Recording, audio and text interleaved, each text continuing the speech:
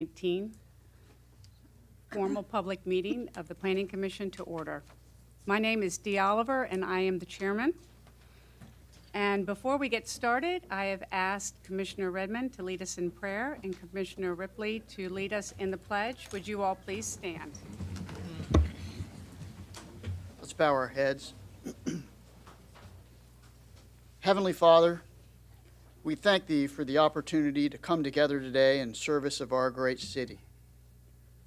We hope that You will infuse us with wisdom, knowledge, patience, and understanding for all involved.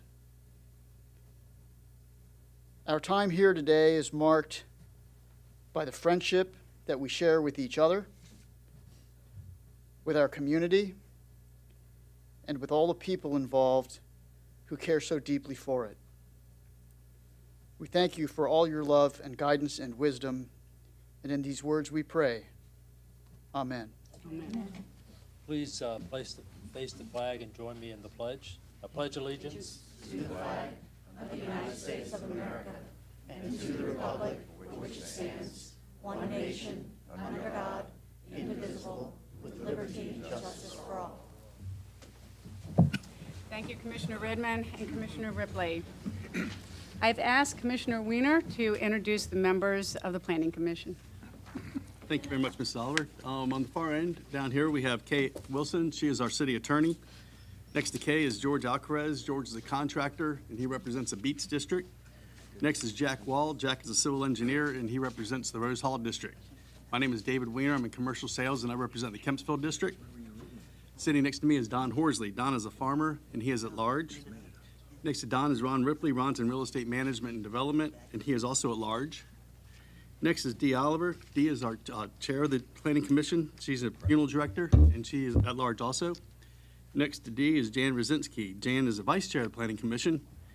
She's in property management, and she represents the Centerville District. Next is Mike Inman. Mike is an attorney, and he is at large. And we have Dave Redmond. Dave is in commercial real estate, and he represents the Bayside District. Next is Whitney Graham. Whitney is a land developer, and he represents the Lynn Haven District. Next is Steve Barnes. Steve is a farmer, and he represents the Princess Anne District. And we'd like to welcome Bobby Tahan. He is our new planning director. Would you like to introduce your staff? To my left, we have, and I'm still trying to make sure I get all their names too. You're supposed to have it written down. Usually what happens at these, I just go by their name as I run them down. So Cole Fisher, sorry, I have Cole Fisher, Pam Sandloop, serving as clerks, Jonathan Sanders, Marshall Coleman, and Bill Landfair, the current planning staff, and Kevin Kemp, our zoning administrator. Okay. Great, thank you. The first order of business is the explanation of the rules, and our city clerk is going to handle that for us today. Thank you, Madam Chair. The Virginia Beach Planning Commission takes pride in being fair and courteous to all parties in attendance. It is important that all involved understand how the commission normally conducts its meetings. It is equally important that everyone treat each other and the members of the commission with respect and civility. The commission requests that if you have a cell phone, please either silence it or turn it off. This is an abbreviated explanation of the rules. The complete set of rules is located in the front of the Planning Commission agenda. The following is the order of business for this public hearing. Withdrawals and deferrals. The chairman will ask if there are any requests to withdraw or defer an item on the agenda. Consideration of these requests will be made first. The consent agenda. The second order of business is the consideration of the consent agenda, which are those items that the Planning Commission believe are unopposed and which have favorable staff recommendation. And then the regular agenda. The commission will then proceed with the remaining items on the agenda. Please note that the actions taken by the commission today are in the form of a recommendation to the Virginia Beach City Council. The final decision to approve or disapprove any application will be made by the City Council. The commission thanks you for your attendance, and we hope your experience here today leaves you feeling that you have been heard and treated fairly. Thank you. The next order of business is to address those items to be withdrawn or deferred. And the chair's been made aware. Oh, want to do the awards? Sorry. Was getting down to business. The next order of business is Jonathan Hughes is going to tell us about our award ceremony. Thank you, Chairwoman Oliver. Thank you all for coming out to the Planning Commission Design Awards this year. We have many award winners, and we'll take care of this going through the items. As I get towards the end of my presentation on each item, I'll ask you to come up and we'll have a picture time with the award, and then we'll move to the next project. Thank you all for taking time out of your day to come here to celebrate these great projects in the city of Virginia Beach. The design awards have been in place in the city of Virginia Beach since 1991, and here is the program purpose. It's to recognize innovative design solutions, outstanding quality in the built and natural environment. Here are the award categories, and there are honor awards for superior projects and merit awards for exemplary projects. Our first project is an honor award for renovation for the restoration of the Cavalier Hotel.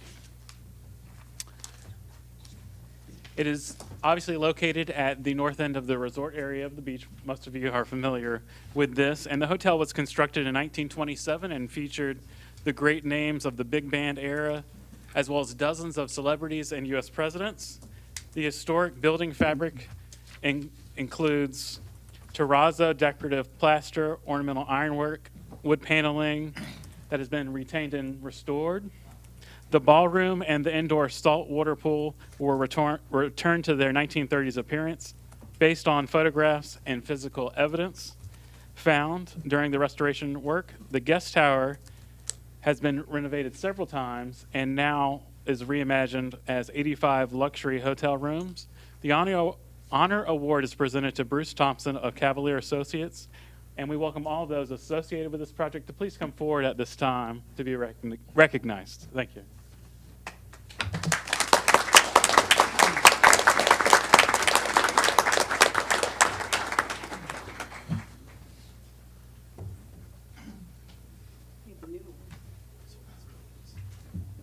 Thank you.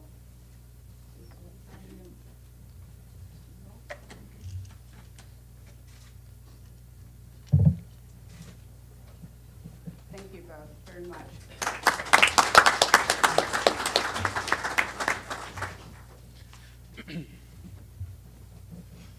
Next, for a merit award in the adaptive reuse category is District 501 Building and Esoteric Restaurant.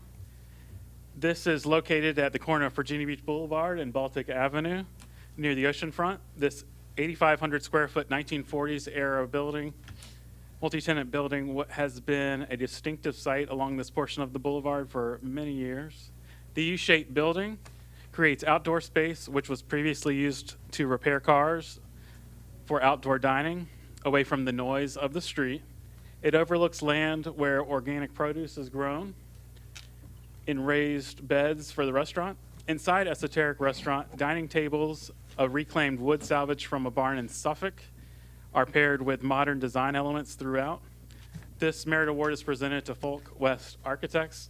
If you'll please come forward to be recognized.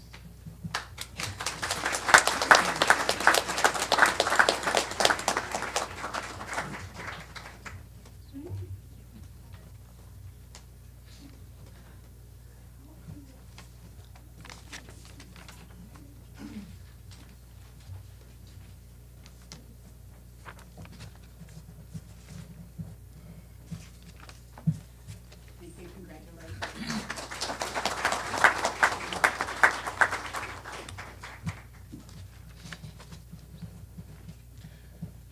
Next, for a merit award for adaptive reuse is Back Bay's Farmhouse Brewing. It's located on Kempsville Road, north of the Centerville Turnpike intersection. The owners wanted to keep the 1912 farmhouse as period correct as possible while bringing it up to code and making it user-friendly for patrons. They also wanted to use the outdoor area for events. This site includes a beer garden with food truck hookups, bocce ball courts, fire pits, and 1.5 acres of organic crops used for the beer production, an apple orchard, a beer production building, and a farmer's market area are also on the site. This merit award is presented to Ross Vieira of Axis Global Enterprises, and we welcome those associated with the project to please come forward. Thank you.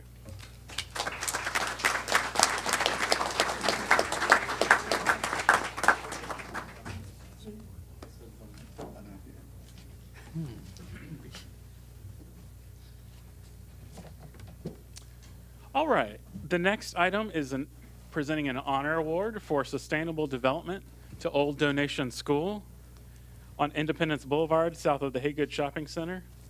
Old Donation Center and Kemp's Landing Magnet School were designed to be combined into this 280,000 square foot, 3-story facility with a focus on performing and visual arts.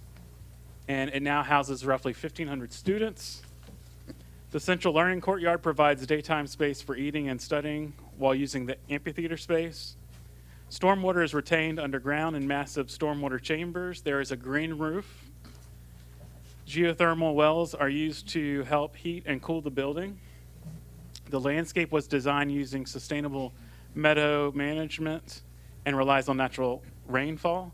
The culinary kitchen and adjacent garden plots supplement the lunch menu with a farm-to-table process, and compost bins create soil enhancements for the garden. The school is waiting on Gold LEED certification.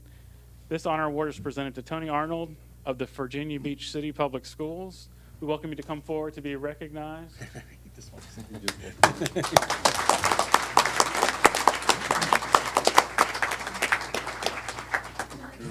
was getting ready to text him. I know.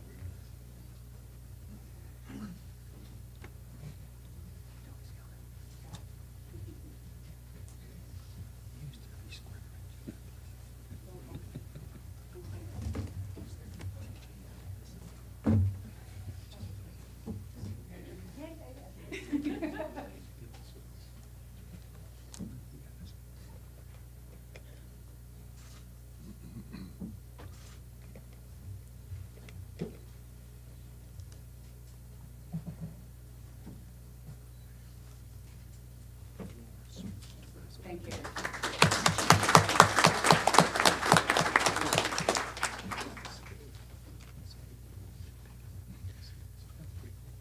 Next, a merit award for sustainable development is presented to Kempsville Community Recreation Center. It's located at the site of the last Kempsville Recreation Center, which happened to be the first recreation center in the city. This $32 million, 87,000 square foot facility has a building design which reflects a heavy timber structure and the aesthetic of a sand dune fence, providing a transparent and inviting sense of place for the community. The facility incorporates a number of sustainable design strategies, such as the stormwater management through rain gardens, a geothermal HVAC system, and many others. One of the more interesting recycling efforts was to use the existing concrete that was demoed, and it was crushed down and used as a stone base for the new parking lots. Parks and Recreation Department is pursuing LEED silver certification for this building. And this merit award is presented to Michael Ross of HBA Architecture and Interior Design. And please come forward to be recognized at this time. Thank you.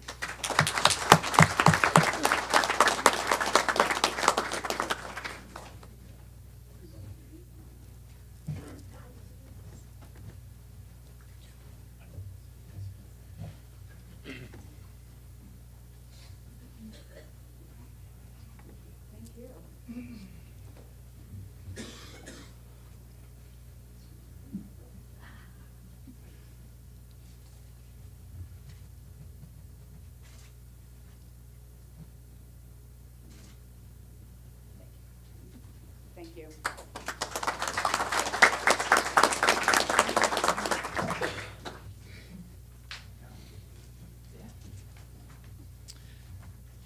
All right. Next, an honor award is presented in the public facilities category to the Canoes and the Lesner Bridge project. This $116 million, 1,500-foot-long bridge was constructed from June 2014 to fall of last year. It raises the bridge 14 feet above the previous bridge. and it features two 10-foot wide walkways. At the western base of the Lesnar Bridge is an overlook to the Lynnhaven River with this freestanding sculpture that is being recognized today, which was done by Donald Lipsky. It consists of a stainless steel arch supporting 10 canoes arranged in a star pattern. The canoes was funded by private donations from the community over a multi-year fundraising campaign by the Public Art Virginia Beach Foundation. This honor award is presented to Andrew Fine of the Public Art Virginia Beach Foundation, and we welcome all those associated with this project to come forward to be recognized. Thank you.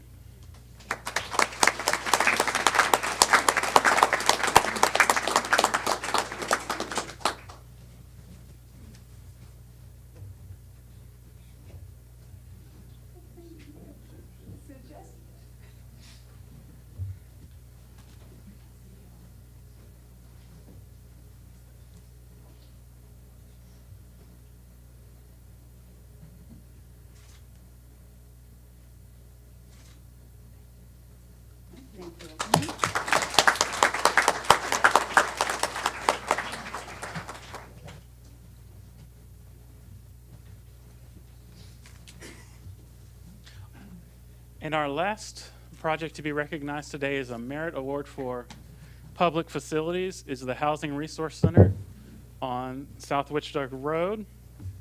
It is a 3-story, 63,000 square foot facility in the Pembroke SGA. The facility has 10 family shelter rooms, 49 singles shelter rooms, 31 bedroom efficiency apartments, day services, offices, learning spaces, a health clinic, and dining area. The project incorporates a number of sustainable design strategies such as LED lighting with light pollution control, variable refrigerant, flow mechanical systems, and water efficient plumbing. The merit award is presented to Andrew Friedman of the Department of Housing and Neighborhood Preservation, and we welcome those recognized for this project to please come forward at this time.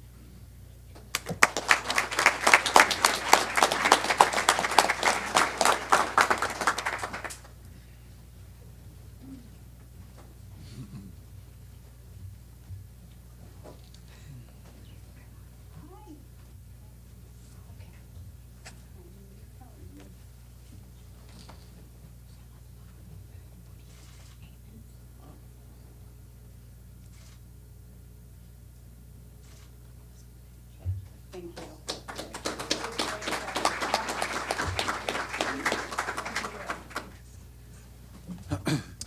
Thank you, everybody, for coming out and participating in the award ceremony, and congratulations to those that were honored today.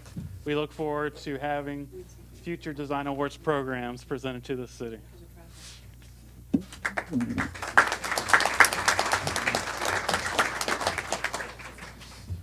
Good job out there.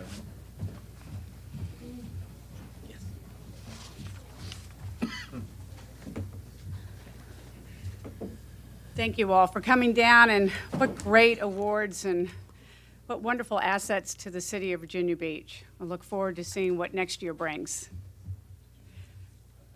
We'll give everybody a second to get their seats.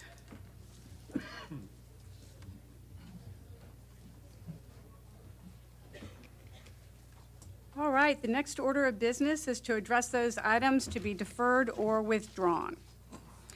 So please come up if you have an item to withdraw or defer. The chair has been made aware that items number 7 and number 10 are withdrawn. No, I'm sorry, I will take that back. Items number 7 and 13 are withdrawn, and there is a 30-day deferral for item number 10.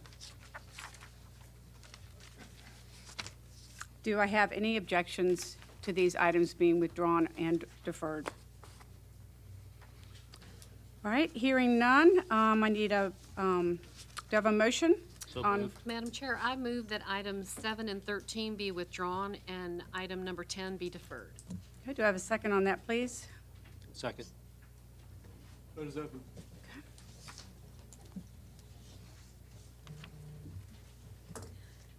By a recorded vote of 11-0, items 7 and 13 have been withdrawn, and agenda item number 10 has been deferred for 30 days. Thank you. The next order of business, we will address those that have been placed on the consent agenda, and the vice chair will handle this portion of the agenda. Thank you, Madam Chair. This afternoon, we've gone from 9 to 5 items, so we have 5 items on the consent agenda. The first matter on the consent agenda is item number 1, and this is an application for Just Brewing LLC, which is an application for a conditional use permit, tattoo parlor, on property located at 1612 Laskin Road, Suite 774, in the Lynn Haven District. Do we have a representative here for this application? Good morning. As you come to the podium, could you state your name for the record? I'm Julie Faubert, and it's just browsing. I'm not brewing anything. Oh, I'm sorry. You're absolutely correct. That's my apology. Are all of the conditions acceptable? Yes. All right, thank you. Is there any opposition to this matter being placed on the consent agenda? Okay, hearing none, the commissioners asked Whitney Graham to read this into the record. Just Browsing LLC. The applicant is requesting a conditional use permit for a tattoo parlor, specifically for the application of permanent makeup known as microblading. The operation will occur within an existing salon in the Hilltop Shopping Center along Laskin Road. According to the application, the microblading portion of the business will have 1 employee. Typical hours of operation will be between 10 a.m. and 6 p.m. Wednesday through Saturday. No exterior changes are proposed to the building or to the exterior signage. We recommend approval. Thank you. The next item on the consent agenda is item number 2. I'll try to read this one a little bit better. Donald and Robert German, an application for conditional use permit for family daycare home at property located at 212 Upperville Road in the Kempsville District. Is there a representative here for this application? Could you state your name for the record? It's Donna Okay. German. And are all of the conditions acceptable to you? Yes, they are. All right, thank you. And the commissioner has asked David Weiner to read this into the record. You can sit down. Thank you. Thank you, Mr. Brzezinski. This is a conditional use permit for family daycare. The applicant's requested a conditional use permit for family daycare in a home for up to 12 children. The applicant has over 25 years' experience working with infants and preschool children. The property has a large enclosed backyard, and the hours of operation will be from 7 to 5 p.m. Monday through Friday. We recommend approval and put on the consent agenda. All right, thank you. The next item is item number 3, Armada Hoffler Tower 4 LLC, which is an application for a conditional use permit, private university college, on property located at 222 Central Park Avenue in the Bayside District. You can state your name for the record. Mike Knuckles with Faggart And- and Frieden represent the applicant. Thank you. Are the conditions acceptable? Since there are none, they definitely are. All right, thank you. Thank you very much. The chairman has asked Commissioner Mike Inman to read this into the record. Thank you, Jan. This is an application for a conditional use permit for a college or university, which is required in the city of Virginia Beach if you're going to have such an institution. It's a 7,480 square foot area on the second floor of an existing structure. It's in the central business district in one of the larger buildings in town center.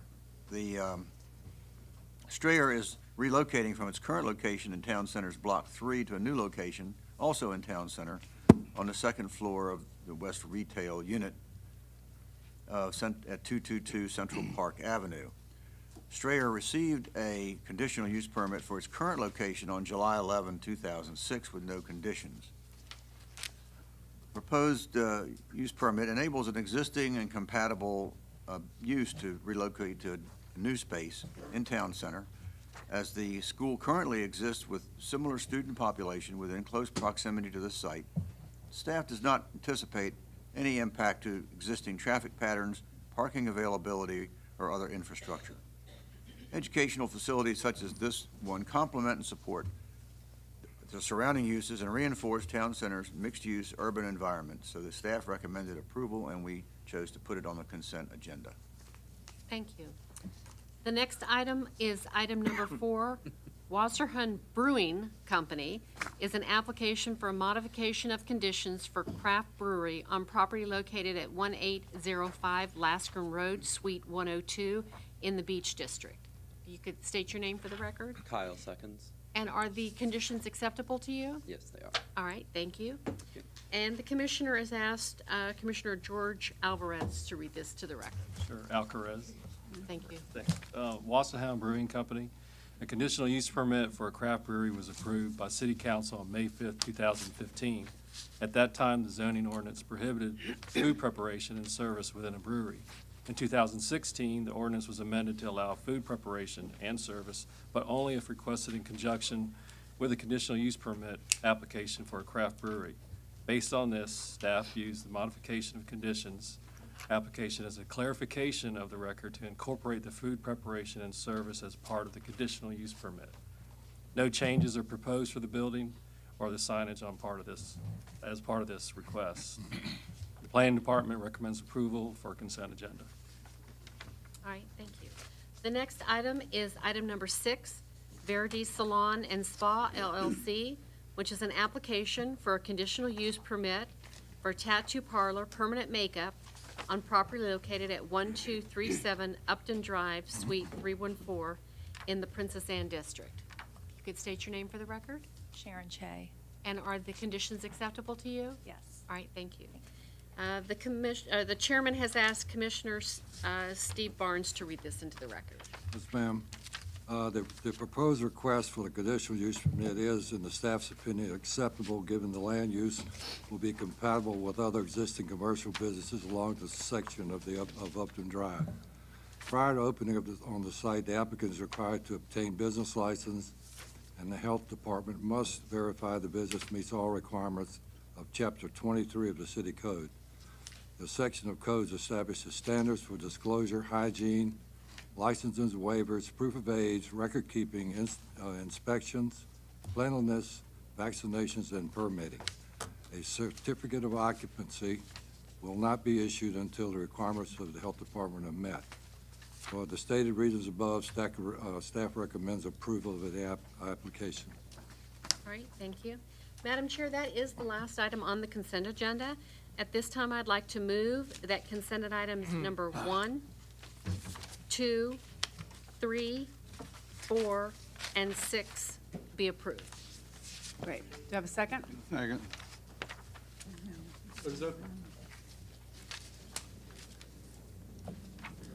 By recorded vote of 11-0, agenda items number 1, 2, 3, 4, and 6 have been approved by consent. I'd like to thank all the applicants for coming down today who had a matter on the consent agenda, attending today's hearing. These items will now be scheduled for hearing on the City Council agenda. And again, have a good afternoon. Thank you.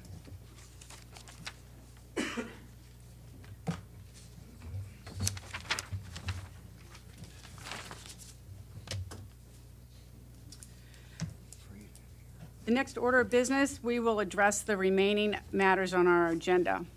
And before I have the city clerk call the first item, we have a lot of people here to speak today, and so I just want to remind everybody that you have 3 minutes. And so we're going to stick closely, or actually, we're going to stick right to that. So I want to encourage everybody to make their points as quickly as they possibly can so that they can get everything that they want to say heard to us. All right? Thank you, Madam Chair. We have 1 speaker for item 5.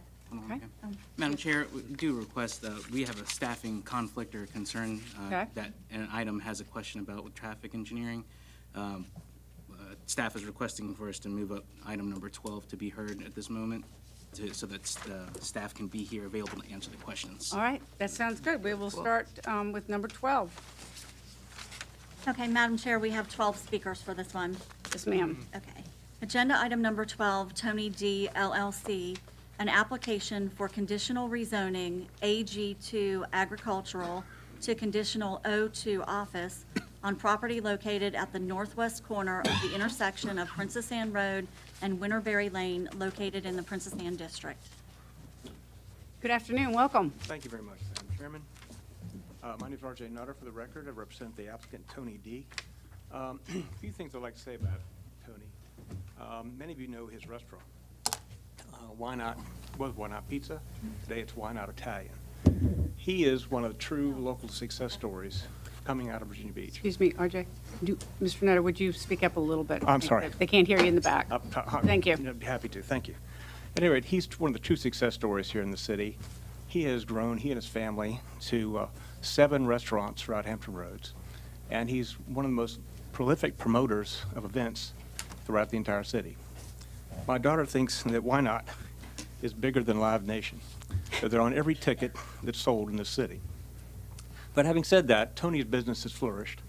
And what he wants to do is build an office building next to his latest restaurant so he can train people on how to maneuver the restaurant business and take care of that, and then walk them over right across the way to his restaurant and have them speak and learn how to do things there. So that's the purpose of today's hearing. Let me tell you a little about it, if I could. The site is zoned AG2. It's 1.3 acres in size on a major thoroughfare.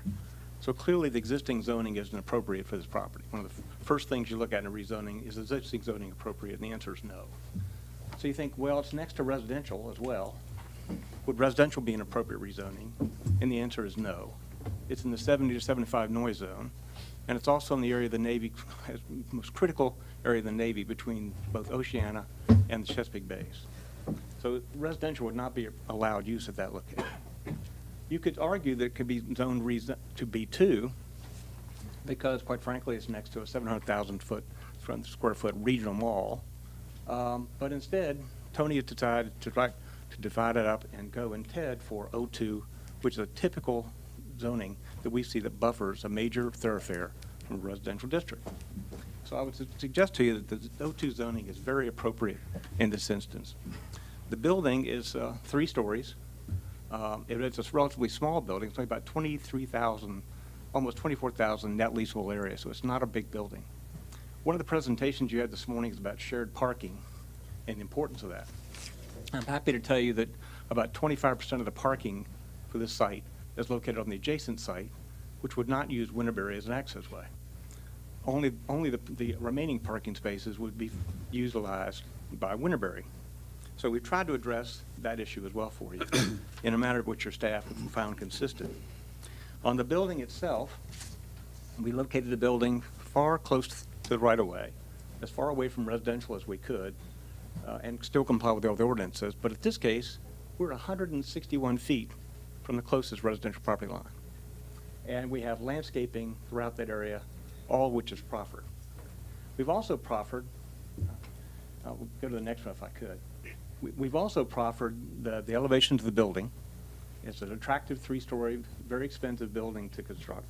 But Tony wants it to be icon, flat area, and fit in with what's there. Then finally, we've looked at the issue of, are there buildings around the city that are 3 stories or higher adjacent to residential? And frankly, I was surprised by what I found. There are more buildings than I can take pictures of that are 3 stories or higher next to residential. And most of those, if not all of them, are much closer than 160 feet. So I would tell you that we spent a lot of time on this. I'd like to pass these out if you don't mind, Mr. Barnes. Yes. Certainly. Pass those around. These are buildings located all over the city. The first couple are right down the street on Prince Anne Road. The first is the Crossings, which is a 4-story retirement community, immediately contiguous to a residential neighborhood. The next is the Dragus Apartments, right at the Spence Farm application. And you'll see the 3-story structures contiguous to the single-family homes adjacent to it. The third one is right in the parking lot of this building, the 3rd-story office building located there, and then the next picture of that is the single-family homes located next to that, far closer than 160 feet. The balance are office buildings throughout the city. In the Great Neck area, there's Town Banks Building, office building, the Centera Office Care, the Potter's office building in Pembroke Mall, at Hilltop, and a series of these, and they're located throughout the city. And I point this out to you because none of these neighborhoods, and these are some of the nicest neighborhoods in the city. They range from average neighborhoods to Bird Neck Point, quite frankly. None of these have been impacted in value by this structure. So in fact, what I think you find is we've got a land use that fits right into the patterns. It's the best land use you can have for this property that coincides with a Navy policy as well as your zoning requirements for office. A couple of things I'll tell you.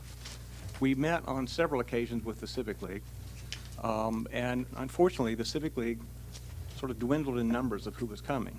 So toward the last meetings, those in opposition that we were aware of were not attending. So we asked the president to please send out our latest drawings and offer another meeting, which he did, but we've had no notice of additional meetings for the neighborhood. But I want you to know we've reached out in great length to make sure they understood what we're doing. And I'll kind of close with that and answer any questions you might have. But we have a representative from the Civic League here today to speak as well. So happy to answer any questions. I'm sorry, got a little out of breath there. Thank you. Anybody have any questions? Yes, Ron. Yes. Can you describe the buffer between the residential and the proposed use, please? Certainly. What's the distance and what are you proposing? Sure, happy to. Terrifically, there's a distance of actually about 35 feet in here. Part of it is an easement for the city, but we've included an additional 15-foot easement for landscaping. And so what we've done is try to mimic the landscaping that's all along the shopping center line here, which if you look at it today, if you've driven out there, that landscaping has grown to heights of 15 to 18 to 20 feet. We've tried to use the same landscaping there that was used here. The other thing we did on lighting, if you happen to take a look out there, we've limited the height of the light poles down on this site to 14 feet. That's the same height that Tony used for his restaurant here. Contrast that with the 22-foot lights that run this entire length of this entire neighborhood. And these are actually much smaller than the ones used here. They're down lighting, they're inwardly oriented. And we also have proffers that they'll be downlit and, of course, go to 50% of lighting capacity at 7 p.m. every evening. So the other nice thing about an office structure is, as you know, it's largely vacant during the evenings and weekends. So this is a very docile use. A small office building where and let me talk about the parking for a second. As I indicated, almost 25% parking is over here. The nice part about that is not only that the parking come in this direction without impacting Winterberry, but the other part is that we've allowed no vehicular access from the parking lot over here to his building.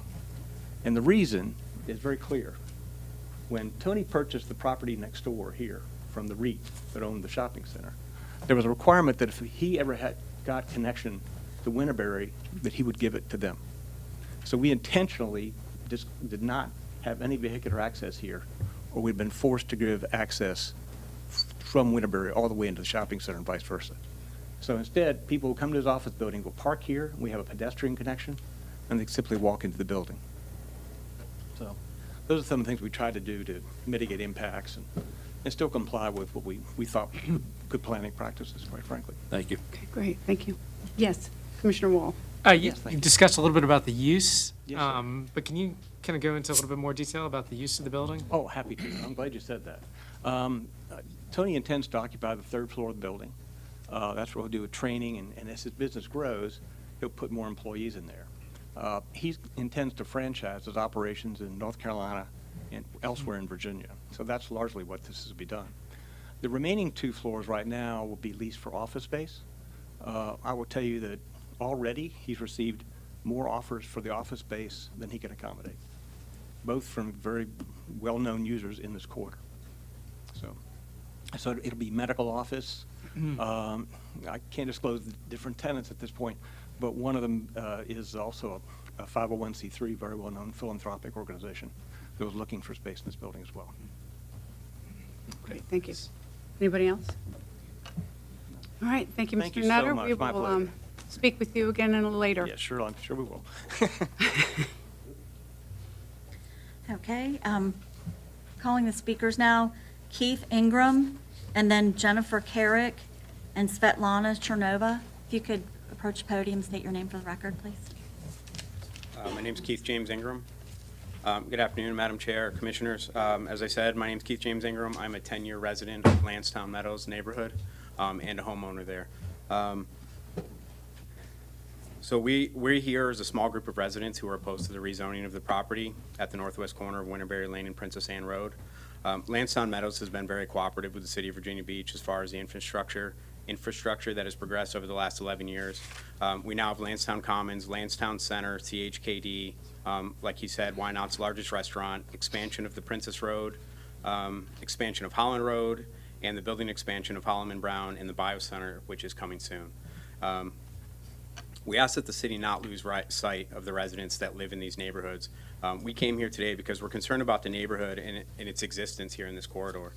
Lansdowne Meadows residents are unable to easily exit or enter our neighborhood as it is onto Princess Anne Road. So if you would imagine sitting there at Barbary Lane, there's no traffic light or it's a stop sign, and there's 2 lanes on Princess Anne.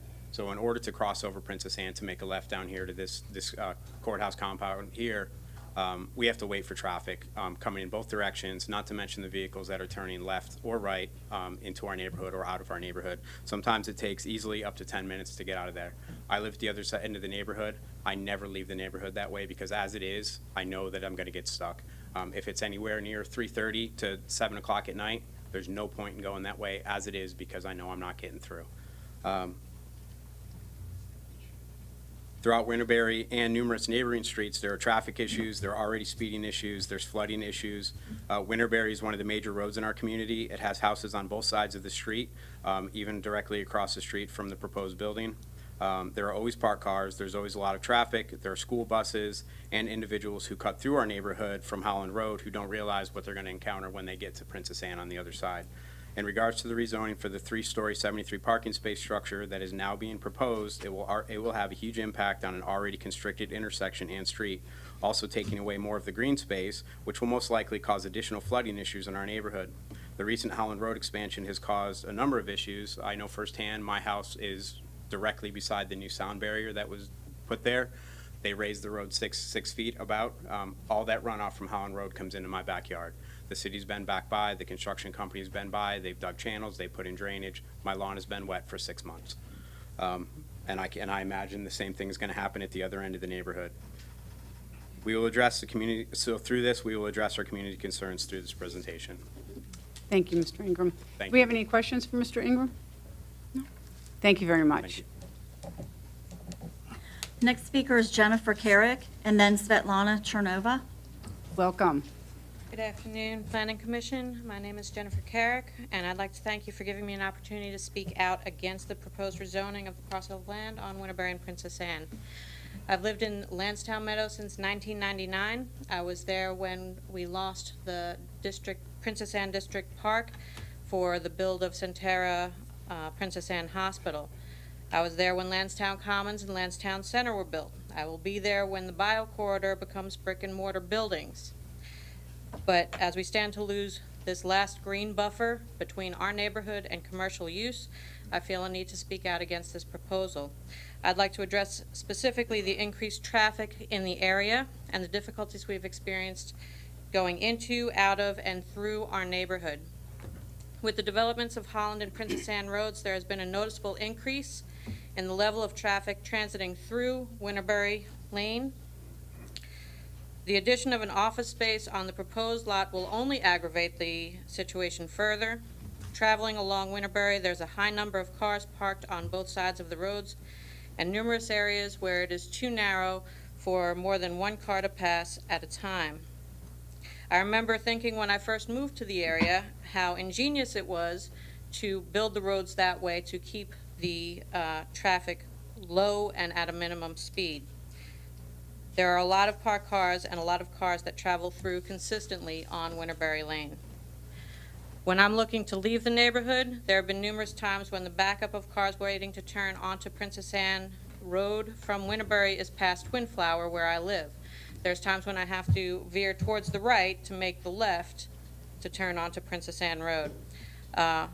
If I want to go left on Princess Anne, my best bet is to avoid high traffic times, which is pretty much daylight hours. Anytime between 6 in the morning to 9 and 10 at night, Princess Anne Road is busy and fast.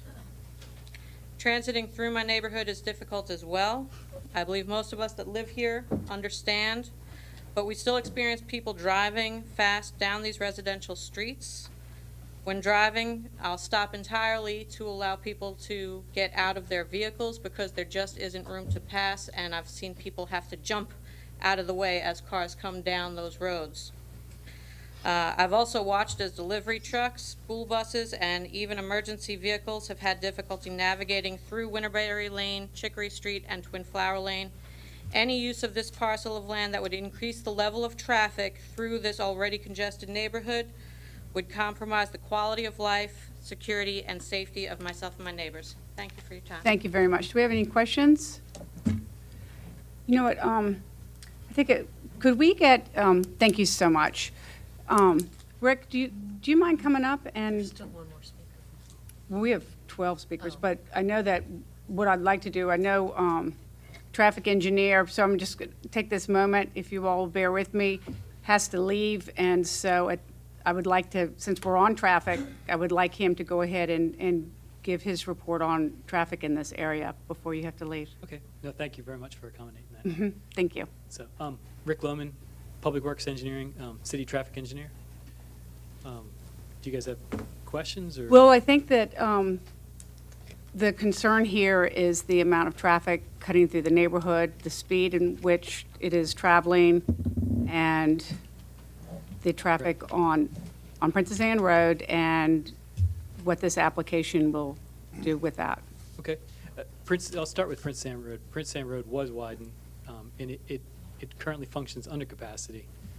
So there is extra capacity on Princess Anne Road. It was designed as a 4-lane road, and it still is. Okay. Thanks. I think it's the volume. It's the mic. Yeah. The mic's working. Can we turn the volume up? Yes, is it working? They don't seem to hear it. Okay. I'll talk louder. Okay.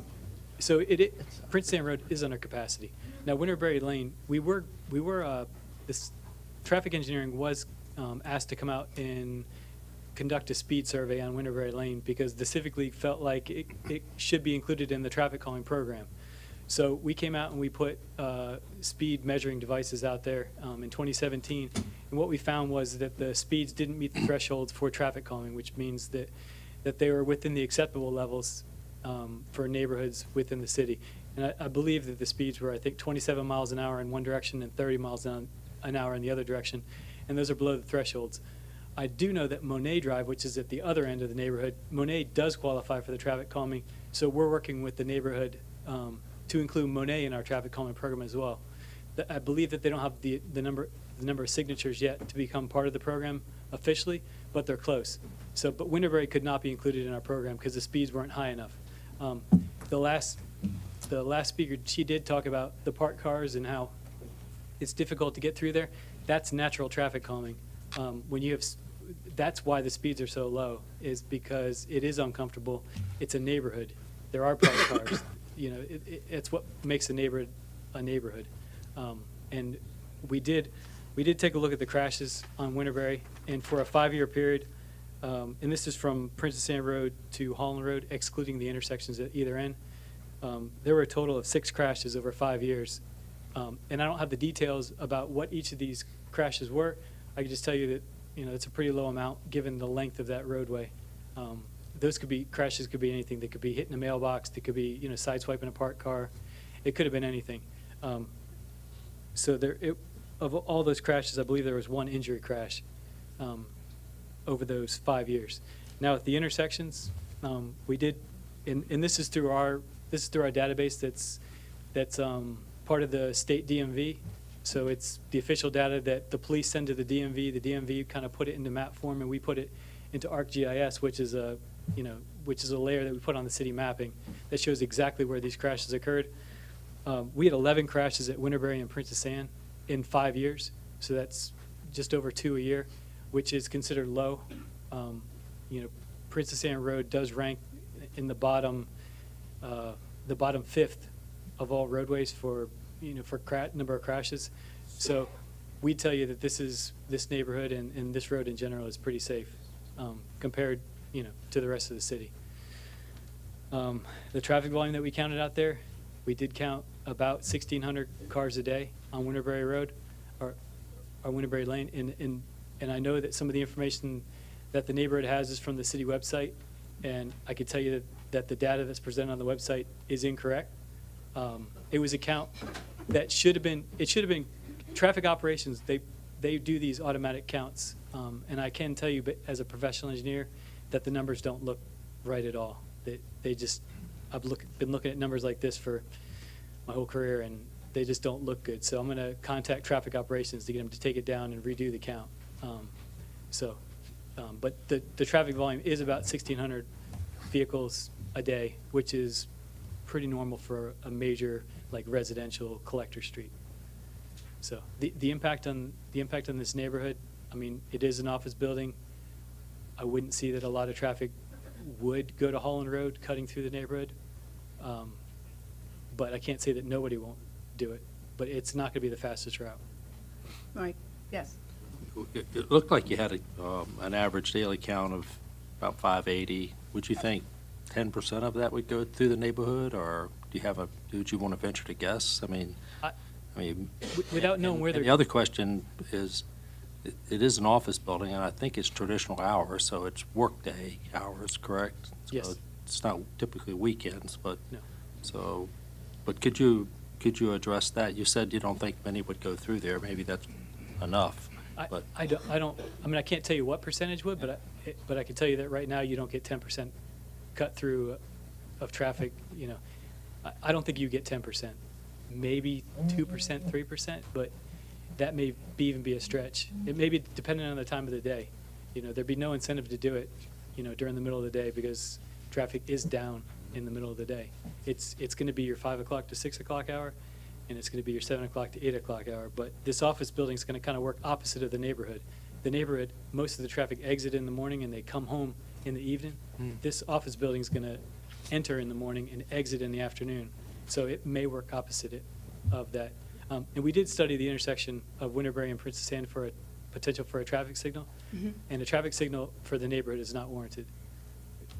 We have talked about sometime in the future a traffic signal may be placed there if the biopark takes off. Thank you. Anybody else have any questions for Rick?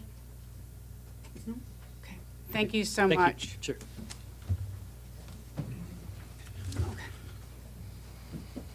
Hello, my name is Svetlana Chernova, and I'm a concerned neighbor from the neighborhood. And thank you, Planning Commission, for letting me speak on this topic. If you don't mind me bringing attention that you should have a packet in your folder somewhere with presentation from our neighborhood that was put together, and it has corresponding pictures that I will be referring further in my presentation. So my part of presentation will be presenting and talking specifically about street parking. And as it was addressed already, Winterberry is very narrow street, and over the years, neighborhood has grown. People have lived there for more than 20 years, and the families grow, teenagers get cars, and most driveways are single car. Winterberry is not the only street with this issue. Other streets next to the entrance off of Princess Anne are also overfilled with cars. A drive-through on the streets closest to the parcel was conducted on a regular weekday night in July 20th, 2018. And on the page 6, you can see a table with the count of cars parked on the streets and the map with those numbers on it, showing exactly where they represent.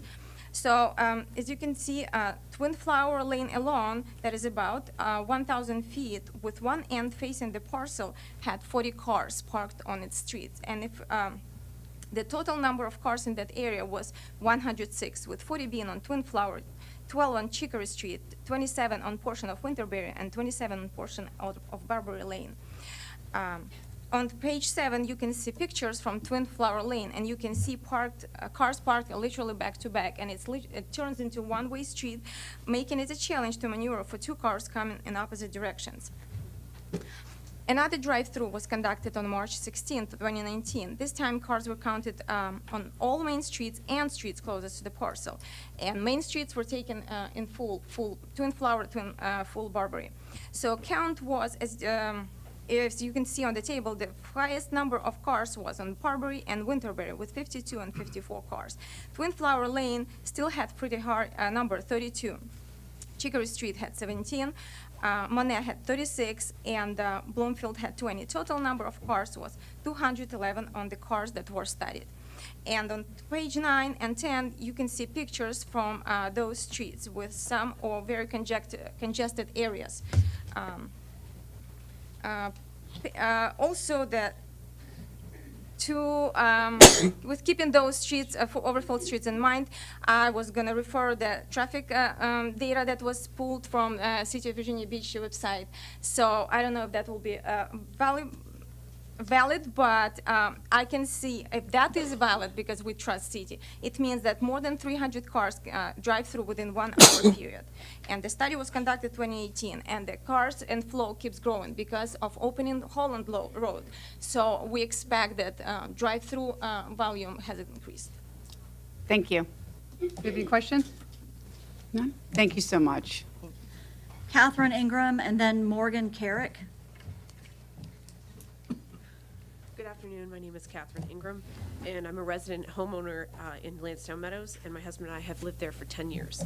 I have a unique perspective on the traffic through the neighborhood because we used to live nearer to the parcel of land in question, and now we live on the other side. So we have seen the changes through the 10 years from both ends of the neighborhood. Since the widening of Princess Anne and now Holland Road, there's been an increase in the number of accidents, in particular at the Winterberry and Princess Anne's intersection. I have different numbers than what he presented, and I'm not sure which is more accurate, but we have, this data was taken from the EPRO, and we have 23 total accidents between January 2016 and March 2019. And this data represents criteria selected where the location was Barbary as a primary or cross street, and it averaged out to about 1.65 accidents per month. The majority of these accidents, like I said, were at Princess Anne and Winterberry. Accidents for that area, I can't speak exactly what they were, but I can tell you, like people have already said, making a left-hand turn or even a right-hand turn out of Winterberry onto Princess Anne can be very difficult. You have people making U-turns coming from, if you're going towards the courthouse, making U-turns towards Winterberry to go back towards the Commons area. Through traffic, we, if you look at the data that we provided with you, we have 2 different maps for cut-through possible shortcuts that people might take. I can attest for myself, I avoid going to Princess Anne, not necessarily for that intersection, but because in order to get from, let's say, Winterberry over to Dam Neck area where it crosses Holland Road, there are 5 traffic lights with all the Commons traffic and everything like that. I don't want to go that way. And also, if you Google it or Google Maps and look it up, the fastest route is actually through our neighborhood using our streets. And we've already spoken about the parking and the traveling issues. Added traffic with this medical building, it was told to us it's going to be a medical facility with the 3rd floor being used for why not. Excuse me. With that, medical appointments aren't just you go to the medical appointment at 9 and you leave at 4. This is going to be throughout the day, all day long, every day. So, in closing, I am opposed to rezoning this agricultural plot, and we're going to lose the saturation of the soil from the rain. That's about all I have today. Thank you. Do we have any questions for Mrs. Ingram? Yes. What use would you like to see put there? I would like it to stay green. That's what I thought. Mm-hmm. I mean, the neighbors already use it. People walk their dogs through there. Yeah. But it's not a park. No, sir, it's not a park. Nobody uses it like a park. Thank you. Thank you, Mrs. Ingram. Morgan Carrick, and then Amy Peacock.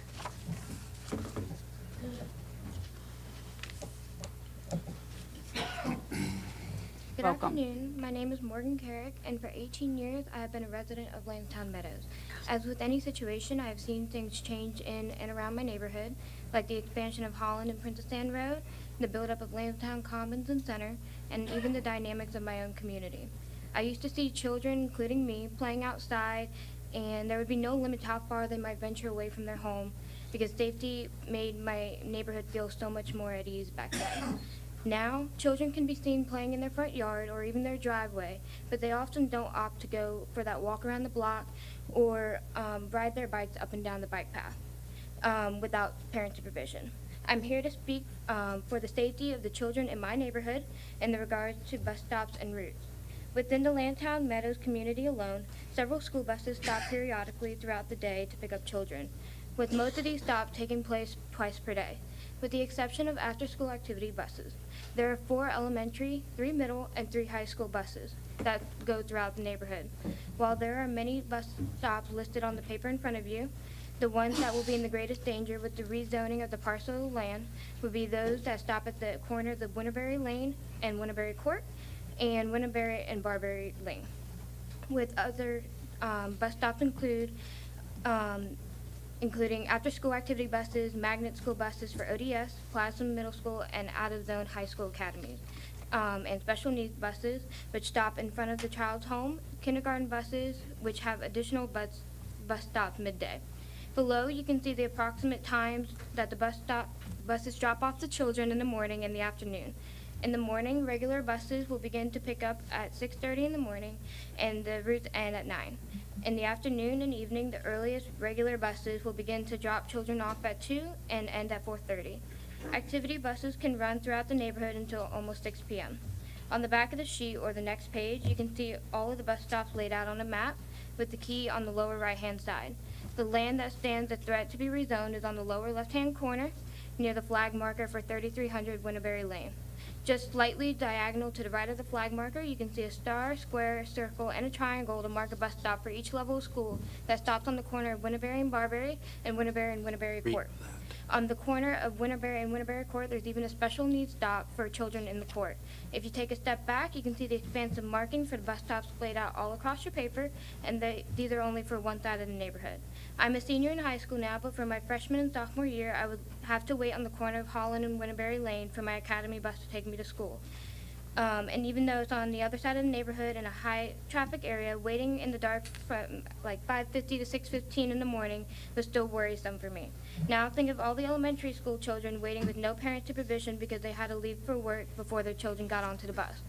In a neighborhood, you should feel safe to get onto the school bus, not worrying about checking behind you or looking for a sketchy car that's inching closer and closer to you. With the proposed rezoning, it will pose a threat to all the children, buses, and bus drivers who have to navigate through these already crowded streets. I would like to thank you all for letting me speak out against the proposed rezoning of the parcel of land on the corner of Winterberry Lane and Princess Anne Road adjacent to Why Not Italian Restaurant. Thank you very much. Do we have any questions for the young lady? Thank you. Amy Peacock, and then Karen Murphy.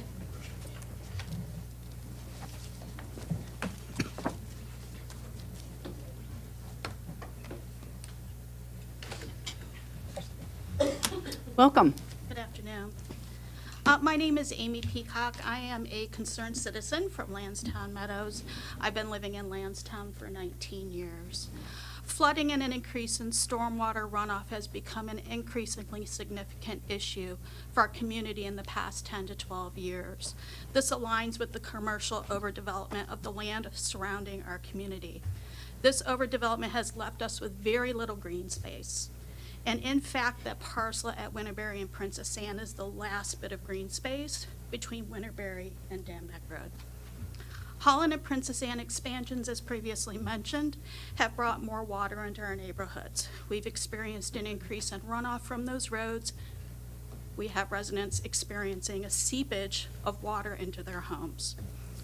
Our neighborhood is essentially also across the street from the southern watershed boundary and where the biopark will be built. We are also concerned about water coming our way when the biopark is built. If you look at the pictures of the Winterberry parcel on pages 18, 19, and 20, You will also see several areas of standing water on that parcel, and that's with the existing green space already. In areas where there's not standing water, the ground is very much saturated. If you step in it, you sink. So you mentioned that, we walk through there. We like to walk through there. When it's that wet, you can't. What will happen if the parcel is rezoned and developed? Impervious structures will be built, a parking lot and an office building. And the natural ground cover that currently absorbs and filters what's already there will be gone. Our neighborhood will experience an increase in stormwater runoff if this parcel is rezoned and developed. Where we experience currently, in theory, 10% runoff with the existing natural green space, we may see upwards of 55% runoff with impervious structures in place. If we followed the goals and recommendations of Virginia Beach's Urban Forest Management Plan, we would proactively preserve this parcel and create an area of urban forest instead.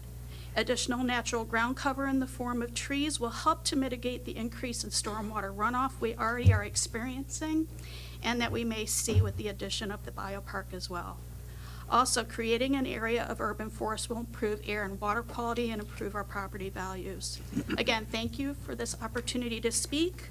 For the record, I am opposed to the rezoning and development of this parcel. We have any questions? Thank you so much for speaking. Karen Murphy, and then Dan Williams. Welcome. Well, thank you, everyone. Hello, my name is Karen Murphy, and thank you for allowing me to speak today. Today I'm speaking on Section 7 of the report that you all have, and it is regarding polls and the people in our neighborhood. We had a team of 9 residents that canvassed the Lansdowne Meadows neighborhood. The reason for that is because there was a previous poll, and I think the Planning Commission, City Council, and also R.J. Nutter spoke of that a little while ago. That poll, we rarely have a lot of people that attend our Civic League meetings, and that's our problem. But also, it was done online on Nextdoor. We don't have a lot of people who actually go out on Nextdoor and perform, on a poll.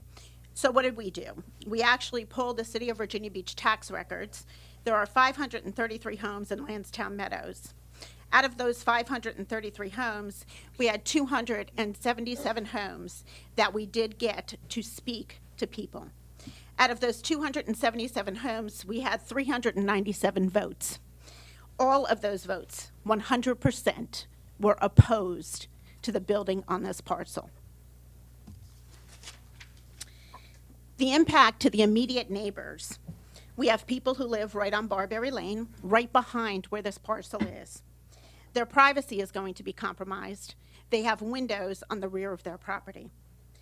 Their enjoyment of life is going to be hindered. The sun is going to set in the front of that building. They're not going to have sun after 4:30 p.m. Their flooding will be the most felt, as the parcel presently floods with every rain. Overdevelopment thus far has left barely any green space, as has been mentioned, and thus absorption of water. Between Dam Neck and our neighborhood, this is the only green parcel. I encourage you to look at the aerial shots that are in your presentation. The aerial shot, this is from the building, the distance, as R.J. Nutter stated, to the homes on Barberry Lane. We can see from 6 feet off the ground, 21 feet off the ground, 36 feet off the ground, and 45 feet off the ground what these people are going to see. And the same with Twin Flower Lane. So where are we? We should not consider this excess. The parcel should not be rezoned. The biggest investment we have is our homes. I represent 397 people who are opposed to this rezoning. Signatures were also gained, and if you would like a copy, I have it. Thank you. Thank you very much. Do we have any questions for Mrs. Murphy? Thank you so much. Thank you. Dan Williams, and then Kimberly Williams.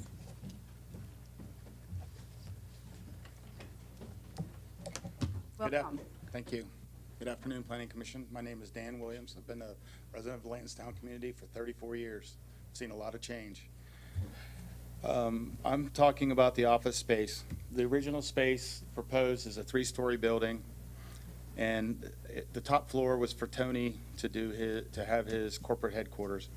Lansdowne Commons at this point has 16,754 square feet advertised on the kiterealtor.com website, which is available for office spaces about equal to this top floor of his building that he would like to construct.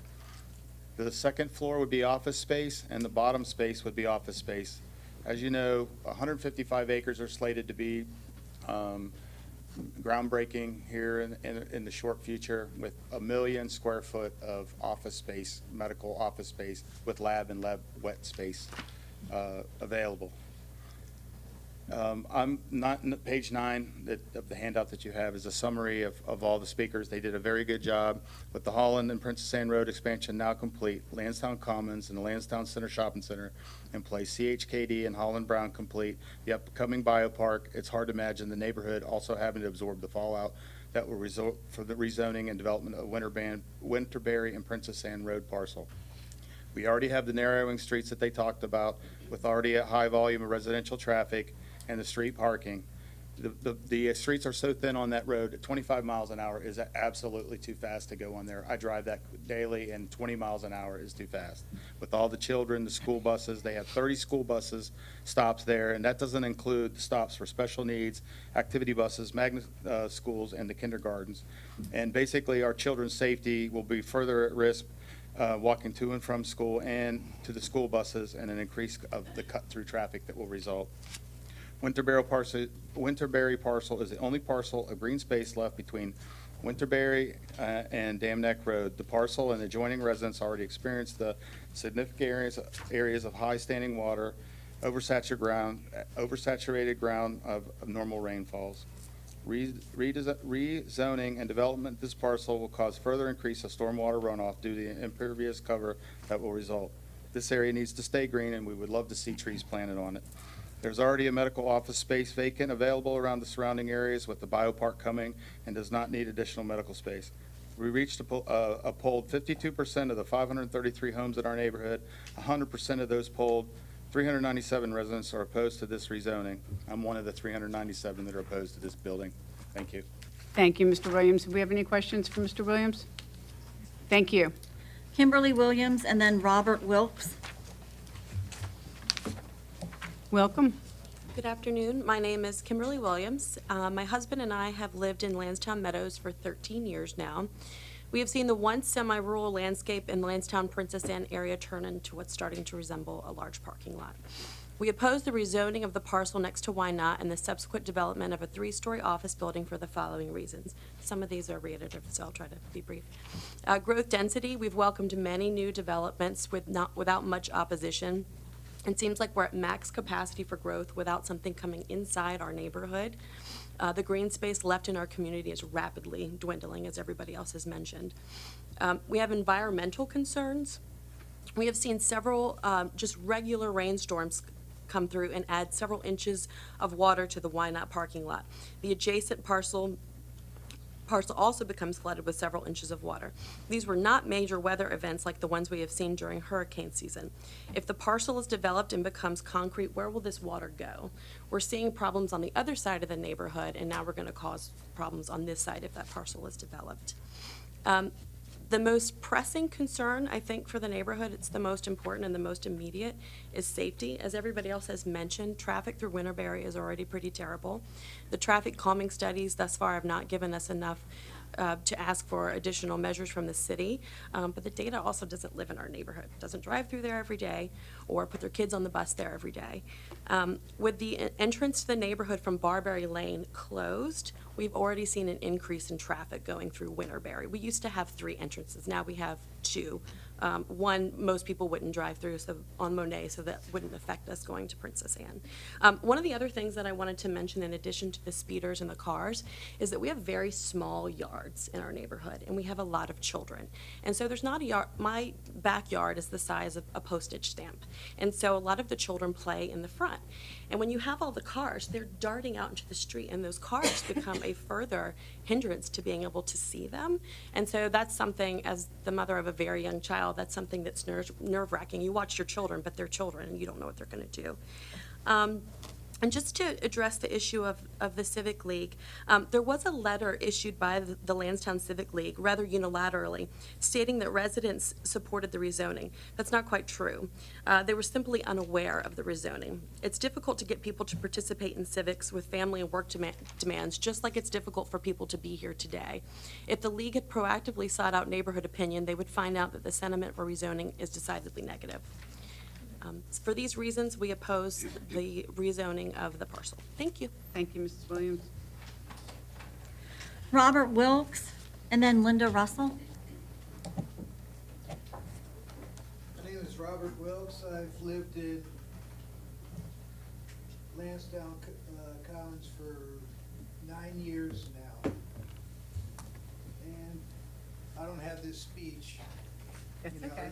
everybody else got a nice speech, and they were really good. You take yourself, you're going down Winterberry Lane, you're going towards Holland Road. One way. You gotta sit there and wait for the other guy to come the other way, or let them come to you. That's garbage. I don't know how many other neighborhoods you guys would live in to have to put up with that kind of traffic that you have to put up with. And now you want to put an office building in there?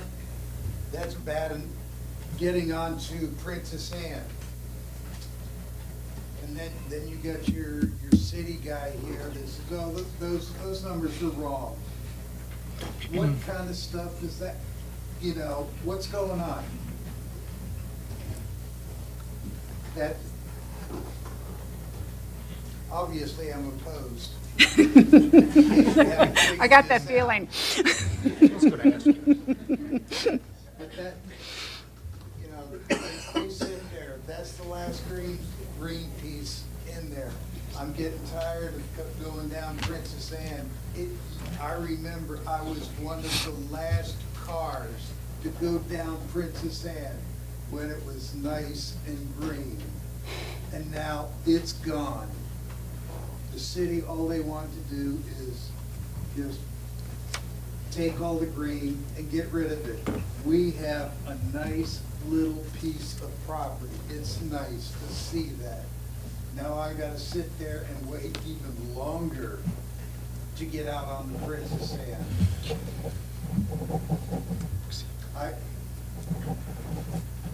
Any questions? I'm done.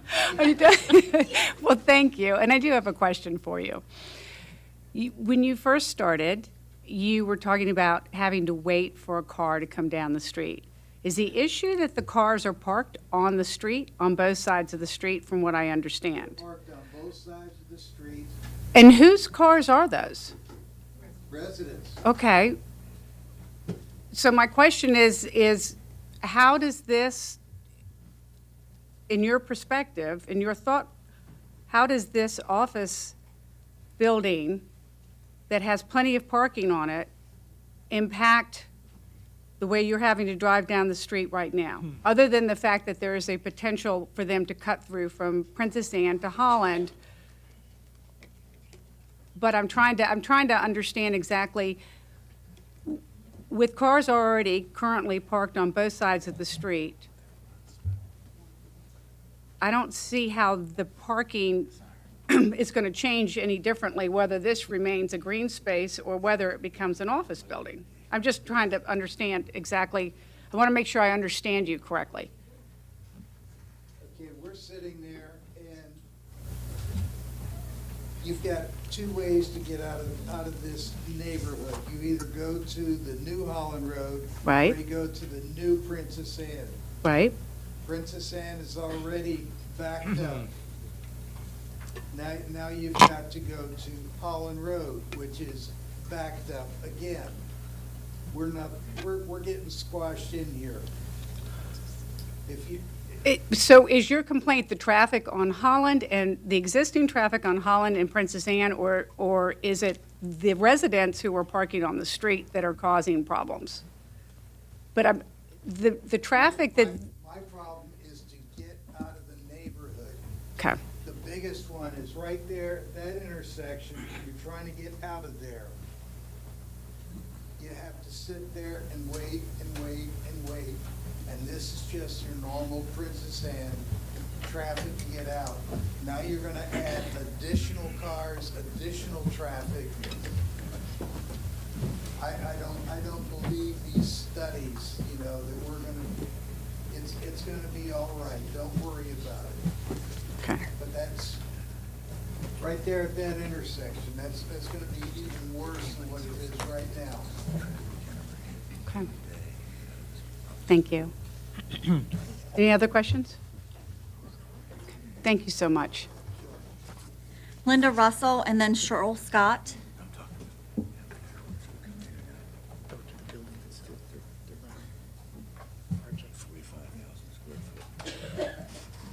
Welcome, Mrs. Russell. How are you? I'm fine. I'm Linda Russell. I live on Chips Corner Road. Now, I don't live in this neighborhood, but I have an invested interest because my husband is buried in Colonial Grove, and so I travel there every day, okay?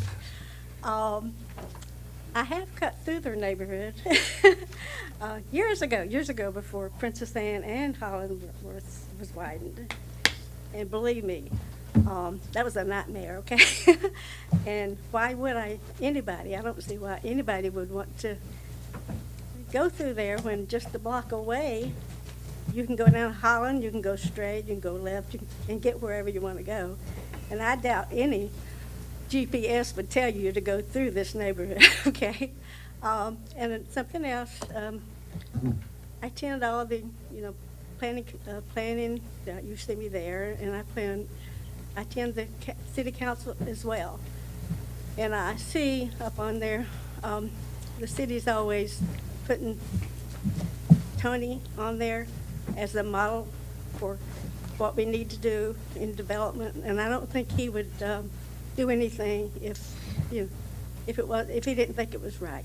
So I'm for the development, okay? Great. Thank you very much, Mrs. Russell. Cheryl Scott and the last speaker, Jay Jameson. Hello, Mrs. Scott. How are you? I'm Cheryl Scott. I'm the city liaison for Lansdowne Lansdowne Civic League. I don't even know where to begin.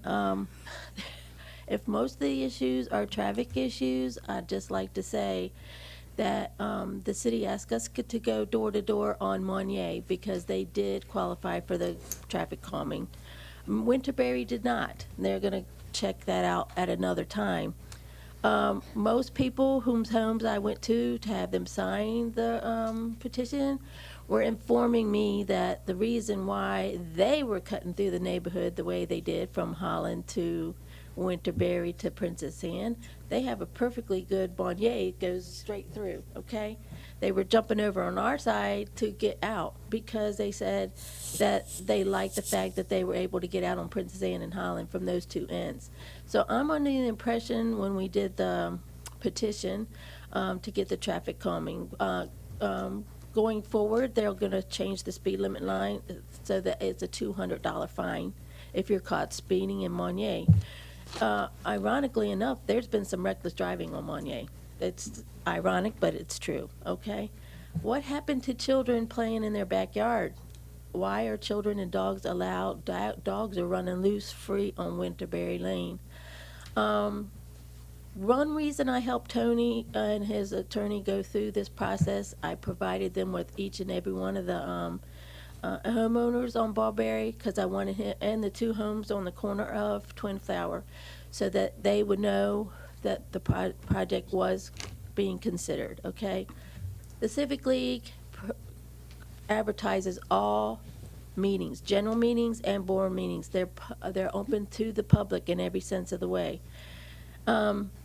These people that came to speak today, other than Karen Murphy occasionally popping up at our meetings, I have not seen any of those people at any of a civic board meeting or a board meeting or a general meeting or volunteering to help out in our community.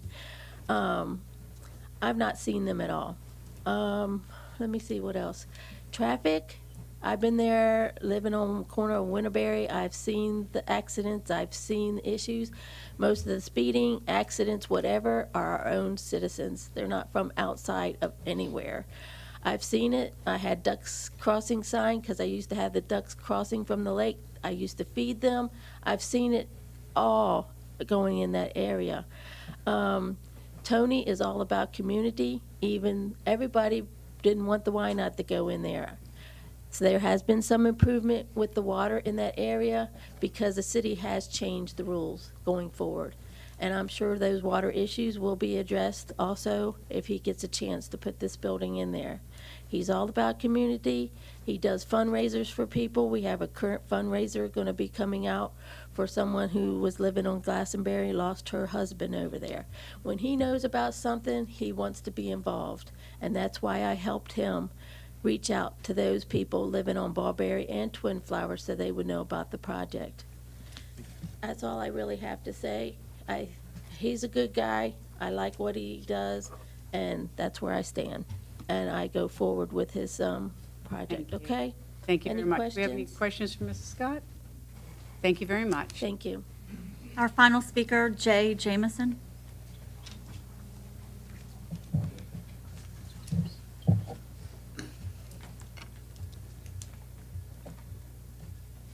Welcome. Good afternoon. Thanks for your time today. I, as a friend and a neighbor and a fellow restaurateur, I've had the pleasure of knowing Tony for a while now, and we opened our doors about 9 months ago, and we did. He volunteered to come into our restaurant, walk through the kitchen, look at our operations, and was key in identifying some inefficiencies, and as a result, we were able to maximize our throughput. And since then, I pick up the phone, call him, and he comes by the restaurant and helps us out. So I can't speak enough to his business acumen, to his moral compass. And when I see this as an entrepreneur, I'm excited about what he's done regionally, and I can't wait to see what he's able to do on the East Coast and maybe become a catalyst for young entrepreneurs to learn and maybe be a case method. So I'm excited about this project and certainly want to speak to his, again, his acumen and his moral compass. So thank you for your time. Thank you very much. Is that our last speaker? That's our last speaker, yes, ma'am. Great, thank you. We have time for a rebuttal. Mr. Nutter?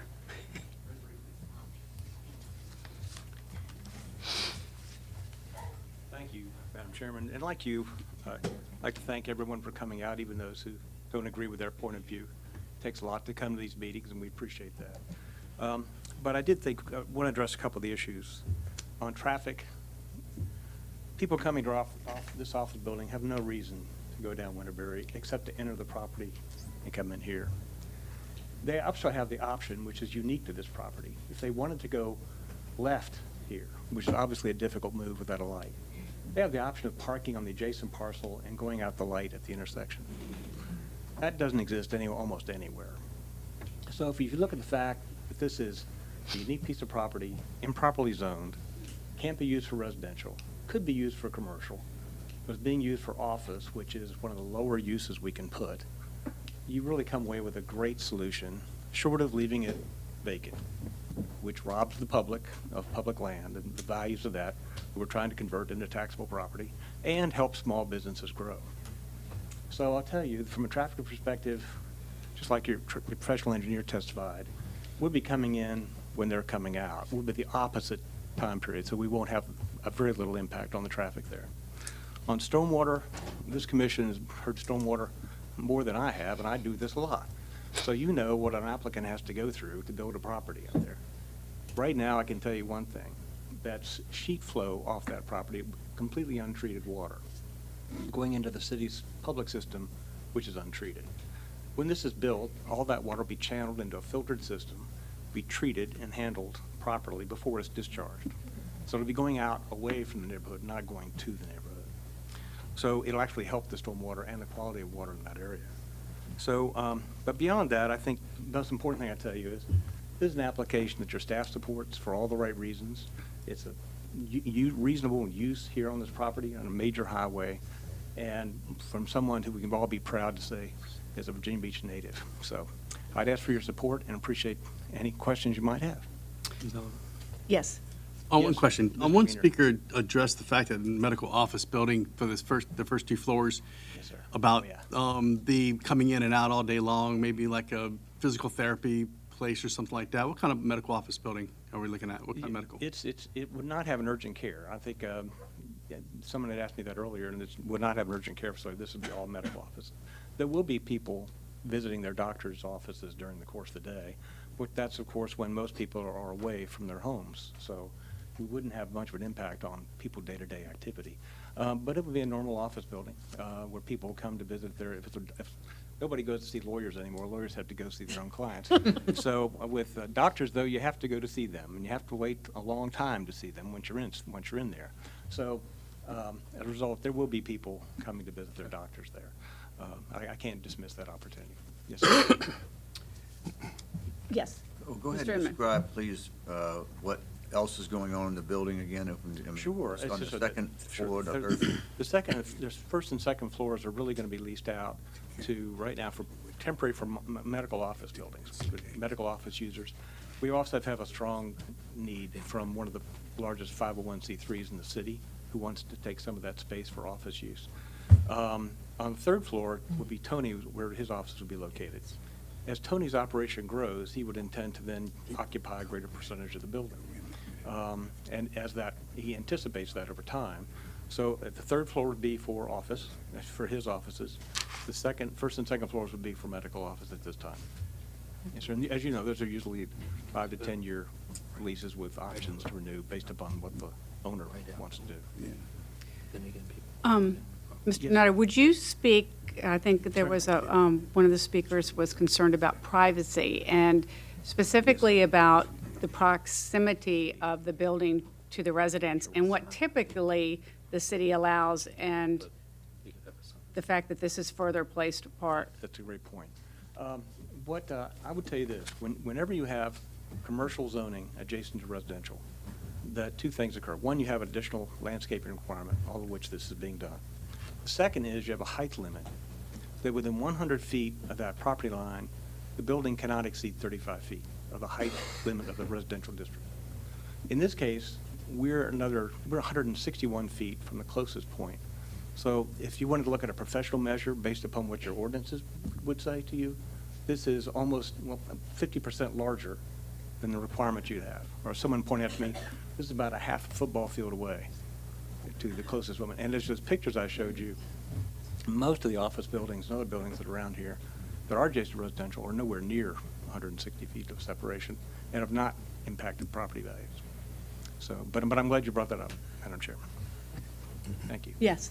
Mr. Nutter, just to, having to think, is to alleviate any potential of these people turning left, is there any way you could design that exit so that they would have to come out, right out?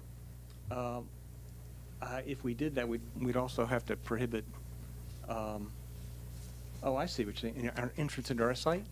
The entrance to that side off of, what is it, Winterberry? Winterberry, yeah. Is there any way we could do that so they can make a left in, but they would have to make a right out?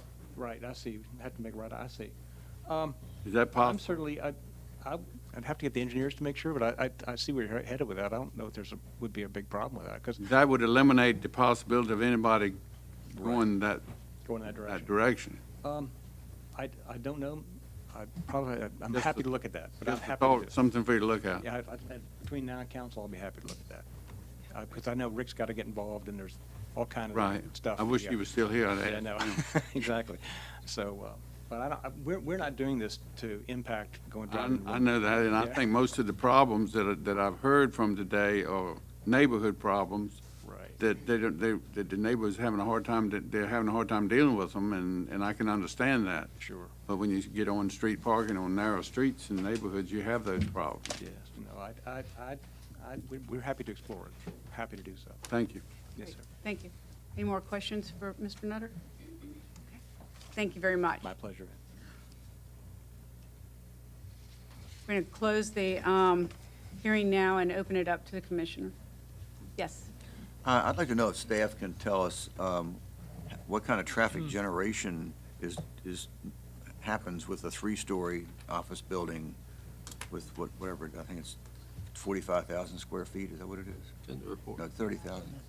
Mr. Chairman, if you take a look at page 5 of this staff report, it has based on the ITE standards, which are the International Transportation Engineering Standards, you have noted here on the right side, the existing lane use, how many trips are generated with the proposed lane use, average daily trips generated. So it goes from 10, because the property doesn't have technically anything on it, to a proposed land use with this office building, taking into account the regular office space as well as the medical office space, about 580 daily trips, average daily trips.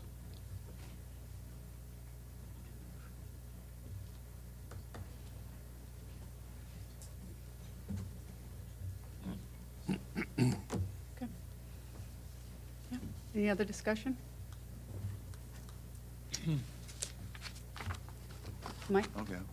Well, I understand the neighbors' concerns. I really liked Don's suggestion to look at in terms of the right out. But we got to look at the whole picture of land use, of what's the highest and best use of this piece of property, because we're making a land use decision. And just regardless of who may own the property or what they want to, what their particular goals are. But this is an office building with administrative offices for a restaurant operation and some medical offices. And a three-story building, it's adjacent to a neighborhood in Park, but to a great extent, it's on a main thoroughfare. It's adjacent to a shopping center. It's a prime piece of real estate that is not suitable for residential use. What would you do with it? What would you tell the landowner they can do with it? I know a lot of people out here say, well, we want to make it into a park, but that's desirable perhaps, but it's not the highest and best use of this piece of property. And so consequently, can it be developed in the manner proposed without imposing too much of a burden on any members of the community? It seems like it could be. I would imagine that most people coming in and out of there are coming off of Princess Anne Road, and they're going to go back out on Princess Anne Road. By and large, that's what most people are going to do, I would think. They wouldn't even know to go down Winterberry unless they live there or they're familiar with that route from living close by. But a lot of people visiting the site, they wouldn't know where Winterberry went. So they would choose not to go there. I don't see it based on the timing of the use of the building. It's an office building. As far as interfering with neighborhood traffic, not so much.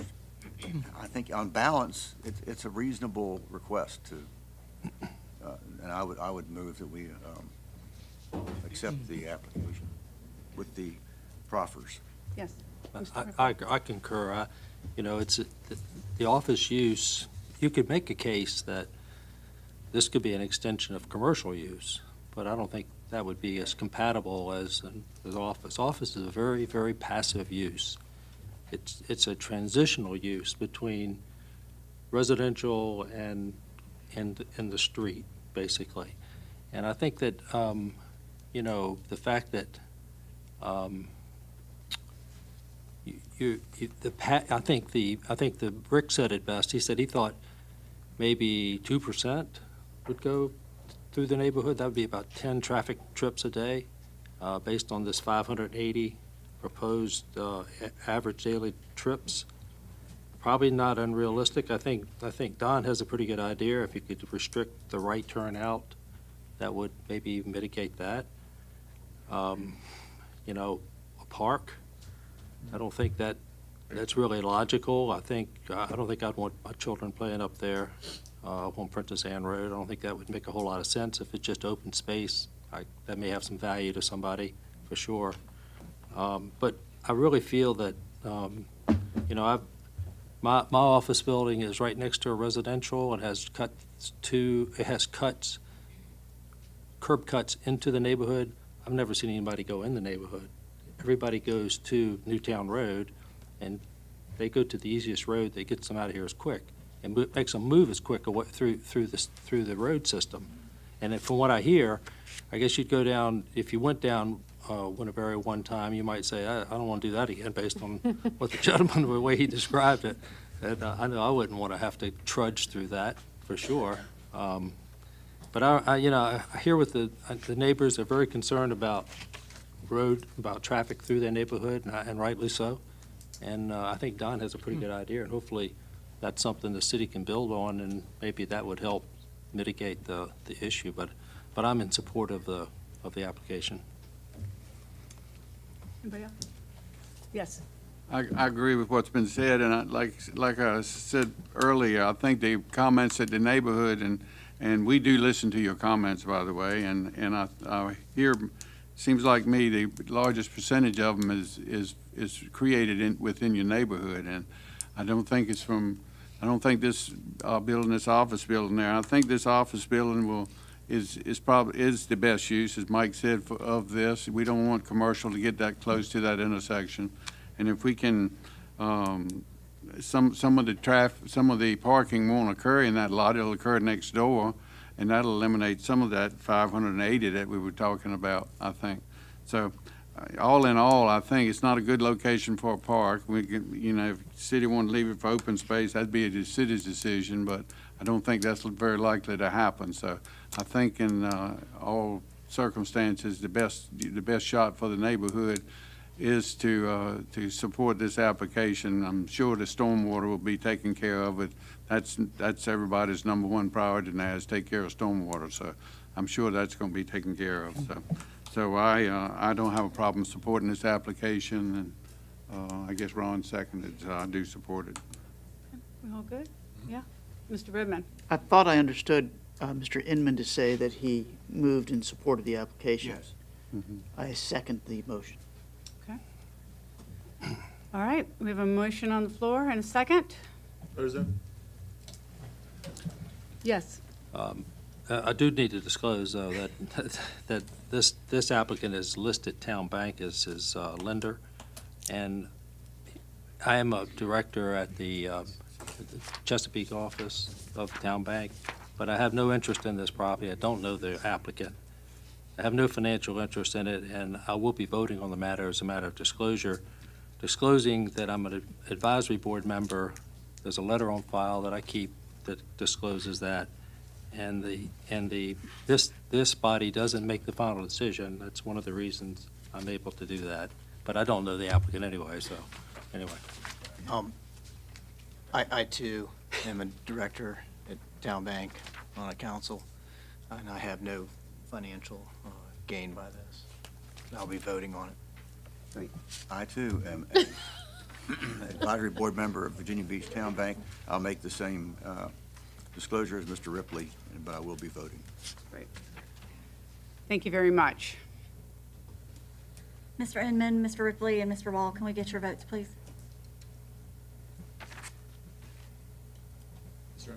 Did you vote? By recorded vote of 11-0, agenda item number 12, Tony D. LLC has been approved. Thank you all for coming down and speaking today. We appreciate you giving us your time. Madam Chair, our next agenda item is number 5. We have one speaker for that.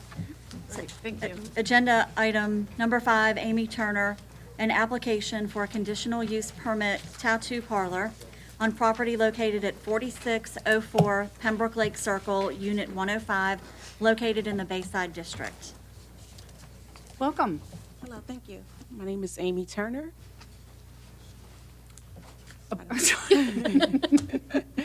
Yes.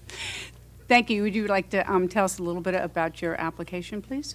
So I currently have a day spa where it's strictly for women, and it's on a appointment basis, so it's not walk-in. You do have to set an appointment to come in there. We currently do lashes, facials, and body waxing as of right now.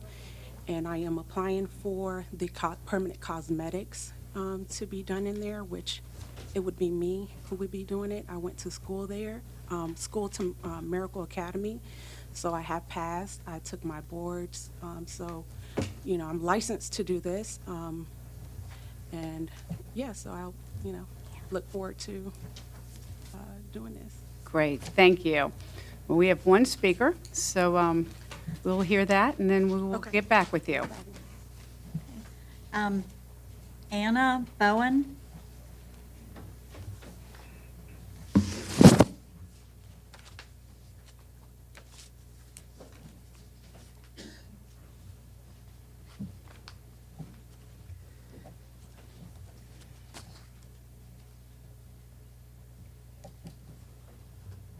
Hi, Greetings. welcome. Thank you. I don't oppose tattoos, but I do oppose where they're located, the tattoo parlors. And some people would have come with me today or expressed their opinions, but as I just found out about it just the other day, and they didn't have time to reschedule their, looking after the kids or their businesses.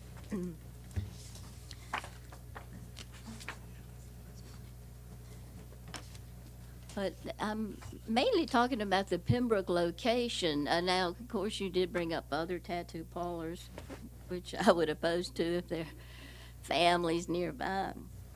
But this Pembroke location, there's a preschool and academy together. It's in the same building, same very building. And also, there's a Montessori school across the street from it. There's a church across the street from it also. And there are 2 elementary schools in walking distance. And there's another historical church in the area, which is probably less than 1/4 of a mile away. And there's also a large apartment complex. My parents bought a home in the area, I'd say back in around the 70s. So, and I still have family members that own the house. And my husband and I also purchased a house in the area. So this is my neighborhood too. And there's a sidewalk at the building property that you walk up to, and a sidewalk big enough for strollers, parents walking, maybe some bicycles in the area, but walking right in the same. It's just right around the corner where the academy is, and it starts at 6 weeks to 12 years old.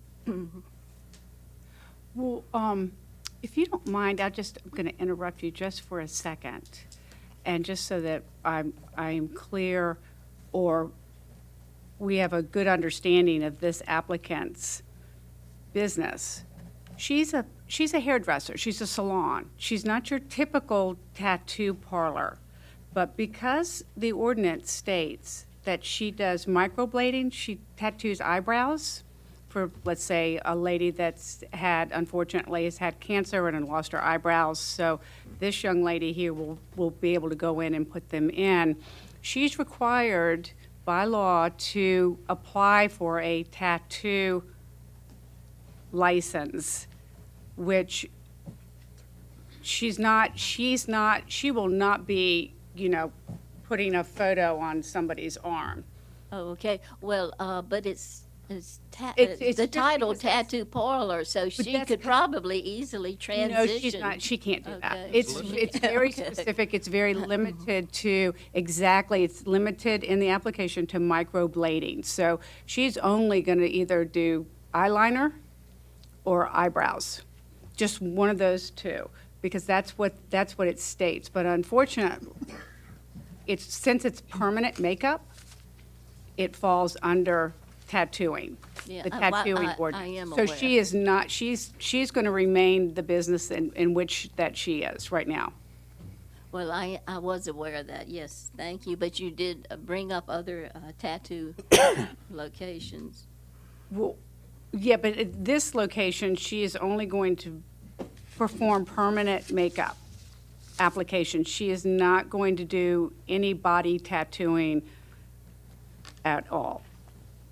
There's a condition Okay. in here that she's agreed to, that's part of this application that says no other form of tattooing shall be permitted.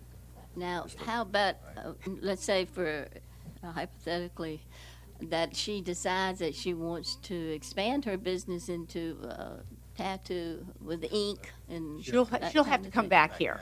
If she decides that she's not going to be a salon any longer and do permanent makeup, she's going to have to come back here. Oh, okay. Okay, so rest assured that the only tattooing I am 100% sure of that she will be doing is either eyeliner or eyebrows. Well, okay, well, then I can shift to to the other location if that's permitted. Well, we're just doing this application at this time. So, Well, I Am I would confused on like to another- finish what I was going to say Okay, because so our you're- city has other Yes, ma'am. applicants for tattoo parlors. right, but right now, we are only hearing Mrs. Turner's application, which is agenda item Okay, number so, 5. So what do you suggest? Well, I suggest that we're going to stick to that application, and that there is a condition in her application that states that she will not perform any other tattooing other than eyebrows and eyeliner, and that's what she's licensed for, and that's what we know she will be conducting in her business. Well, I probably would have signed up to speak when you brought up other tattoo Well, parlors. if you have signed up to speak on another application, then at that time, you may speak on this one. Well, you've already discussed that, right? That went to consent. From That what I went to- could- that went to consent, yes, ma'am. Okay, well, I would have And so- liked But that to- will go to council, and you can speak at it Oh, okay, on there. yeah. So you can check that and see when that goes up at that Okay, time. that's fine, but I would like to say, I really thought it was tattoo parlor. That's 'cause that's how which, that's how the but ordinance is. Until I got here and the lady out, Nicole, one of the ladies out there told me that it was about makeup. Right. So- Which is Okay. a good thing. Well, yeah, but, yeah, it helps, doesn't it? It does help. Okay, well, thank you all anyway. Well, thank you so much for I guess I'll coming. be back at city council. Okay, well, Thank they'll see you there. Yes. Thank you. All right, Mrs. Turner, you want to come up and give us a rest assure that that's what you will be doing? Correct. There are laws, and I can't, I don't want to put myself in that situation. And for the record, my daughter, my 2-year-old, goes to the daycare that's in the facility as well. And so it's not open to the public as far as like you can easily walk in. And for the permanent makeup, you do have to have a scheduled appointment because we have to go through consultation and all of that before we can even perform any kind of services on your face. And it is eyeliner, eyebrow, and lips. Oh, lips. Mm-hmm. So, Okay. I don't have anything else. I think we're good. Okay. Thank you very much. Thank you. All right, so we will close this hearing for discussion. Motion to approve. Second. Thank you. What is that? No, not here. By recorded vote of 11-0, agenda item number 5, Amy Turner, has been approved. Right. Our next agenda item is number 8, K and We're going to take about a 10-minute break at this time since we've been here for about 2 hours, and then we'll start the next one.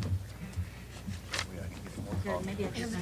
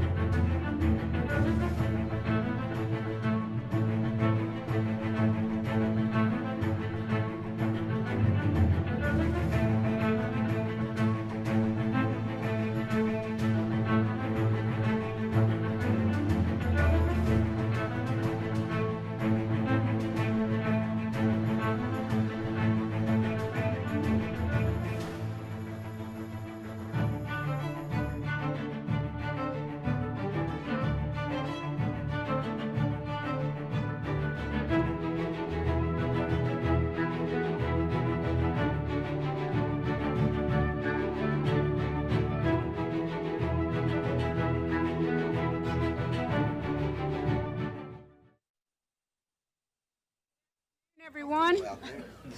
I just want to see what it feels like sitting with Buddy. How's the acid? Like my junk. If everybody will take their time and take a seat, we will continue from our break.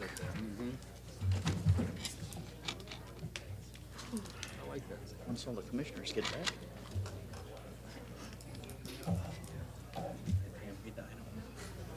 Huh? Okay?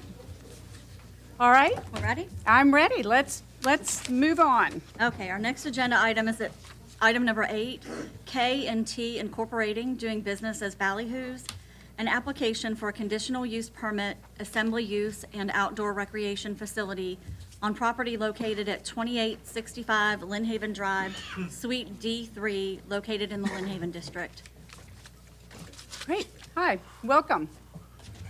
Hi, my name is Craig Davis. I'm the owner of K&T Incorporated Ballyhoos. You can adjust that mic too if you Bring it want. up there a Speak little bit. right into it. There we Perfect. go. Thank you. I'd like to first just kind of open up that, just to let you guys know the process it took when we came up with the idea of Ballyhoos and the restaurant and the concept. We had found the piece of property at the end of the north end of the shopping center. It was a restaurant back in 2017. And then we had realized that there was a piece of property that was part of the shopping center, but not buildable and really not a useful piece. So I and the landlord approached the city, met with planning, Chesapeake Bay, permits, kind of showed the property. And if you take a look at the property, it's kind of a sliver of land that runs along the waterway there. On one side is a 40-foot hill for the Great Neck Road goes over.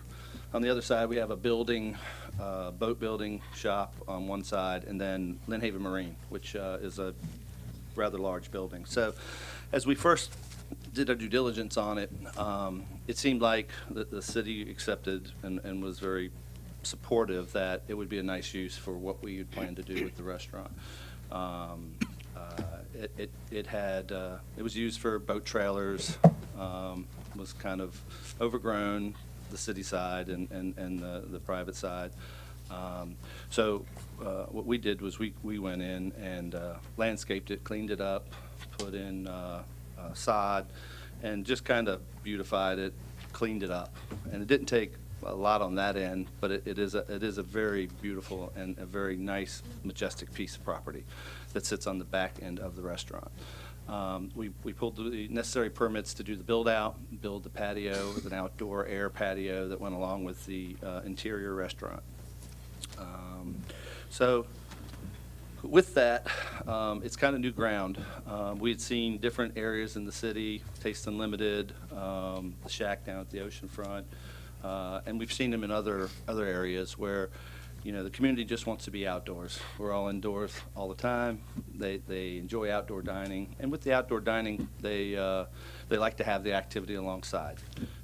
So this isn't a new idea on our behalf. We had just seen it work and be successful in other areas.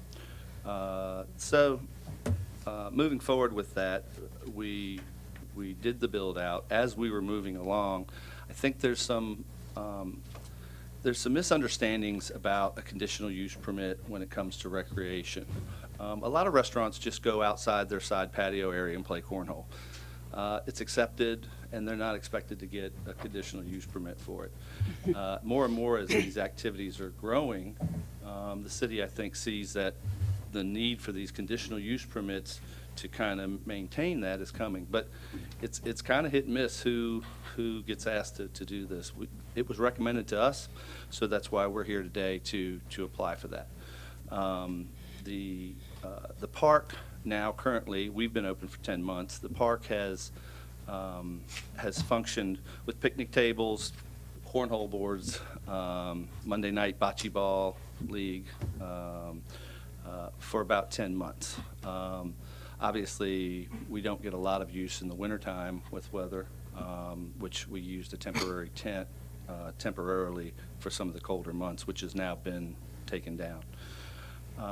The outdoor area has full-service dining. It's used throughout 7 days a week. We're open about 120 hours in a week's time. And all that time, we have full-service dining out there. It's used by senior citizens to sit and read at no expense. It's used for families to come in. We are dog-friendly. So the Shore Dry Corridor being a very active area, it's a very natural fit. We have a lot of bicycle traffic from all the neighborhoods that come up, quite a bit. And so far, we have been greeted with a lot of positive support. The usefulness of this park and this area is not only just for our dining use and our game use, but it's also an open area that a lot of the different charities have come to us to use for their events. Some of the uses, we had pictures with Santa Claus during the holidays out there. We have an Easter egg hunt in a couple weeks. So it's property that really didn't have a use that now is serving a couple different purposes. And we understand with that, it's more traffic into the shopping center, which we've been able to handle very well. We haven't run out of parking. We haven't been in a situation where we've been out of parking for any of our events. And moving forward, I think the use of that park and having that down there, because there is very little space for family events, family reunions, high school reunions. Down on Shore Drive, there's not a lot of event centers. They've lost two. Of course, Marriott's bringing one back in, which would be nice. But there's not a lot of space for these events. And there's not a lot of affordable space. Our space comes with very little fees. We let them bring their events in, craft shows. We had a school function where they were selling cornhole boards to support their cause. So the use of the space isn't just for our purpose, but it also gets a lot of use for the community. In recent weeks, we have spoken with civic leaders, and with support of those civic leaders. Last night I met with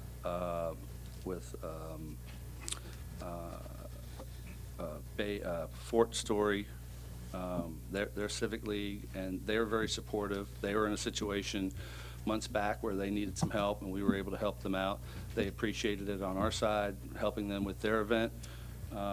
And there is a few people that we know have spoken out in concern, and those concerns are very real, and we understand that.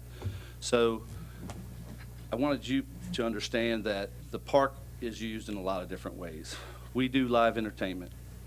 We do live entertainment currently 9 hours out of 120 in a week. And that live entertainment is inside our building. In the summertime, we tested some live entertainment outside because we get asked for it. We have our clientele that want to be outside and ask for that. But we also understand that it can infringe on the community around it.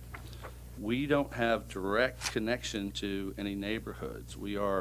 Our closest house is almost 600 feet from the park. So it's across Great Neck Road, and we have a lot of our customers and regulars are out of that community and very supportive of it. Now, we have some that have spoken out against it. In the conditions of this permit, we have made it clear that I don't know that if people understand the law in the city, and I sometimes am confused on why they don't follow the rules and regulations of that and understand it. There's a certain level of volume that is allowed in the city up to 11 o'clock. And we put in a stipulation to move that back to 10 o'clock in this particular use. I think that shows that we are concerned about that. We do not want there to be a situation where anybody has to worry about music being inside their house or bothering them on any given day. That is not our purpose of this arena or this event. There are simple gauges. I bought this on Amazon. It's $20, and I don't understand why every police officer and every concerned citizen doesn't have one around, and I've got 4 that anybody's welcome to use. But you push one button, and it tells you the decimal level of any sound. So if you stand outside your your house and there's a neighbor too loud, a boat going by too loud, it is so easy to operate one of these things, and it's so inexpensive, and it's very defined. So it's not, oh, I thought it was too loud, or it seemed too loud to me, because that's a matter of judgment across. So again, the ownership group of our organization respects the neighbors around us. If there's a noise issue regarding it, we feel that we have functions in place to address it, to be sure that this does not be an issue for our neighbors. The other issue that I've heard, and I've heard a lot of issues, and some don't even refer to our property, but when you have some of these forums, you tend to hear the whole neighborhood's remarks. But the other issue is traffic. People want a light at Lynn Haven and Great Neck Road, and I understand that. But they've done the traffic counts, they've done the studies. The studies say it doesn't have the volume for that. So if the traffic counts and volumes are not there, then at this point are low enough for that, then I don't think we have a traffic issue around there. Yes, on any given Saturday, when everybody's out and it's 80 degrees, there are going to be some days when there's some traffic. But I don't have problems crossing the streets. I walk across them. I walk through all those neighborhoods. I check for sound in all those neighborhoods. I do it, my due diligence, because I'm familiar enough with this business that I don't want to have a reputation of my business to be a problem in that community. I feel like we're a big asset, and we will continue to be a big asset moving forward. So again, we appreciate y'all's time in this matter. Thank you. Great, thank you very much. Anybody have any questions? Yes, sir? Mr. Davis. Just, Commissioner Wall? you may have touched on a couple things, but can you explain, some of the uses? Because I know you talked about the outdoor recreation uses, but, there are the things you've already done in the past and things you plan to do in the future, and the application has a few things, but, if you could, just speak on those. Yeah, so if I could give you the step of a normal week for us, maybe that might be the easiest. We have, there on the other side where Marina Shores was, you have new apartments coming in. So we've been approached with some of the events that used to be held at that event center. But those are one-off events that won't be part of our day-to-day. And I think some people right now are thinking, oh boy, when that event comes in, man, there's traffic everywhere. But we're just offering that as a community service to those charities. Our regular day-to-day is a park that opens up at 11 o'clock, and people can dine, bring their dogs, they go out there and read. And that piece goes on throughout most of the night. Monday night, we have bocce ball. There's 8 teams lined up with their little courts lined up there, and they're playing bocce ball out there. Tuesday, it's cornhole. Tuesday, they're playing cornhole out there.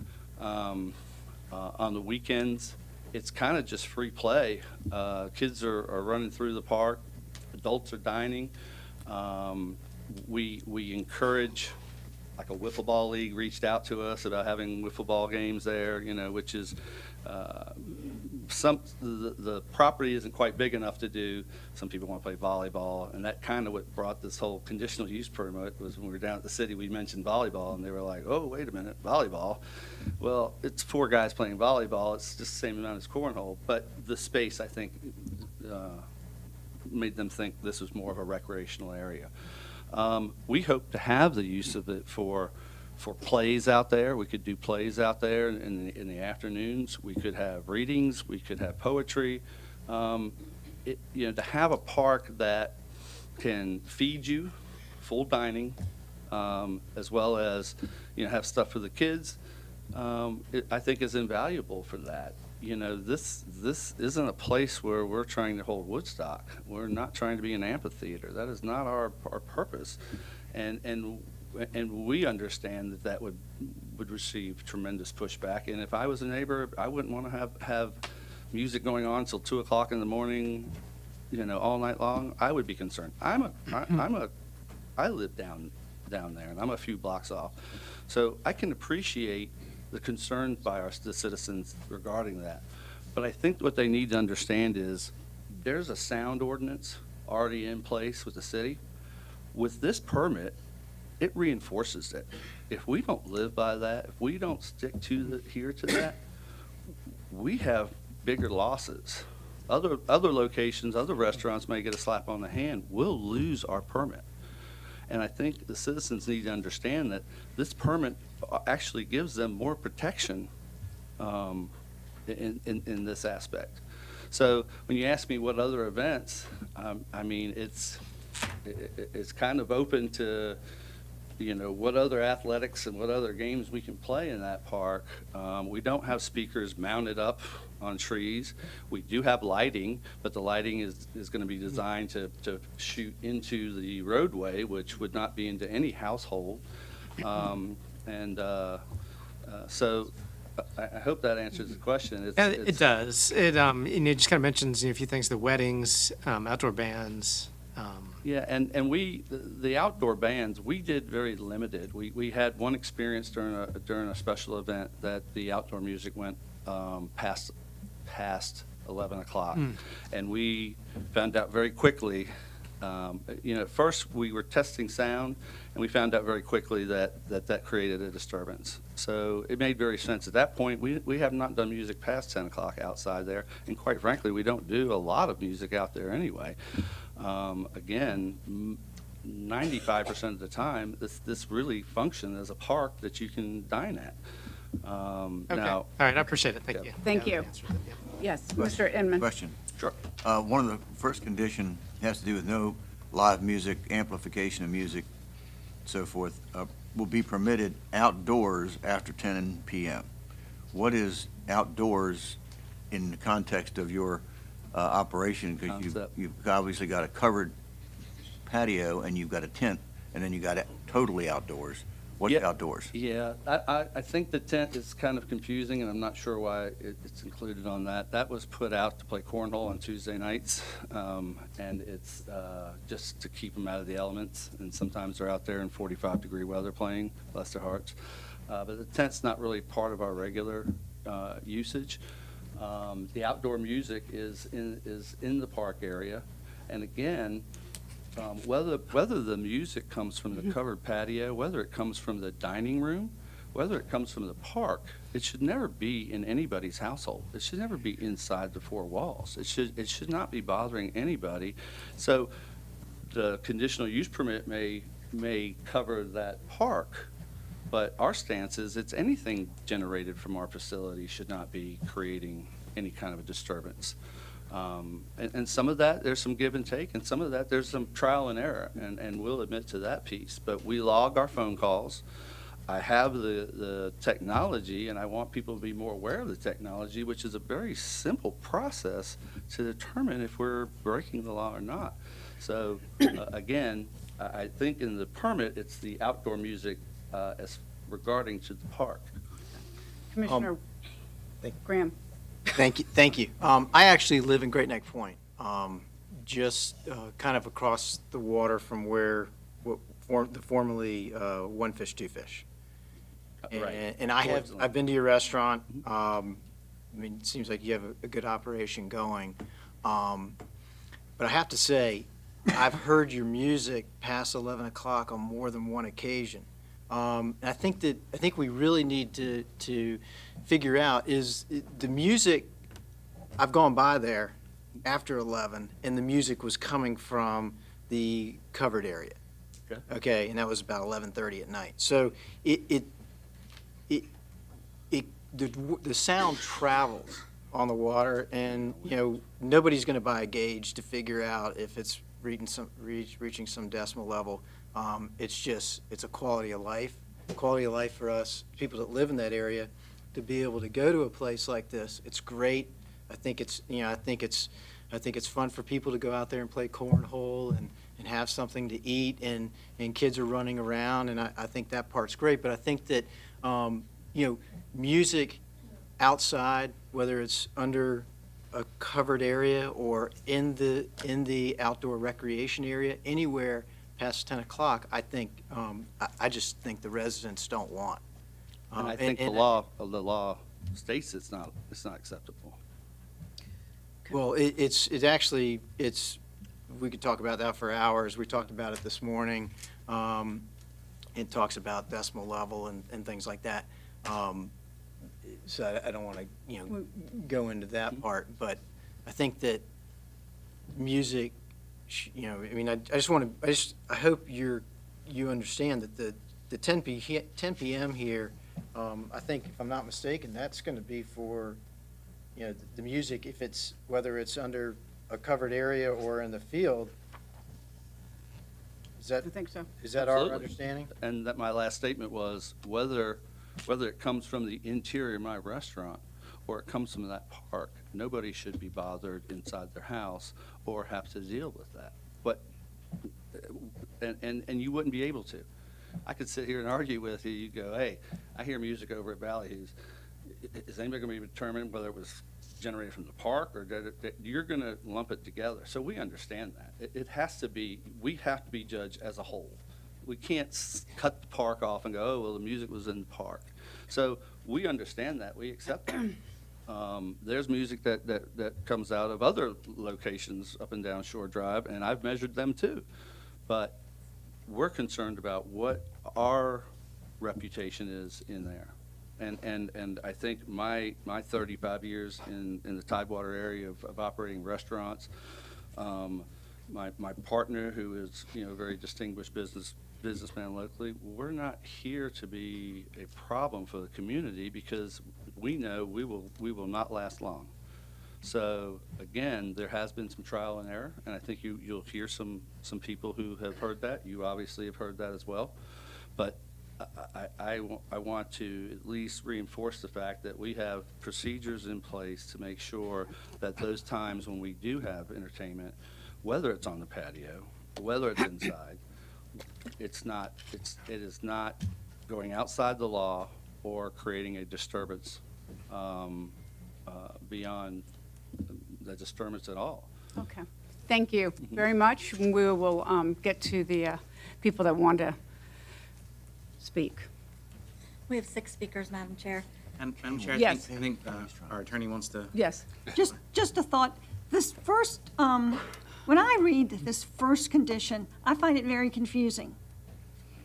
Because will be permitted outdoors after 10 o'clock. To me, that means the park. Maybe the patio, but is the patio included? But you could have it inside the building. It may be better just to get rid of outdoors. Well, we also have a tent. Well, apparently the tent can only be there 6 months a year. Well, the tent's been there More than that. more than that. It is now gone. The building official would not let the tent remain more than 6 months. Okay. Okay, that's in there too if you keep going. Okay, we'll So if you just keep that in mind, because the word outdoors. make a note.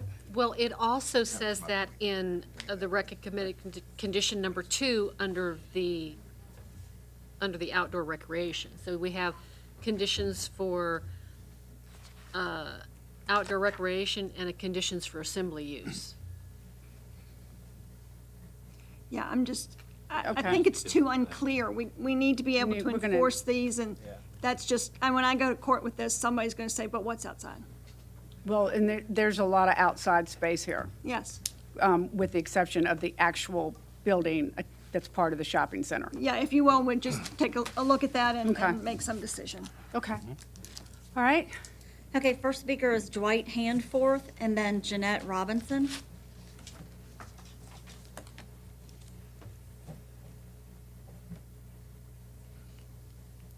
Welcome. Well, thank you. As I said, my name's Dwight Handforth. I'm a resident of the Arbors at Cape Henry, which is just north of the shopping center where Ballyhoos is a part of. I would like to talk about 3 points. I'll try to make them very brief, particularly the first one, which is noise. Second one is parking. And the third is, I'll say, ambiguity or how well things have been going in the past, reflecting some concerns I have. First, I will say that the owner that came up and talked covered a lot of the areas of my concern, and if they were all be carried out in the future, things would be a lot better. So we'll see. First, the noise. As you mentioned, Mr. Graham, I live over there. I'm a few houses down, or parking lot, I have a large amount of trees, I have a fence, I have a house, I have another road, all blocking the sound. There's been several occasions this year that I've heard the music in my house. On at least one occasion, I can think of two, that after 11 o'clock, I heard music in my house. Now, both of those were a little longer ago. Again, we can get into the ACUs and sound and all that. It shouldn't be penetrating houses. There's one occasion where people halfway down that neighborhood, which puts 9 houses between them and getting into the sound, because we're sort of in a row, we're able to hear the music inside their house. The 10 o'clock restriction would perhaps go a long way in helping that issue. Second is parking. In there, you talk about parking spaces available, parking spaces that are there. If the conditional use is granted, Ballyhoos will be given 9 of those excess spots that you mentioned. I will say right now that there is a bus parked in the grass area at Ballyhoos. I suspect if it becomes a recreation area, that by conditional use, that bus would be moved and be put into the parking area, which would be 2 additional because of the size of the bus. There's also, on my count, about 35 other parking spots that are used either temporarily or all the time that are blocked. That could be because they're they're assigned to one of the other properties on the shopping parking lot. They're handicapped ones down at the far end from Ballyhoos, so probably Ballyhoos wouldn't be using them. There's a greenhouse for tailors. That is only, I found out today, is only used a couple times a year, but in the spring it's up now. There's another couple of trailers that are used that take up others. So I would say that right now, if you take all those out, you're below your minimum, you'd be below your minimum use for that area. Sir, time is up. Well, come on, everybody else has talked more than 3 Well, minutes. the I've been here doing. applicant, the applicant is allowed to speak more because he's the applicant. I understand that. But each person. Okay, I'm done with 2 out of 3. Give me the last point, and I'll make it very quick, because you haven't cut off anybody else out of it. Well, because I've kept everybody within the 3 minutes today. I would disagree, but that's okay. The other one is if people, if you've all raised the issue, there's a number of things that are ambiguous in my case in this thing. Thank you for your time. Just one second. Certainly. I think Commissioner Ripley would like to I ask do you a have question. Certainly. The noise you heard, was the music, do you believe the music was outside music, or was it music inside the establishment? If you mean inside the enclosed part of, I do not think it was from there. You think it was outside? I think it was definitely outside. I think it was under the 10 area that's currently there, or under the, in that area. If it was inside, you think you would hear it? I guess that would depend on how loud, but I would hope nobody else was in that building if I could hear it in my house that far away. Okay. And clearly enough to understand some of the words. Thank you. Right. Anybody else have any questions? Yes, Mr. Redmond. Yes, sir. Can you see your house on that graphic there? And if you I can, hold on, come back. Can you take, there's a pointer right up there. Can you take the pointer and point it out for us? That one right there. Oh. So I have these houses in front, and I'm right there. Okay, thank you. And if you want, if it doesn't show, if you go down to right at the end, on the one occasion, people down at that end in that picture were able to hear their noise, the music within their house. Thank you. Okay. Thank you very much. You're welcome. Thank you. Jeanette Robinson, and then Jay Janison.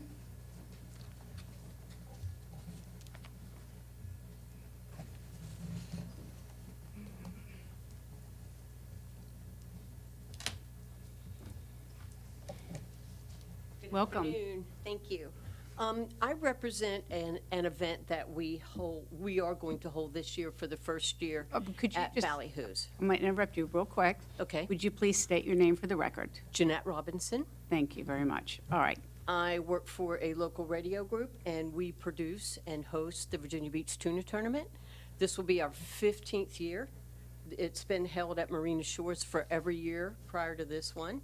And now with the new construction going on at Marina Shores, of course, we have relocated right across the street, which is basically just right under the bridge for us. So I just wanted to be here to support Ballyhoos.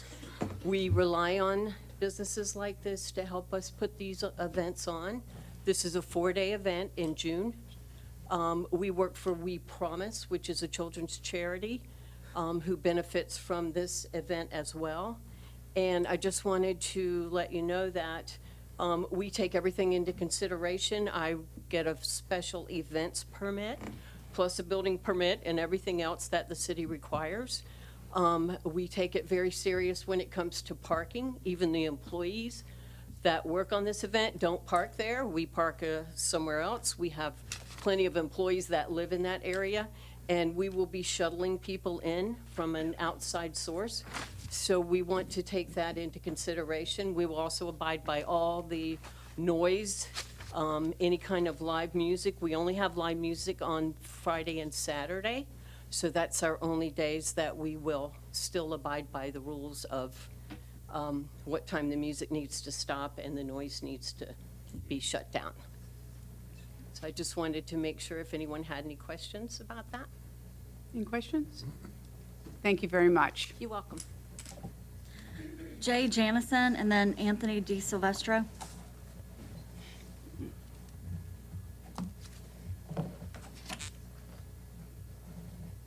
My name is Jay Jameson. Thank you for bearing with me a second time.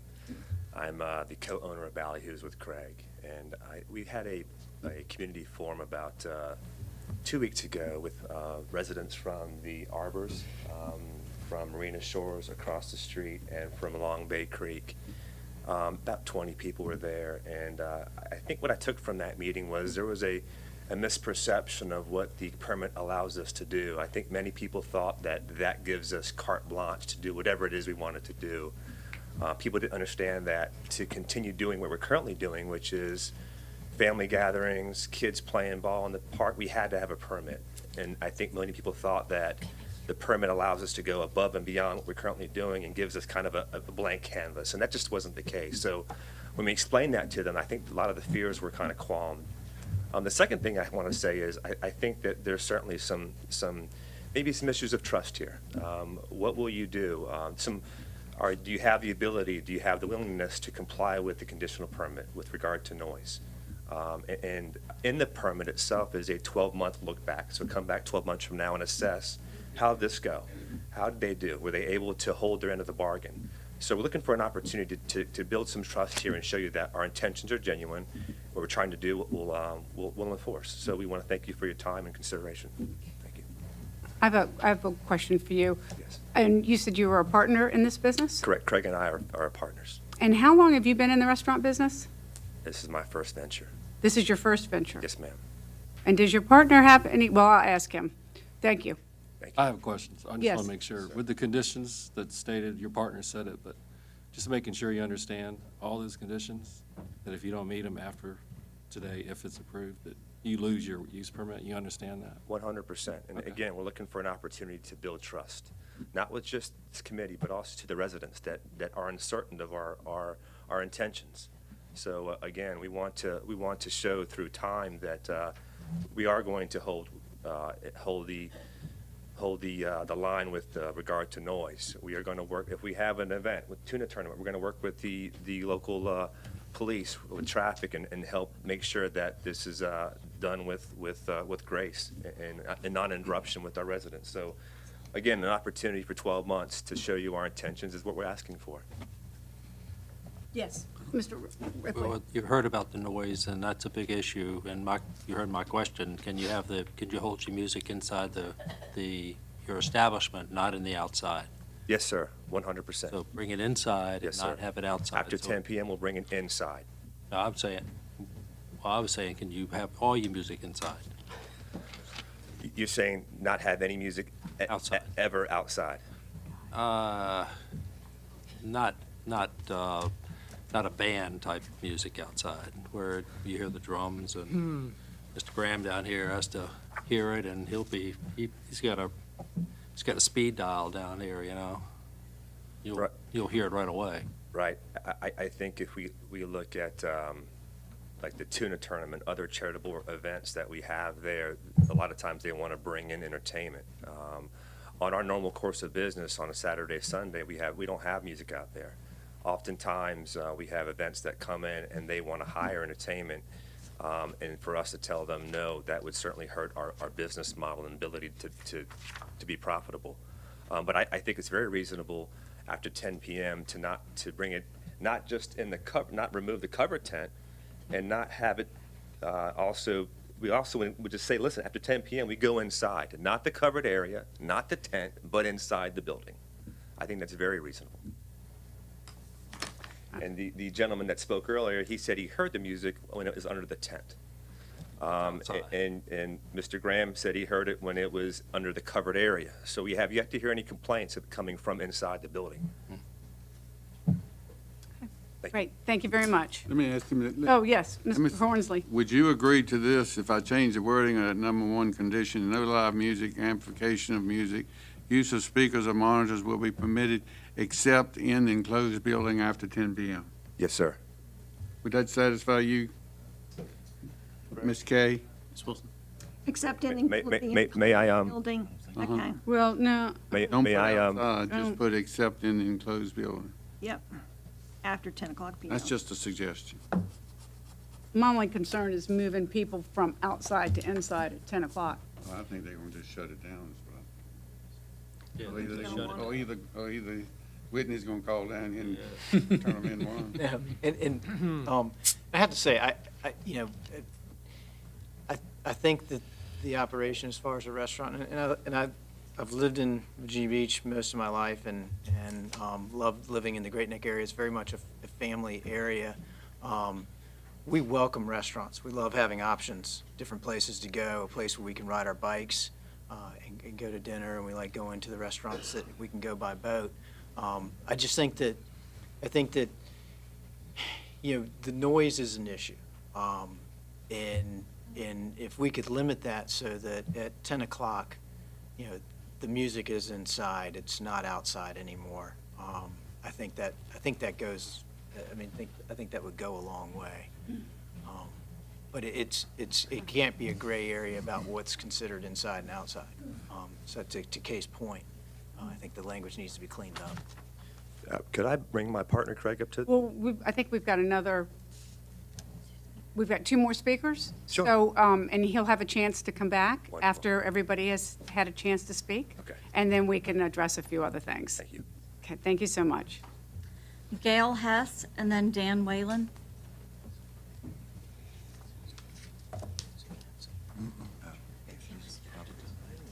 Yeah, this is not, yeah.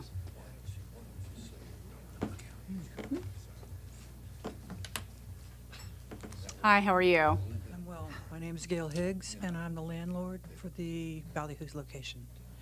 I visited the center for the past... Can you speak up? I can't. I visited the center for the past 10 months, generally anytime after 6 p.m. and upwards through till midnight. From an ownership standpoint, there have been 0 parking problems. And I hear a lot from civic leagues for various reasons, and I have not heard any issues regarding noise until today, which I think probably occurred quite a bit. He stated it happened quite a long time ago. So, as a tenant, they've been exceptional. They've followed every single proposal that they've made to me, including controlling everything that they do. So I don't think that they're going to be an issue whatsoever. Any questions? Thank you. Final speaker, Dan Whalen.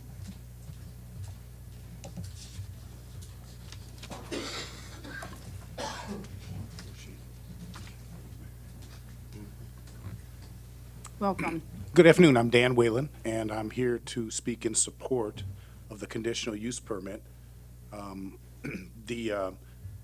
Before Jay and Craig took over, it was really nothing. The outdoor part was really just kind of marshy nothingness, and the indoor part, they even had curtain rods, as I recall, supporting the sinks in the men's room for years. So They redid everything. It's real nice indoors. The outdoor area is very nice.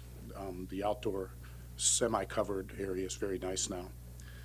And they created this area, where their conditional use permit addresses outdoors where there was really nothing before. And there's a real need for a spot like that, I think, in Virginia Beach, and particularly in this area. I'm with the Noblemen, and we're a charity that you may or may not have heard of, but we're working with them now to have an event there. My wife is with an organization called the Dolphin Circle. There's a series of circles, I think 7 or so in Virginia Beach, and they're tied in with CHKD. And they hosted an event there in the fall, and Craig and Jay worked with her, and the unique nature of this place and their ability and willingness to work with charities is invaluable, and it really worked out well, and I think future events are going to work out well as well. And lastly, I wanted to say, it seems to me that the conditional use permit really just kind of adds it's almost not to their benefit, it seems to me, to have this sort of Damocles hanging over their neck, because if they do something bad, then they've got, as I understand it, this is kind of something that can be taken away. And so it seems to me like it's not even really to their benefit to have this. But having said that, it's that just makes them a little more, what's the word I'm looking for, responsible to make sure that things go off as they say. So anyhow, I don't want to take up any more of your time. Thank you. Great. Thank you very much. Is that our last speaker? Yes, ma'am. Okay. Would the applicant like to come up?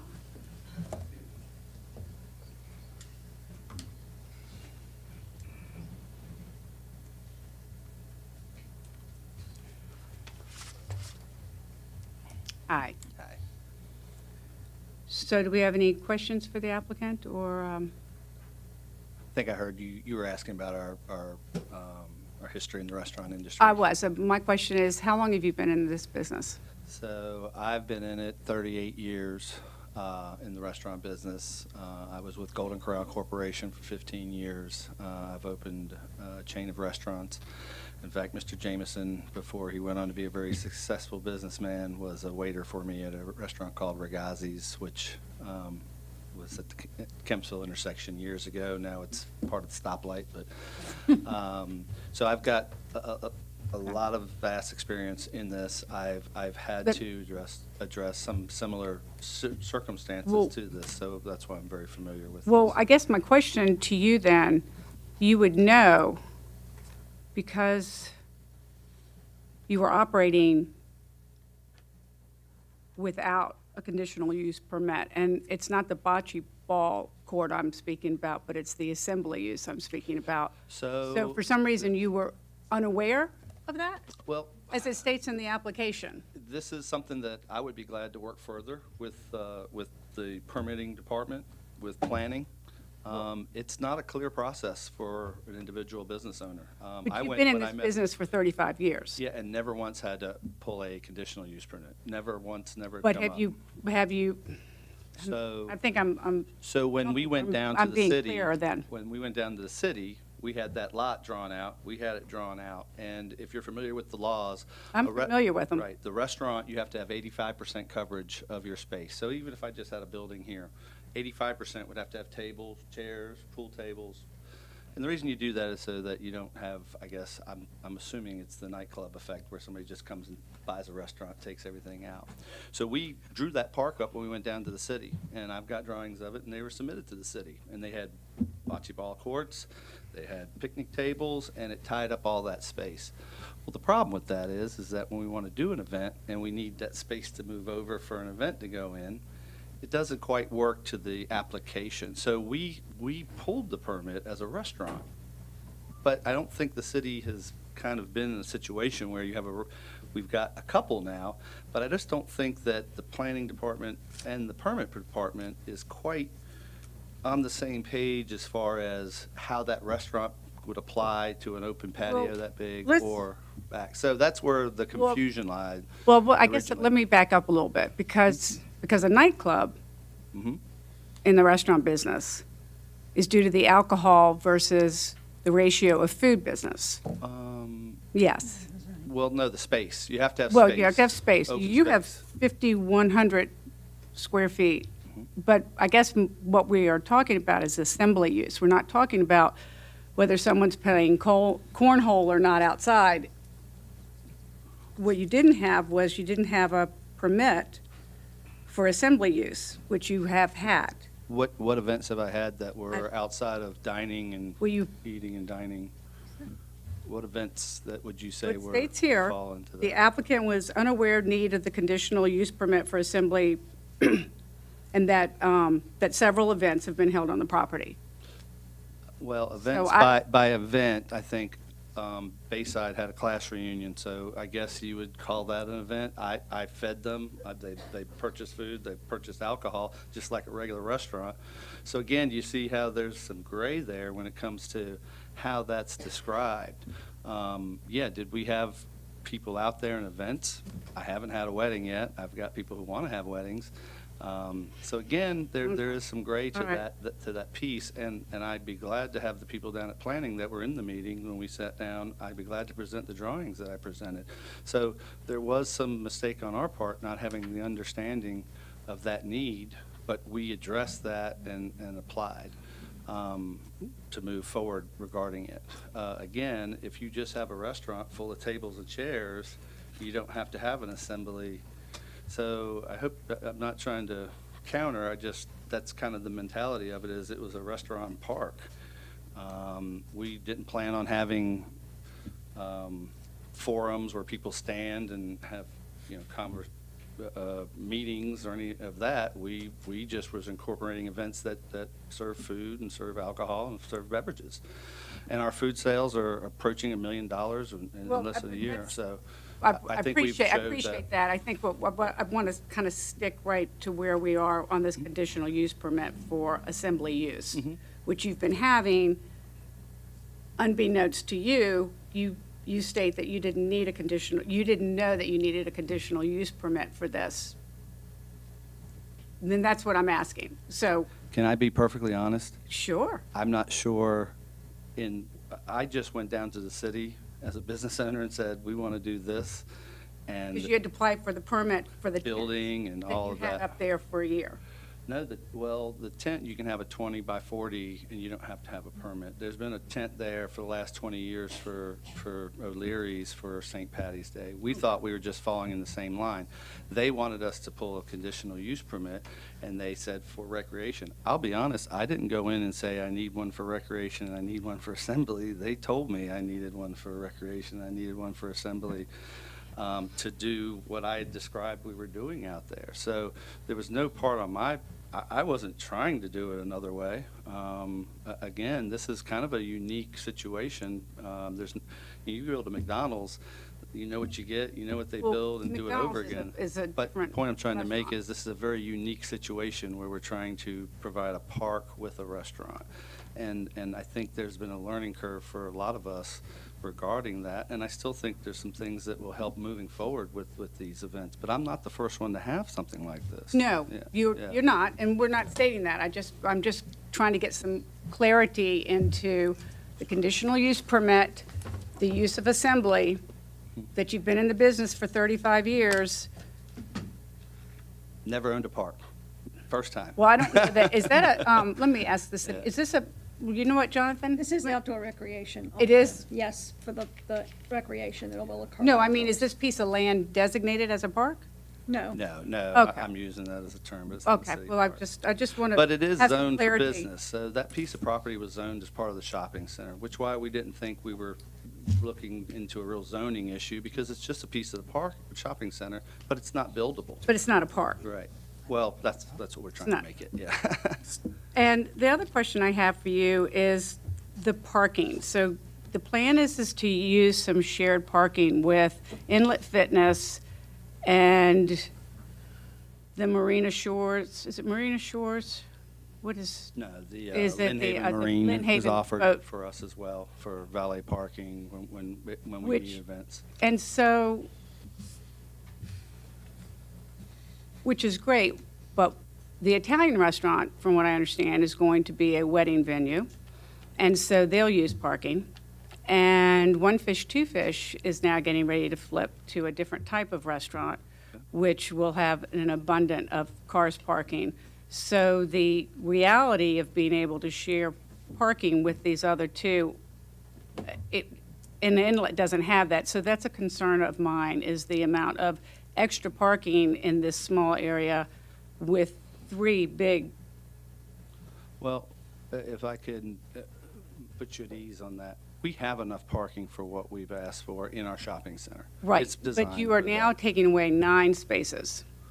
And we still have enough parking with those 9 spaces. We still have the right math. The math has been done by the planning commission, and we've been through it, and we went through that. Okay. So we have enough parking. We went out and we acquired additional agreements to have off-site parking.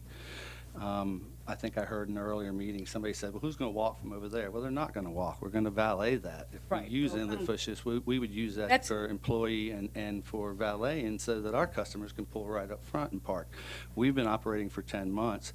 We've had, as this gentleman has mentioned, we've had some very good success, and we've had a lot of people. We haven't run out of a parking spot. They have not parked on Lynn Haven Drive. They haven't parked across the street, and Well, I guess we with would make the- sure we when- would address that. In the, and I'm going to interrupt you so we stay on task here.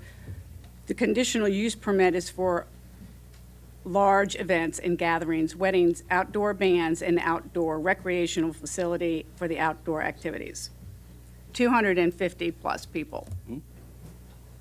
And with the math calculations that the city brought to me, So had we you had actually, 250 people there, and then you haven't had any parking problem? my restaurant has 275 people by itself. Right, but And we it- have but not this had is an an issue with addition. that. Right. And we've had people out in the park. I'm not going to tell you, I've sat with a clicker and counted each of those people. But I also want you to know that we have 15,000 square feet back there, and we shrunk it to fit the city's mathematics on what is allowed per space. And that is per 100, which is more than a shopping center. So it has a stringent, the square footage has a stringent count than the building itself. It's 250 per parking spot for a building. It's 100 for that open space. And we still met the parking needed for that. Then we went out and got outside parking to put people at ease. Again, that shopping center was not as busy. Obviously, now with the business doing well there, that shopping center is doing very well, I think, from what I see from there was nobody here from that shopping center or a letter sent in saying that, hey, we don't have parking in our shopping center. If anything, the growth in that shopping center The majority has of your business reached. is going to be at. But I'm later saying after that closing. I think there's some positive growth in that shopping center, and it's doing well. When I purchased the restaurant, that was a dumping ground, illegal dumping ground for a lot of products. That doesn't happen anymore over by the Was water. it legal dumping ground? Illegal. Oh, illegal. I Okay, personally just cleaned wanted to up make sure. boat, pool liners and couches and everything else that people would go back there because they knew nobody was looking. Now we have lights, we have cameras around the whole building. So I think the whole aspect of our operation has done a good job to make it a safer place and a place that people can enjoy safely. We have a full security staff. I have 5 managers on duty that operate our restaurants. So this isn't something where we just kind of fake it as we go along with it. I just want to rest assured that we have implications involved in this to protect our customers from when we open, from when we close, and the environment around it. Thank you. Anybody else have any questions? Okay, great. Thank you. Thank you very much.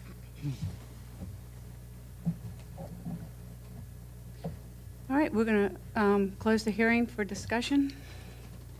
Anybody want to open it up? Ms. Wilson, can you come up with some language that would basically have the music going from, would stop outside, whether it's the covered patio area, tent, or the field, that it would stop at 10 p.m. and go inside?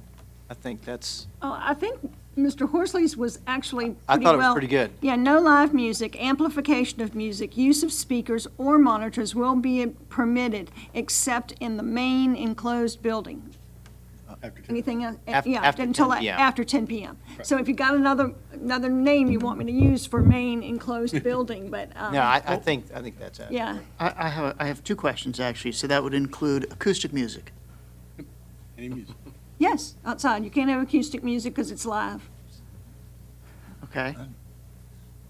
Don't know where that We're fits saying in. no music, is this saying no music outside? After No, 10. after 10. p.m. 10 p.m. So let me just, I'm not sure I'm okay with that. Second part is, it's not amplified. Well, The reason for the eye roll is because it's not amplified. If the issue is noise and you don't have something that's amplified, I don't know what the problem would be. I had a guy play a guitar at a party at my brother's house and we got engaged. It wasn't loud. That's one part. The second part is I don't understand the use of the term monitors. Can someone tell me what that means? Does that mean a television monitor? Okay, so outside after 10 p.m., I can't sit outside and watch a baseball game and drink a beer? no. Well, I mean, Because I'm not comfortable with that either. yeah, I think that television's outside in the covered patio area. I think that's, that's not where I was going with the music. And the acoustic music, if it's not amplified, I think that's Okay, so way after you want to get rid of no live music? No, amplified. Amplified music. Amplified is the problem. Yeah, it's done both ways. It says no live music, which is what you want to allow after 10 o'clock. No, I would say- Amplification of music. So there is amplification of music. That's the one you're trying to And get I don't at. care whether it's live or not. It could be a radio. If it's something that's loud and it's disturbing people's, the peaceable enjoyment of their home, that's the issue. It's not a question of whether it's, it's live or it's recorded or it's anything else. So it's That's what I'm trying to basically get- amplified. Yes, amplified, I think, is what we're really getting at here. That's what it says. So I don't- Amplification of music. Yes. Okay. I don't have a problem with live music that's not disturbing people. In other words, if it's something that's acoustic. And it's a small thing, then that's not a big deal. I don't know why that would be an issue. Okay. I'm trying to be specific about this. Well, and I'm trying to get it legally so we don't, when you say no live music, Why can't we say no amplified music? How about We no can. amplified sound?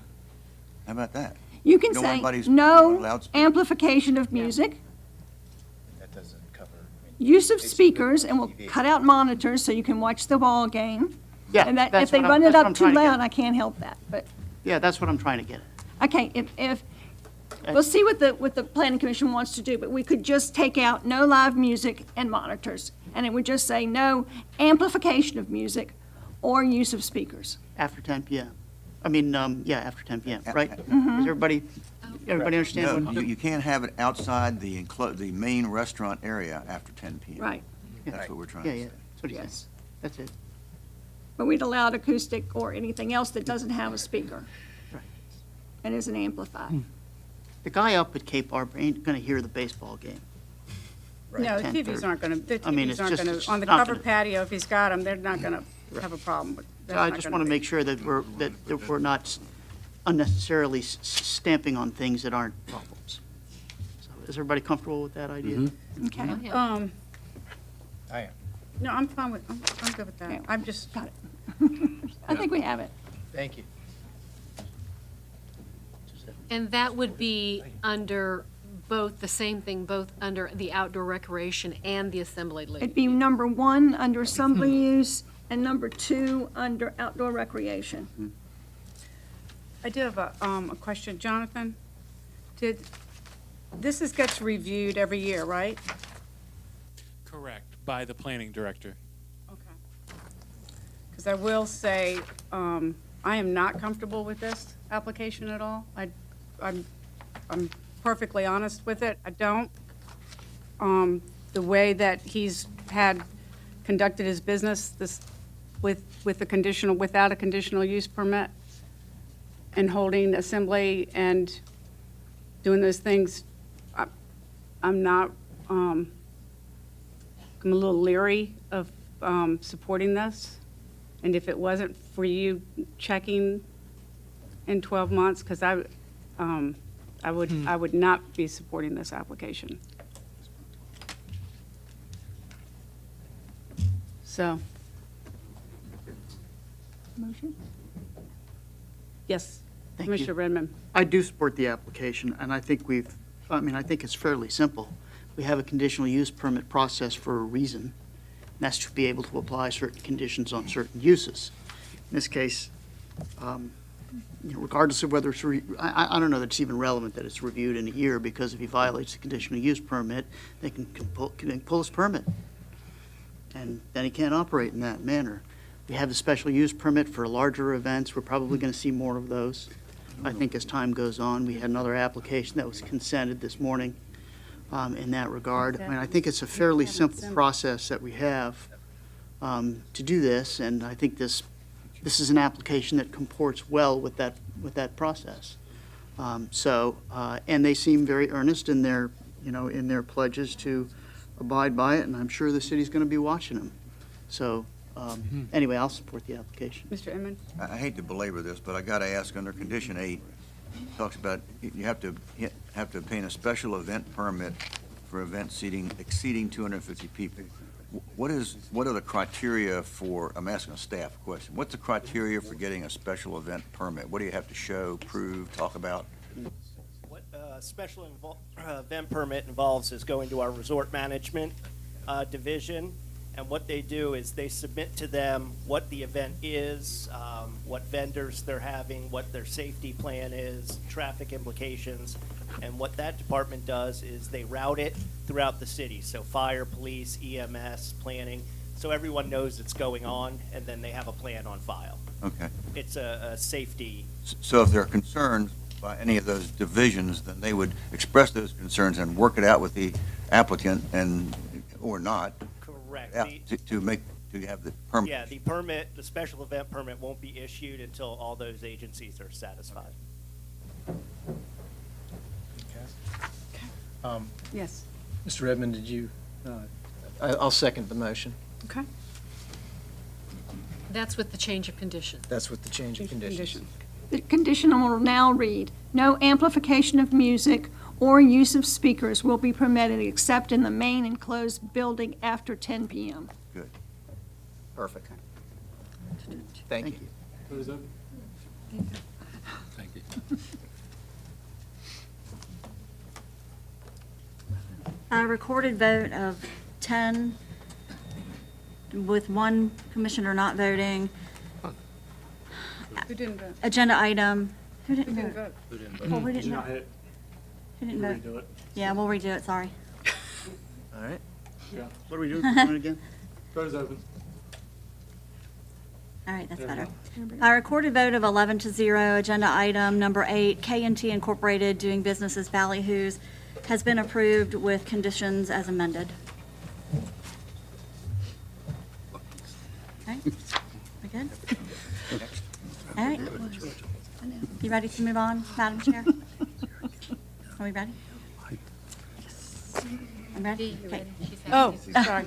Next item. Yes, I'm sorry. Okay, next item of business is agenda item number 9, 7-Eleven Incorporated, an application for conditional rezoning, conditional B1 neighborhood business to conditional B2 community business, and a conditional use permit automobile service station on property located at 5300 Princess Anne Road in the Kempsville District.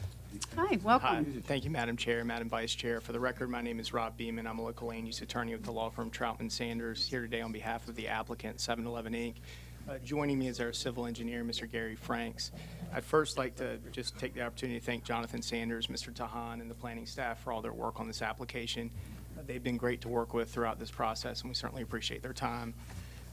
This application involves the redevelopment of a piece of property that's been zoned for commercial uses for quite some time. It was originally a gas station many years ago, and more recently has been a Rite Aid store since the late 1990s. That store has now gone vacant, and 7-Eleven is interested in redeveloping the site for a convenience store with gasoline sales. Over the past several weeks, the applicant has made an effort to engage the community on this application and to take comments and to also answer any questions folks have had. We have met with the leadership of the Ridgely Civic League, the full body of the Weblin Farm Civic League, and have also met with several of the property owners nearby, including Mr. Denny. I believe Mr. Denny is here. Mr. Denny lives just behind the site, and he was kind enough to host me in his living room, so I do appreciate that. With respect to the proposed site layout, which is actually up here, I wanted to point out just a couple of things if I could. First, the site is very deep, and so for that reason, the actual 7-Eleven store is about 120 feet from the rear property line, which is about 40 feet further than the Rite Aid store currently is. Additionally, because we are getting rid of the pharmacy drive-through for the Rite Aid, which is to the rear of the site, we have the ability to put a full 60-foot buffer here to the nearest point, which is this dumpster enclosure. That will include a grassed area, but also a line of evergreen trees all along the back row here. After meeting with Mr. Denny and Mrs. Denny, they requested that we do two things in the back. One is replace existing 4-foot, there's a 4-foot fence that goes about to here, and then it becomes a 6-foot fence around the rest of the site. We are replacing that with a new 6-foot fence. And additionally, they've asked that we plant evergreen trees in a solid row of evergreen trees that are taller than the originally proposed 5 to 6 feet, which is what was on our proffered landscape plan. And we have agreed to plant trees in excess of that. We have proffered a site plan, a landscape plan, and also a building elevation. With respect to the building elevation, I think, could I flip to that? I don't know if there's a flip or two. No, it's a Okay, pointer. Sorry, there we go. The store is attractive, and it is mostly brick. It's a two-tone brick, and that's carried around all 4 sides of the building, and is also picked up on the gasoline canopy and on the dumpster enclosure, which is going to sit at the same point at the rear of the site as the existing dumpster enclosure for the Rite Aid. So for all these reasons, we believe it's an upgrade for the site. We believe it's compatible with the other B2 uses that are along this commercial corridor, and we appreciate your consideration. We'll stand by for any questions. Thank you very much. Thank you. Madam Chair, we have one speaker, Ronnie Denny. Thank you. Welcome. My name is Ronnie Denny. I live on the northern boundary of the property at 309 South Parliament. The property that I built on approximately 20 years ago was before this commission or body to have it subdivided. The Civic League came up and y'all quashed it because the builder wanted to put 2 houses there instead of mine. I built my house there as the house I want to die in. I built this 2-story house, 4,000 square feet, brick, nicest house that I could build. The 7-Eleven comes in. I have no problem with the business. I guess my big thing with the 7-Eleven is 24-hour nature. It's also a gas station. It's going to be running every minute of the day next to my house. I don't know about y'all. I understand when I built the house, there was a business there in Zone B, B1. I don't want a gas station beside my house. I think somebody who owns the property, they have a right to do anything they want inside that zoning. You know, they have full use of it, best use of the property. In my mind would be, you know, shops, office, 24-hour gas station. I'm not quite sure. I don't know if that's the best use. It's in the middle between Witchduck and Newtown. Gas station, I know y'all don't want it at Witchduck because y'all are upgrading that area. But, you know, down to Newtown Road intersection kind of makes more sense to me. There's already a gas station across the street from this place. I don't think it's going to benefit the community having an additional gas station. I understand that everybody wants to make money with what they have. I'm a business owner. I've had a business in Virginia Beach for 25 years. But it hurting me for them to make money is not a great thing. I think, in my opinion, I think it should stay B1. Does anybody have any questions? Can you pull up a site map so we can see where he lives in relation to this? Right there. Hold on. Oh. He's going to pull up the aerial view of the property. Okay. That's my house. Are you directly behind? Yes. Thank you. I mean, the place that was there now was closing at 9 o'clock, I know I have no control over what time a business closes. But they were good people to live next door, and that's what I moved into when I built on the property. Who was there before? CVS? Rite Aid. Rite Aid? Do you have any questions, gentlemen? Thank you.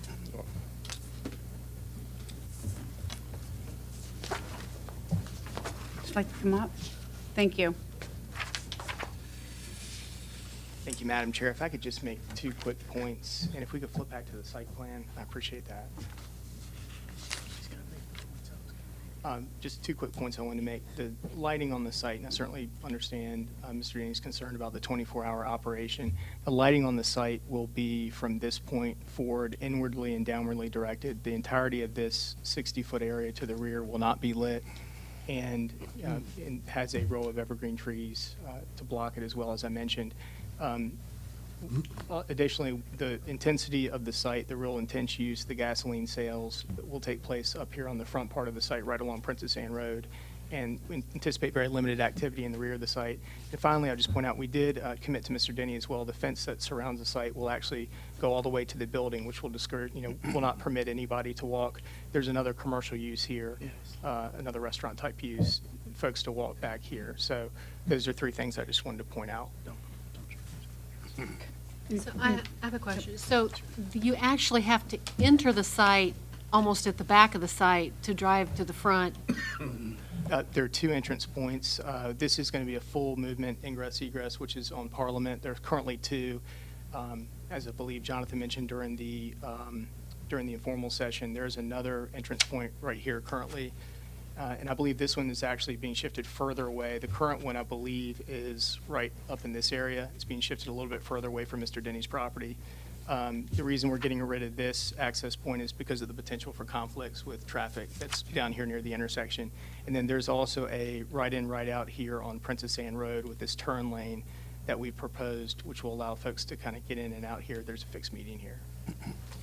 So the entrance that comes in and out of Parliament can't be moved up to Princess Anne any further? I will, Gary, correct me if I'm wrong, but my understanding is this is where traffic engineering would prefer it because it stays farther away from the intersection. I believe we've moved it up as far as we can. We moved it from this location right over. Gary, is that correct? Commissioner, Yes. the turn lane where it's located is at the starting point, and I know Mr. Franks will probably reiterate this, at the starting point of the right turn lane that comes from Parliament to Princess Anne Road. So traffic engineering does not want a right turn lane to block the additional curb cut to block the intersection or the right turn lane there. But Mr. Franks, if you can talk about your discussion with traffic engineering. Yeah, hello, Gary Franks. I'm Blakeway Corporation. We're the civil engineer. Been working on this site. We worked directly with Rick Lohman during the pre-app. And this is kind of typical. We've done a bunch of 7-Elevens in Virginia Beach. Very standard. I don't know if you guys might be familiar with some of them. I know we've done a couple on Rosemont now, one on Great Neck recently, General Booth, so on and so forth. But you'll notice a theme. We're always pretty much required to put in a turn lane or at least a decel lane on the main thoroughfare, and then also push the second entrance on the side street as far back as possible to avoid conflict with, like Mr. Beeman said, with the intersection there. And in doing so on this site specifically, we were also able to eliminate one of the entrances on Parliament. So we reduced the entrances to our sites from 2-to-1 on Parliament and I believe 2-to-1 on Princess Anne as well. 1-to-1. Okay. Thank you. Yes, sorry, Commissioner Redmond. So, Mr. Beeman,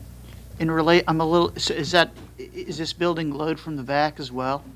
It is. There is a entrance from the rear as well. There is a customer entrance right here, and then this is the primary entrance adjacent to the gas. So, my other question is that dumpster enclosure. Sure. I imagine that would be difficult for the neighbor to the north, depending on what time that dumpster is serviced. And I believe that is restricted by city code. I will point out that that is in nearly exactly the location as the Rite Aid dumpster currently is. I don't know that Yes. is there, if the city staff can weigh in on, is there a restriction on? Okay. So I know that a lot of times we work that into the conditions or into the proffers, is a restriction on the hours. I think we'd certainly be willing to consider that if necessary. No, we certainly don't want to not impact him with this being open 24 hours a day. How about a limitation on fuel sale hours? I don't know how. What is that, Mike? Mike, Limitation on fuel sale hours. Not in the middle of the night, in other words.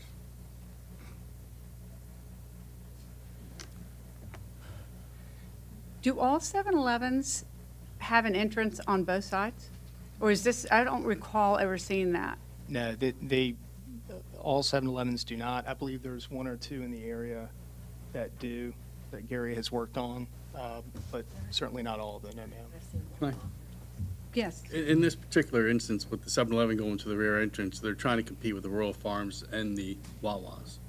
This is going to be, I think there's going to be more than just a 7-Eleven. If you might want to talk Yeah, about there's, this is a new prototype 7-Eleven is working on. They actually have more prepared food items than you're used to seeing in 7-Elevens. They have a build-your-own pizza type use and some other prepared food items. I think they're going to have fried chicken in this store, which has been very popular other places, but has not been tried in Hampton Roads, I believe. So this entrance would serve folks who aren't getting gas, who just want to pop in and get prepared food or other items. So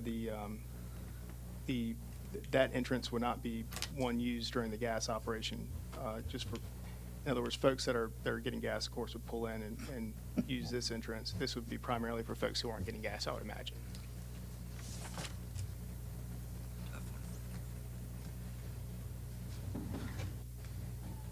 We're just waiting for Kevin. Did we get that? I've got somewhere. Section 23, which is part of our noise ordinance, what it does is it it exempts dumpster unloading during the daytime from having any kind of noise restriction. So it would be subject to the noise restriction from 10 p.m. to 7 a.m. But during the day, they could clear or empty it, Got it. bring the truck in. Thank you. I would suggest if the commission has concerns about the dumpster, to go ahead and for the automobile service station to add that as a condition. Okay. Is that good? So it would be, no emptying 10 to 7. Right. I think that'd be acceptable, yeah. Yes, ma'am. Okay. Any other Well, questions? Yes, Do sir. do you know how far it is from the back of the 7-Eleven to the? To the brick property house? line. To the brick home? I do not know the measurement to the home. I know it's 120 feet, approximately 120 feet to the nearest point of the property line from the store building itself.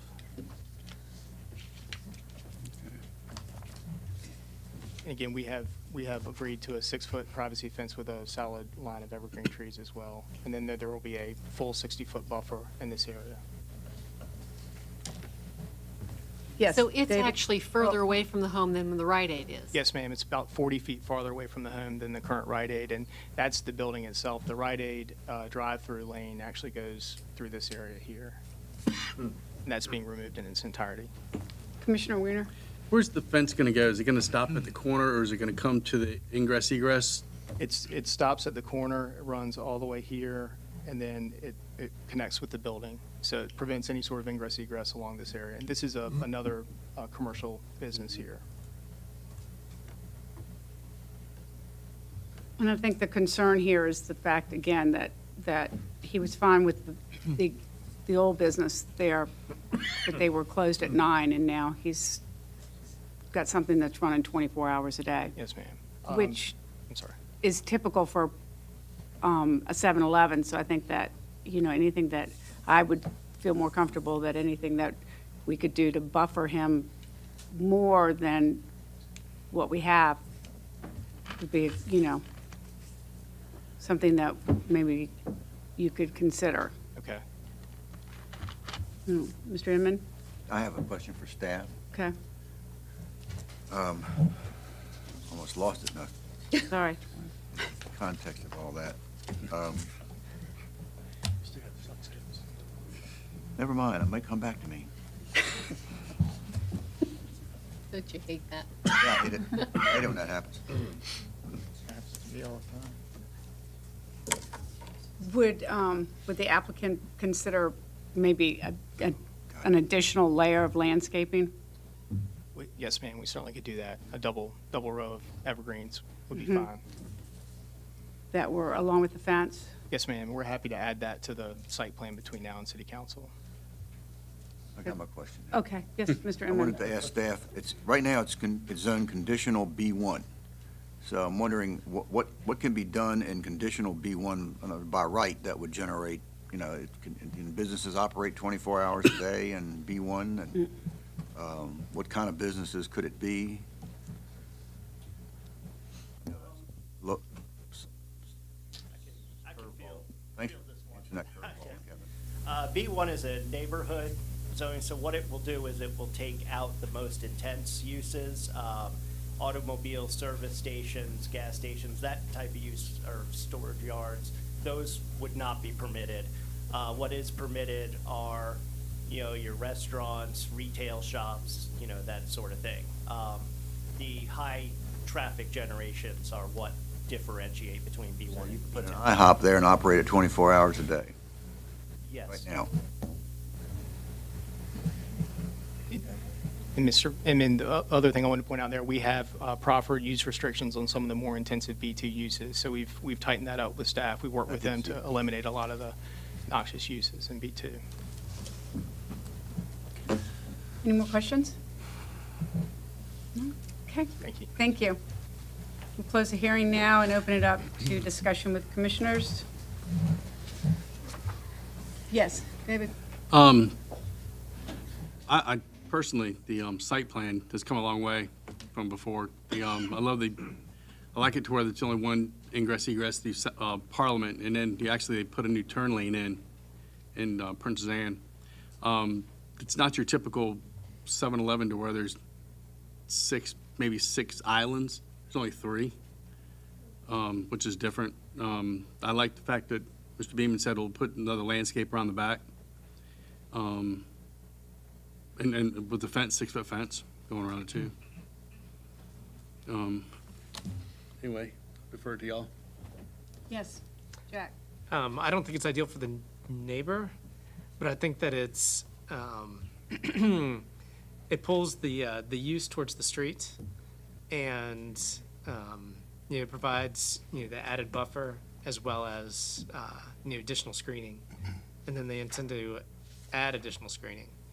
So, I'm okay with it.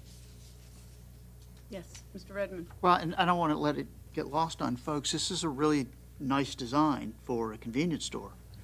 If you look at the use of brick and the like that's in this, this is a high, thank you. This is a high degree of quality for a convenience store. And no site is perfect, but this is a corner of Parliament and Princess Anne. I mean, it's not these aren't meandering country roads. This is a commercial corner that's appropriate for this kind of use. And I think, the applicant, I think, appropriately addressed my concern with regard to that, to where that dumpster has to go. And I know the gentleman to the north is not thrilled with it, but I would suspect in the long run it's going to have a very, very minimal impact. And I think they've gone about as far as they can to address that, so I'm comfortable with it. Anybody else? Can we add that, or condition in for the landscaping between now and council? I think we're gonna add condition Yes, for go ahead. dumpster And the hours. dumpster? And the fence? And the fence? Landscaping. Landscaping, fence, dumpster? Yes. I too like all the changes, and I am prepared to make a motion to approve this application with the changes to the dumpster, the landscaping, and the fence. A second. Madam Chairman? Yes. I'm going to Mr. abstain. Ripley. I'm going to abstain on this because this is, I'm a part owner in a property that negotiated with this applicant to sell the land to him up next to 525. And we were denied the opportunity to seek zoning, so I don't feel it's appropriate for me to act on this. Great. I need your vote, Mr. Ripley. No, yeah, hit abstain. You're abstaining, okay. By a recorded vote of 10 to 0 with one abstention, Commissioner Ripley, agenda item number 9 has been approved, as with conditions as added and amended. Okay. Thank you. All right, we'll move on to Number 11? number 11. We have 2 speakers. All right. Agenda item number 11, Phil Callum, an application for conditional use permit, assembly use and open air market on property located at 2384 Princess Anne Road and vacant parcels on Princess Anne Road located in the Princess Anne District. Welcome. Good afternoon. My name is Alex Kellum. This is my wife, Chelsea, and we are here seeking the approval for conditional use permit for private events, weddings, and open air market. I'm the 4th generation to have grown up at the home at 2384 Princess Anne Road, and we have our 5th generation on the way. And while my family has lived there over the past several years, we've had events such as reunions, holiday parties, and private events such as weddings and engagement parties. And all of which accommodated hundreds of people. And the home sits on specifically, it's 5,000 square feet and sits on just around 6 acres of land. And I'd like to point out too that this diagram here has 3 tents that are going to be in use. Those are just the areas we plan to have tents. We don't plan to have exactly 3 at the same time. So maybe 2 at the most, but that's something that's obviously going to be needed as an open wedding venue. And my wife here has been in the wedding business for several years, and we plan to live there at the home, and the only way to do that right now is to monetize it in order to keep it up with maintenance and preservation. Like I was saying, she's been doing wedding business, been in the wedding business for several years, and has experience in the industry such as coordination and wedding planning. She worked for a wedding planner for a number of years and has planned several of her own on the side. With the connections that we have built over the past few years, we invited several of these event professionals out to the property, whether it be venue owners, photographers, event rental companies, all came out and had extremely positive feedback to give us. Many were surprised to find this space was right here in the heart of Virginia Beach. In closing, we are eager to get out and share this unique property and keep the traditions going. So, any questions? Any questions for Mr. Pelham? No? All right, well, we'll get back to you. Thank you. Thank you. We have 2 speakers, Felix Arnett and then Linda Russell. Mr. Arnett? Okay. Ms. Russell?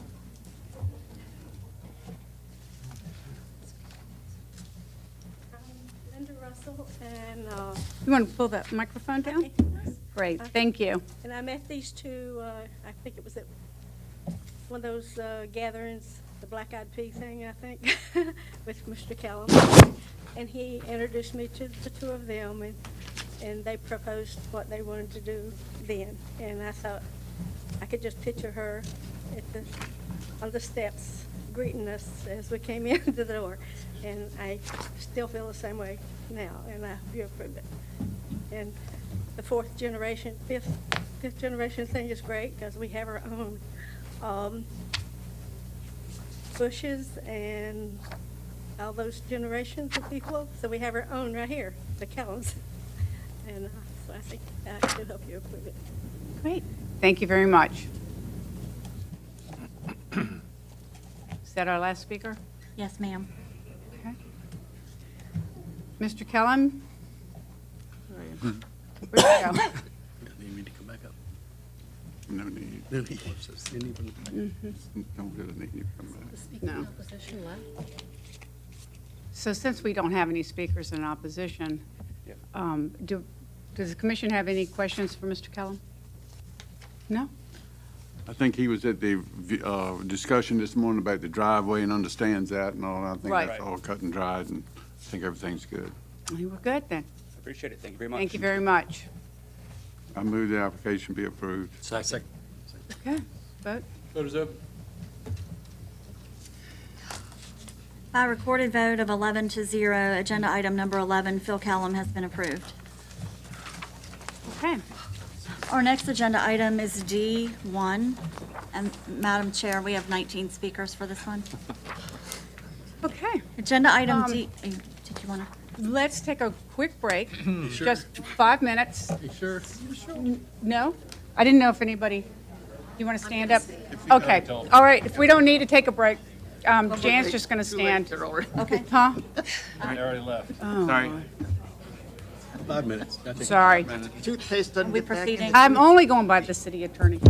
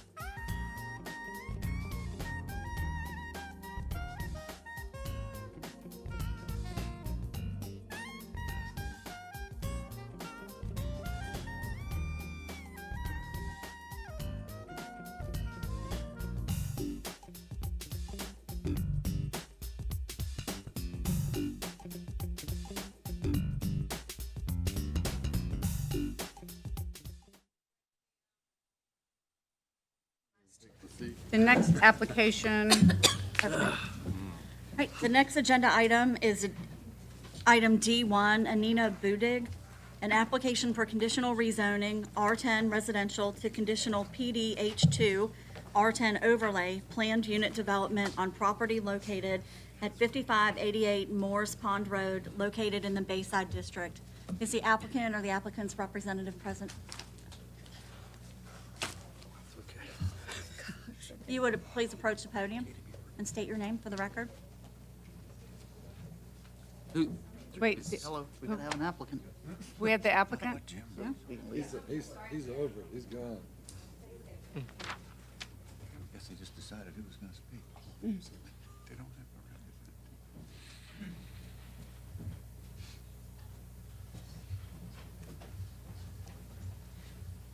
Hello, welcome. Hi, thank If you will state your name. I'm Clay Dills, architect and principal with Dills Architects. I'm Paige Pollard, owner of Commonwealth Preservation Group, historic preservation consulting firm. We get, okay, sorry, we'll get that adjusted. So if you will, if everyone can speak into their mic and speak loudly, our sound system seems to be a little off today. My name is Paige Pollard, owner of Commonwealth Preservation Group, a historic preservation consulting firm. Okay. So we're going to start by walking you through the project. I don't know if you have do we have the slides for that? There we go. He's getting going to there. pull them up for you. So it's a 6.8 acre. Speak loud. You're gonna have- 6.8 acre parcel. And we are proposing the development of 6 units here, and an additional 5 of varying size attached units inside a historic milk barn. As Paige will likely elaborate on, there's a historic overlay easement at the state level that encumbers the property. That easement has as much to do with the setting, the agricultural setting of it, as it does with preserving the structures that are on it. So the 6 units here, 5 in the milk barn. There are 3 silos here that the state is asked to preserve and to build back up. There's an existing apartment over garage that will remain here. This is the historic Moores Pond house. And there's a duplex that is existing and to remain on this end of the property. Much of the impetus for this comes from the fact that the owner would like to upkeep the property, to bring it back, and to keep that maintenance in perpetuity. You'll see that where these units are aligned on site, the planning of this has to do, and I know Paige will talk about it as well, has to do with 2 existing structures that are there now. DHR, Department of Historic Resources, interprets, sorry, I don't know if I did that, interprets the easement as preservation of the setting, an agricultural setting. So we are removing a feed barn. It's a covered canopy over a feed barn that you would do for cows or livestock, and a pole hoop garden structure that is here, and we are putting the units back in their place. We are tearing down an old garage here. This essentially forms the relationship of the new planned development that we're proposing. Inside of all that, currently inside on the existing site plan, this is the paved area now, and we're proposing to keep parking, do it all in that same place.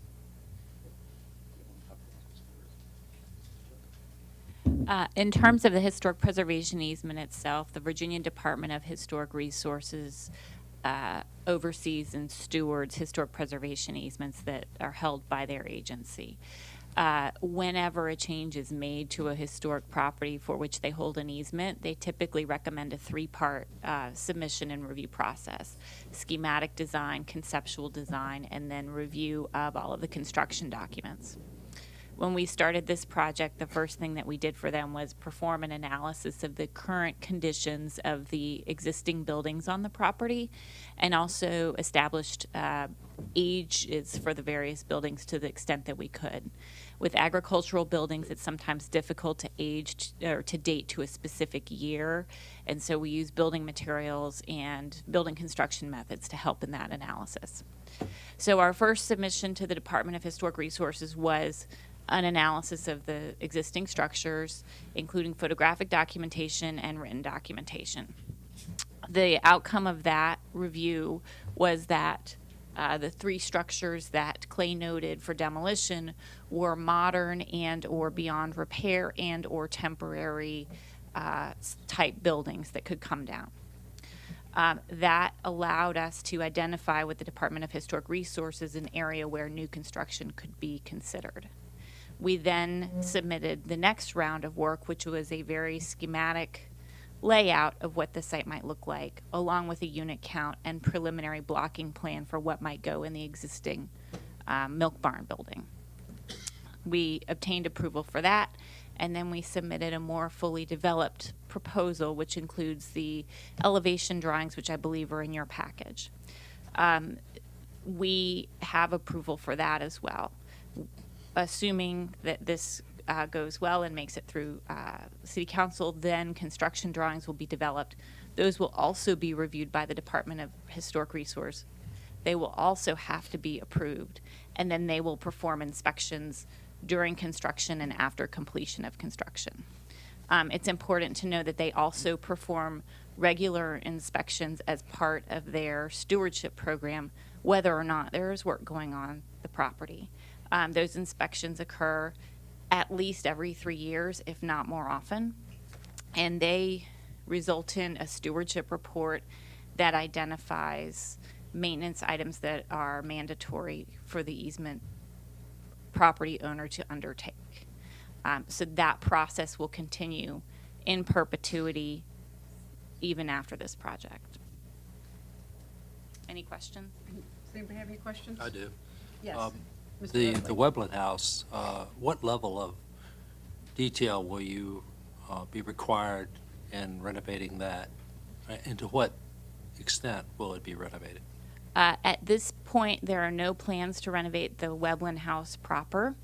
Under the terms of the historic preservation easement, any and all activity that occurs on the site has to be reviewed by the Department of Historic Resources. So if that changed, if there were interior alterations planned for the Weblin house, we would have to take that through their review process as well. And it's important to understand this is recorded as part of the deed, so it's a legal instrument. Well, were you talking about exterior as well? Yeah, I'm talking about the exterior as well.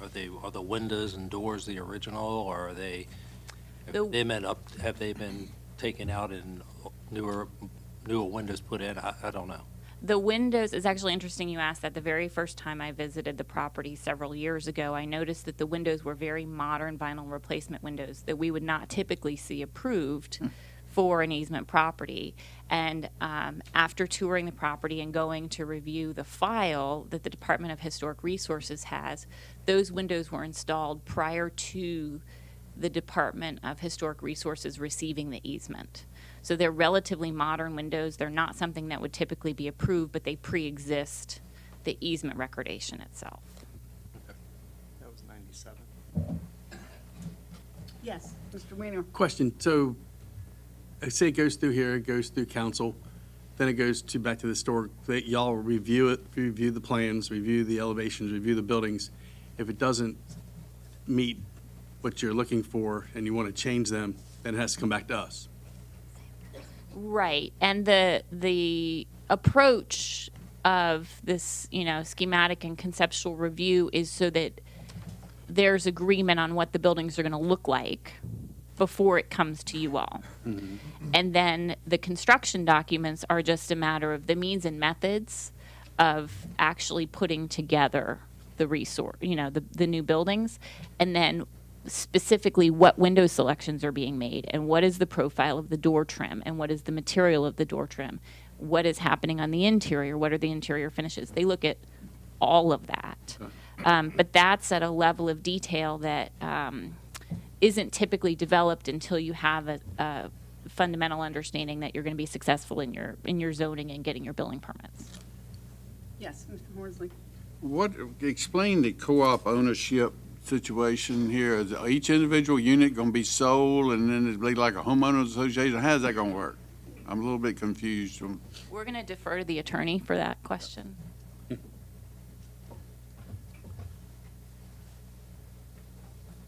Mike Emmett could probably answer that question better. Bob Rudolph, attorney. The co-op ownership will be leased units. Okay. Okay. A co-op is similar to a condominium.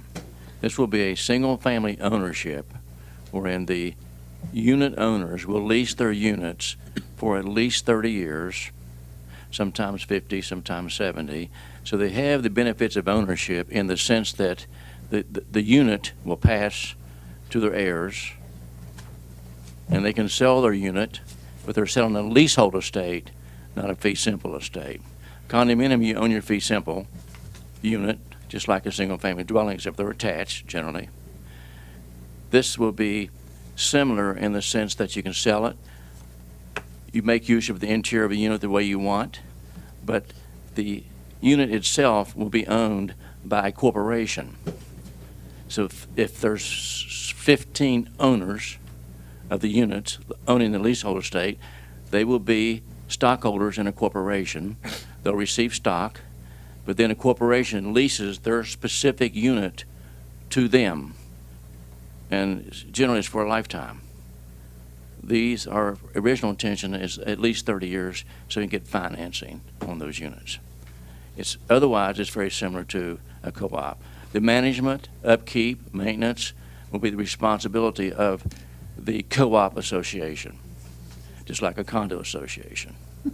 So the control of the structures will be within the unit owners. Unit owners meaning owners of a leasehold estate. Well, I'm glad I asked that question. No, is that I have a question. When you mentioned the maintenance of, is that maintenance of the entire piece of property? the whole piece and all the units? And all the units, so The the, exterior, people will be responsible, I'm sorry. you need to speak into the mic, because they're I not going to said be able to hear. The exterior, the grounds, upkeep and maintenance will be the responsibility of the association. Just like a high-rise condo, Right. everyone pays for the elevators, the hallways, and exterior. The interior walls are your responsibility. So that would be the entire, I just want to be, The whole project. the new project or the whole existing piece of property with the Weblin house and the other two pieces on there? All pieces will be submitted to the co-op regime. Okay. So if there's a fire, the association actually would have a policy for that, but the interior would be carried by the Yes. by the individual owner. Got it.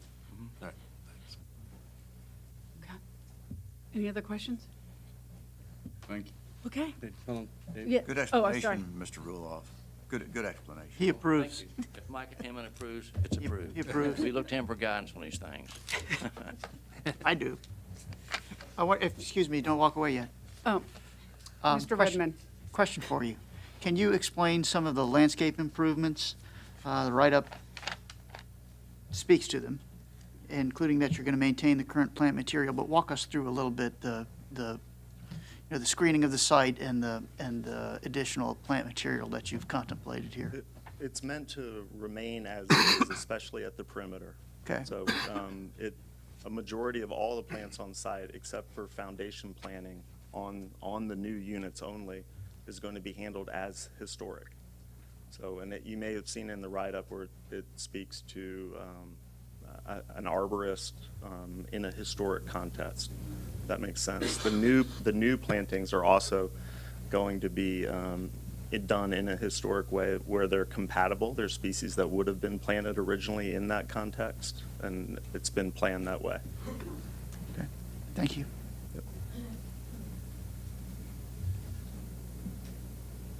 So we walked the property, and there are some sections of it that could probably use a little more tender loving care. So my question is, just for clarity, when we talk about maintenance and bringing it up to the standards of what would have been there and the plantings, I guess I want to be very specific about the existing buildings, not the ones that you're going to be redoing, but the garage apartment and the duplex. Would that also be included in that landscaping Yeah, it's plan? architecturally those, the intent and what we have said to DHR as well, is that they will, we will bring all those up to that standard, the same standard required by the state. Okay. Good. I'm sorry. Yes, Mr. Redmond. I neglected to ask one question that I thought was important, because I met with some neighbors, and we sort of had this question, the silos. They look like, what's the structural, They're in poor repair structurally as well. Okay. So what you see, you should believe. Yeah. They yeah, are. It looks like a strong wind will take them down. How do you, So they're, they can be preserved in a safe manner? DHR has required that they remain and be made sound again. Okay. So that's the intent. We have to do that. Okay. I mean, the big picture here is that at the state level, they are dictating that all of these things have to be done in order to even think of doing this project. That's why we've gone through a conceptual approval and a schematic approval, where they essentially dictated to us heights and placements and materials and what needs to remain and what needs to come up to a standard compatible with the easement. So, and that's the intent and what we're proposing. So when we were on this property, there's a section of it between the garage and the new building that's evidently been used as a mulch area for a number of years, because we actually walked in it, and it's got a lot of bounce. A lot of bounce. And so I assume that will be addressed also. It has to be. Okay, I just. It has to be. And, Okay. in terms of the co-op and the condo, what Bob was really getting at is that, the ownership group letting things go into disrepair greatly affects their value. Right. Right, so there's an impetus to keep it where it is once it's made right. Okay. Anybody else? Okay, great. Thank you very much. Okay, first speaker, Jim Arnold, and then Kendall King and William Lewis.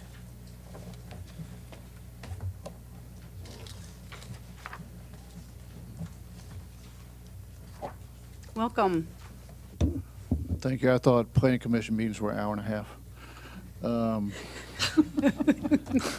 Per application. Per application. That's right. Chairman Oliver, members of the commission, I'm Jim Arnold, local developer. I'm in negotiations to construct this project with Ms. Peterson. I've been involved with talking to the historical group in Richmond for over 5 years. The last couple of years have been by Mr. Dills and everything else, and they came up with a plan that these guys are in agreement with. I just wanted to come up and I'll be very brief.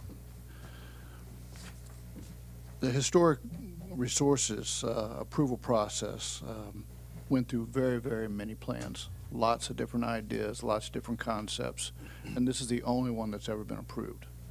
So I think that's a very important point, that these guys are protecting what they believe to be the at least historical significance from a visual standpoint anyway. This property is in disrepair. I'm sure you guys did not see that when you went there. It's very costly to keep it up. Mrs. Peterson is 80 years old. She has 2 children. Both don't have any desire to take on this obligation. I think that's important for you guys to know that. This proposal, I believe, will probably preserve at least the visual integrity of this historic property. And because I see it as an economic issue more than any of the other issues that come up. The Historical Review Board will check all those boxes. But when I look at these, I did a project right around across from Kellam High School, which is the old Rigonto property. That house was built in the front in 1774. And we kept 4 acres back then, back in 1997, I think we came in for that development in there. And it's now a preschool kindergarten. Happens to be my daughter runs that, and she's still doing it. But I would tell you that all of these properties are very expensive to keep up and to bring into compliance. I see this as an opportunity to move from one person to an opportunity for 15 people to take care of this property and bring it up to a standard I think that will make us proud and keep this house going. Thank you very much. Thank you. Any questions for Mr. Arnold? No? Okay. Thank you very much. Madam Chairman, just to clarify, the property isn't subject to the local historical review board. I believe Mr. Arnold's referring to the state review process, so. Thank you. Kendall King, then William Lewis, and then Linda Huddleston. Welcome. Good afternoon. I'm Kendall King, and I'm going to speak in opposition. When the Navy brought Gail and I back to Hampton Roads in 1979, we chose to live in Virginia Beach. We liked Charlestown Lake South and Centerville Turnpike, but it got too crowded, too busy, so we found a place that's private, Weblin Farm Road, which is just down from the Weblin house. The wetlands are there. We share the wetlands with the house. We have good neighbors. But there's 3 reasons we oppose this. It's the impact on privacy, the impact on quality of life, and the land use issue. As far as privacy is concerned, the number of new neighbors will increase our traffic by 1/3, increase our noise by 1/3, and since it's a single entry neighborhood, that'll be the first impression that people see when they come into our neighborhood. Secondly, it's the quality of life. I don't know what kind of renters or, I guess, co-op owners they'll be able to get, but they'll be lower income than the 29 of us that own $400,000 houses. We just don't know whether they'll be able to fill those co-ops and what kind of people they'll be able to fill them with. And then I think the third aspect of it is the land use. You have hundreds of apartments, condos, and townhomes within a mile of where we live. Not sure why we need to have 15 on a historical property. Just what is that going to do to our property values? And again, what is it going to do to the area? So again, appreciate your consideration. Thank you for having me. Thank you. We have any questions for Mr. King? Thank you very much. And before the next caller comes up, I just want to remind everybody that it is a 3-minute, and so the yellow light will blink. And so we're going to, since we have so many people, we're going to we are going to keep to that time limit. Eat supper today, right? Okay, William Lewis, and then Linda Huddleston, and Charles Olajak. I'm sorry if I said that wrong. Welcome, Mr. Lewis. Bill Lewis. Okay. I've lived in the subdivision for 20 years. I'm one of the original owners there. We were promised when we bought as good as a contract is that you get from your real estate people, that this that this property would never be developed. It was under the Historical Society, and there was no doubt that this is going to be like this forever. And that's why we bought there. And we've enjoyed that. The other things that I disagree with is the size of these units that are being put in here. You've got 4 of them that's going to be under 900 square foot. You've got 6 1,300 square foot and 3 1,400 square foot. The adjacent homes around this area are 2,200 to 3,600 square feet. They're were supposed to be 50% brick, all have garages. The townhomes that are at the front of the area are all brick, 2,000 square foot. The condos that are up there are the same size. So I think this is going to adversely affect all of our property values. It can do nothing but drive them down. Thank Okay, you. that's mine. You're going to hear a lot of other ones too. Thank you. Thank you for letting me know. Okay. Could we pull up the aerial of the neighborhood? Is that possible? And then we can get an idea of, Linda Huddleston, and then Charles Olenzak, and then Anita Downs. Thank you very much for having me. I'm a little more verbose, so I'm going to read mine as quickly as I can to make my three minutes. would you state your name? My name is Linda Huddleston. My husband and I were original owners and longtime residents of Weblin Farm Road. And I want to speak to you about the quality of life as our Congressman, Planning Commissioner, Mr. Graham suggested. Sorry, been there, done that. At the time of our purchase, we were informed that the farm was considered a historical site and would never be developed, an idea that we liked because of the quiet nature of our street. I'd like for you to think a moment about your own home, just for a moment. Perhaps you enjoy getting in the dirt and planting your own flowers, cutting your own grass, just the way you like it. Perhaps you pay someone to fertilize, cut, and trim your grass and shrubs. As new homeowners, you can imagine our interest when our first Christmas there included an invitation from the residents of the farm for a holiday gathering. We were excited to see the inside of the barn where they lived and all of the modifications they made to make it a dwelling, a true home and not a barn. And we were not disappointed. At that gathering, our new neighbor, Miss Peterson, made several announcements as we got to know each other. We were delighted to learn that her plan was to make the farm a horticultural showplace, which you had the privilege of seeing. She mentioned adding ponds and exotic plants to the property. Think of your own neighbors. An announcement like that may spur you to step up your landscaping game a bit. Now, think if not only that vision were never to come to fruition, but that the property fell into disrepair. The city was called on several occasions just to get the grass cut to a reasonable height.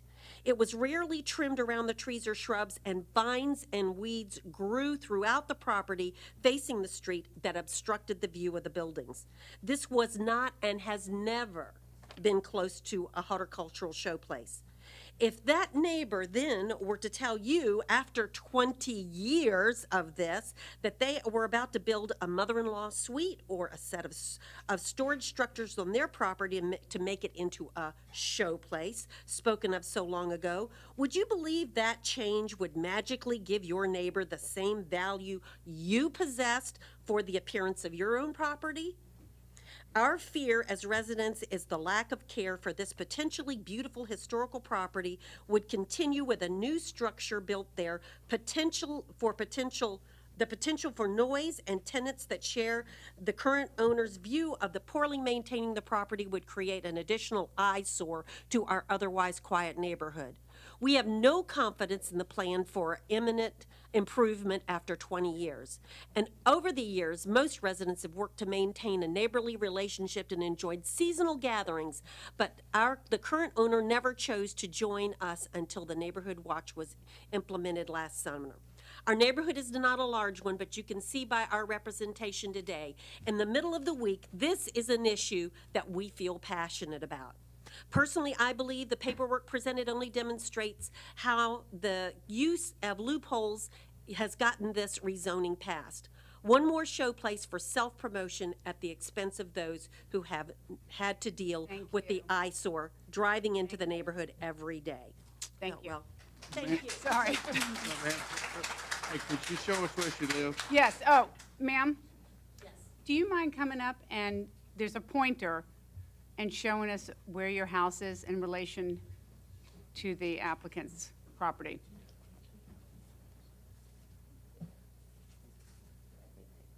Okay, thank you very much. Mr. Olajaz, I'm so sorry. Close enough. Anita Good Downs, enough. and then Perry Suttle.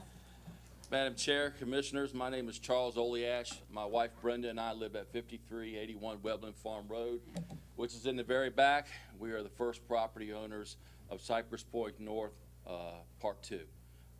During the process of researching the property, my wife and I worked very closely with the developer, Rip McGinnis of McGinnis Realty.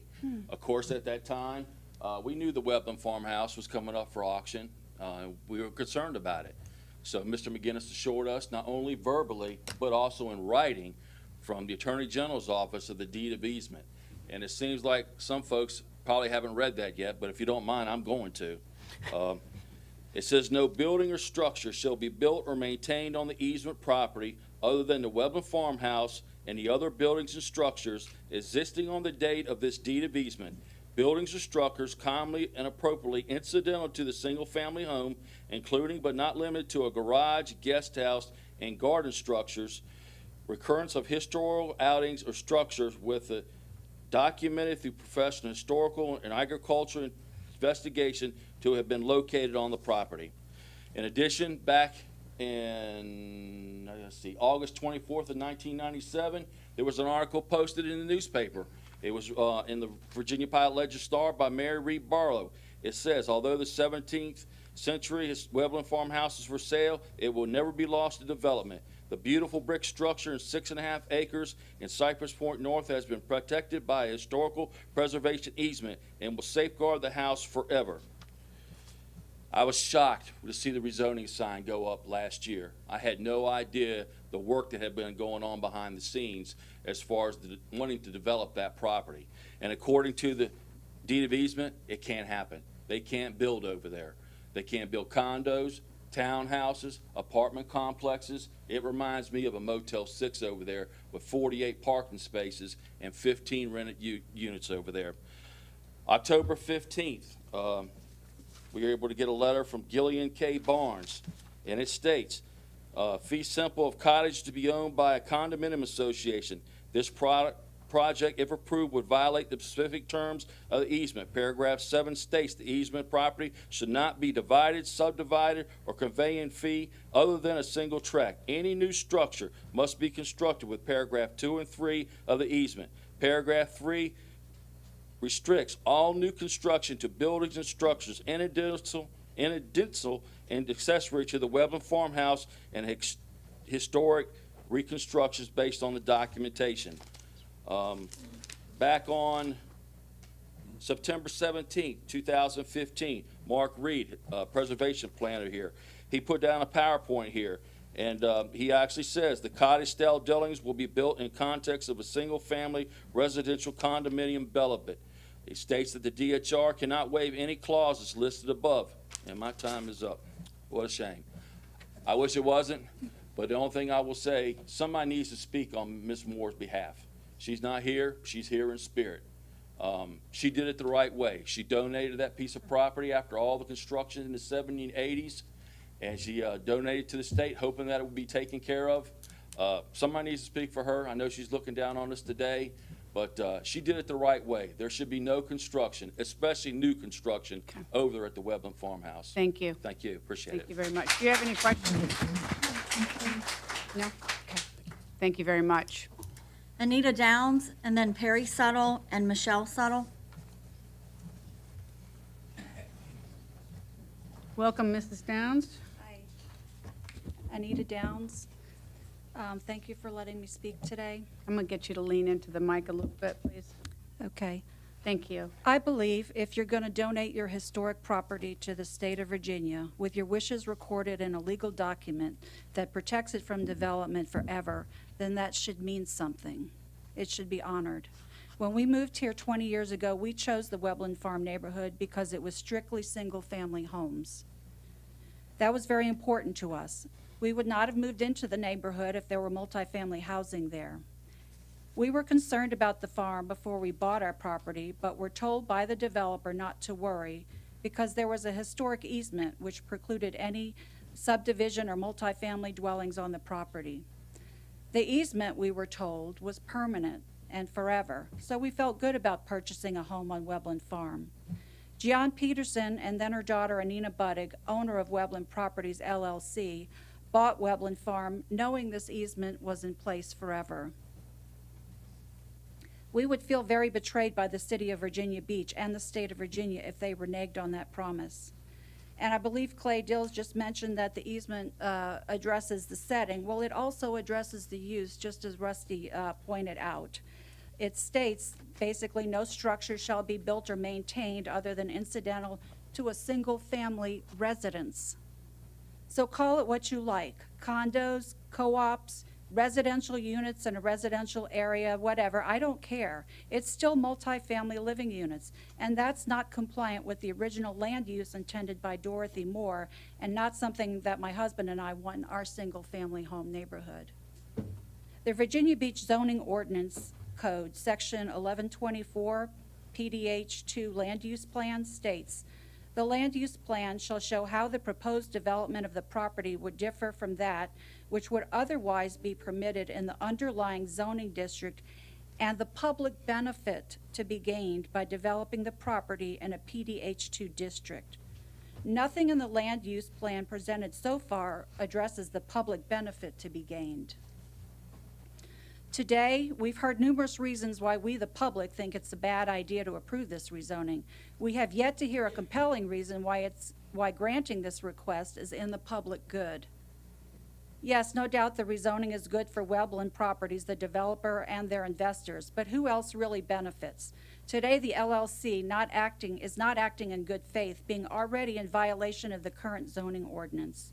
And now they're asking you to override the city's intent not to create additional PDH2 districts as published in the guidelines. I ask why you would even consider this. Where's the public good? Thank you. Thank you very much.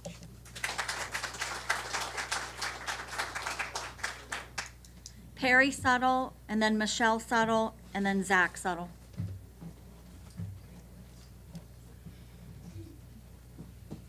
Hello, Mr. Settle. Good afternoon. My name's Perry Suttle. My wife and I have lived in Weblin Farm for over 16 years now. We weren't one of the original folks, but came in a little bit later after things opened up. You've had a lot of discussion this afternoon about the easement, or deed of easement, some of the previous correspondence from DHR, and I wanted to provide copies of that for the members of the commission. Great, you just hand it to Mr. Taha, please. Thank you. Again, it seems like everything that has been going on is an effort to circumvent this deed of easement. Whether it's do not build anything else than a single-family home, everything else, whether it's the co-op agreement, is an effort to get out there. One of the paragraph 7 talks about you will not subdivide. And if you look at this current arrangement, it looks like this is an effort to circumvent that and get around it. For several years, from at least 2010 up through 2015, DHR was adamant that you will not build. And they talk about several instances where it looked like there was an attempted run around procedures and policies to get what was desired. Now, sometime between then and now, DHR has had a change of opinion. Why, I do not know. But again, you know, they have new people who are working there compared to who was working there in 2015. So I can only assume that, you know, somebody has a different opinion. But when you look at the deed of easement, it was written by the Commonwealth's Attorney General's office. So, you know, if we need to get further explanation or clarification, I think that's where we may have to go for this. That's all I have. I just want you to take this into consideration.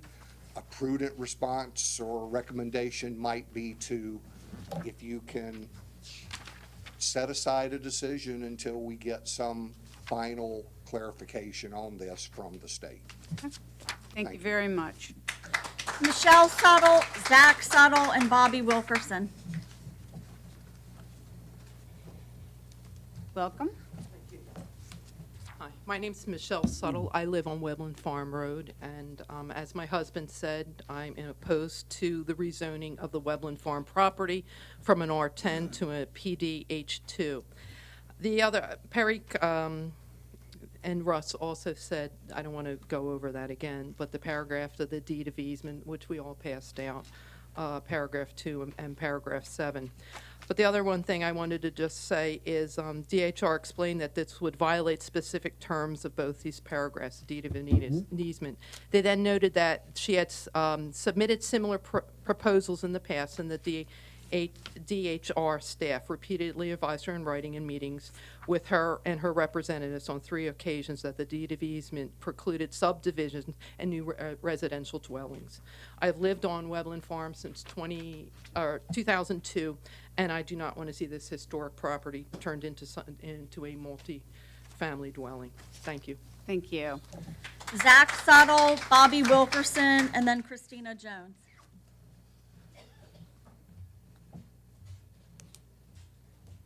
Good afternoon. My name is Zach Suttle. Before I begin, I want to thank Madam Chairwoman and the committee for all that they do as members of the community. I also want to thank the City of Virginia Beach and the Commonwealth of Virginia for the role they play in the development. I've lived at Weblin Farm since 2002, just down the street from the proposed area, right there. And while this proposal for the Weblin House property is seemingly a good idea, blatant disregard for the property easement has managed to completely circumvent this proposal. Easement specifically states, and I know I'm reiterating, no building or structure shall be built or maintained on the easement property other than the Weblin House and other buildings and structures existing on this date of this deed of easement, and other than buildings or structures commonly or appropriately incidental to a single-family residence, including but not limited to a garage, guest house, and garden structures. The proposed structures consist of new units that would be added to allow for multiple families to live on these premises in a cooperative. These units in no way embody the entity of a single-family dwelling.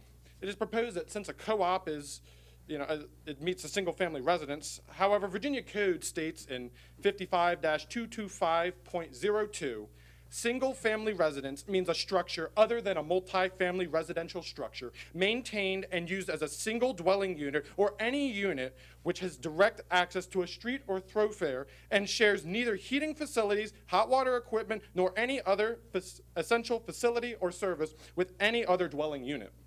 The proposed plan does not qualify as a single residence unit under the Virginia Code.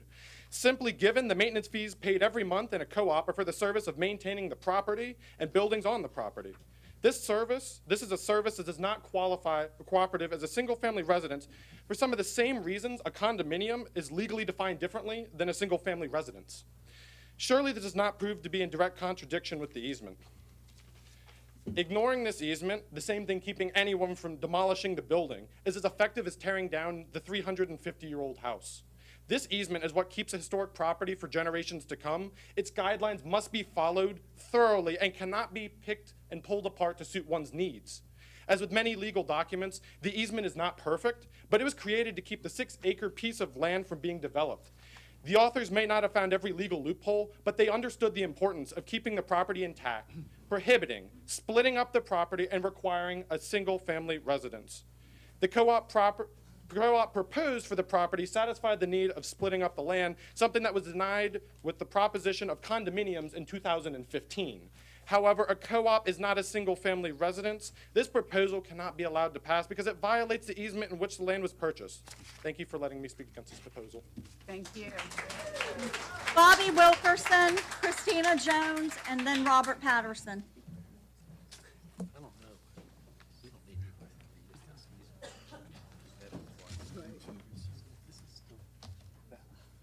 Good afternoon. My name is Bobby Wilkerson, and my wife and I live directly across the street from the farmhouse in front of by the milking barn, and we are the original owners. We moved in 1999.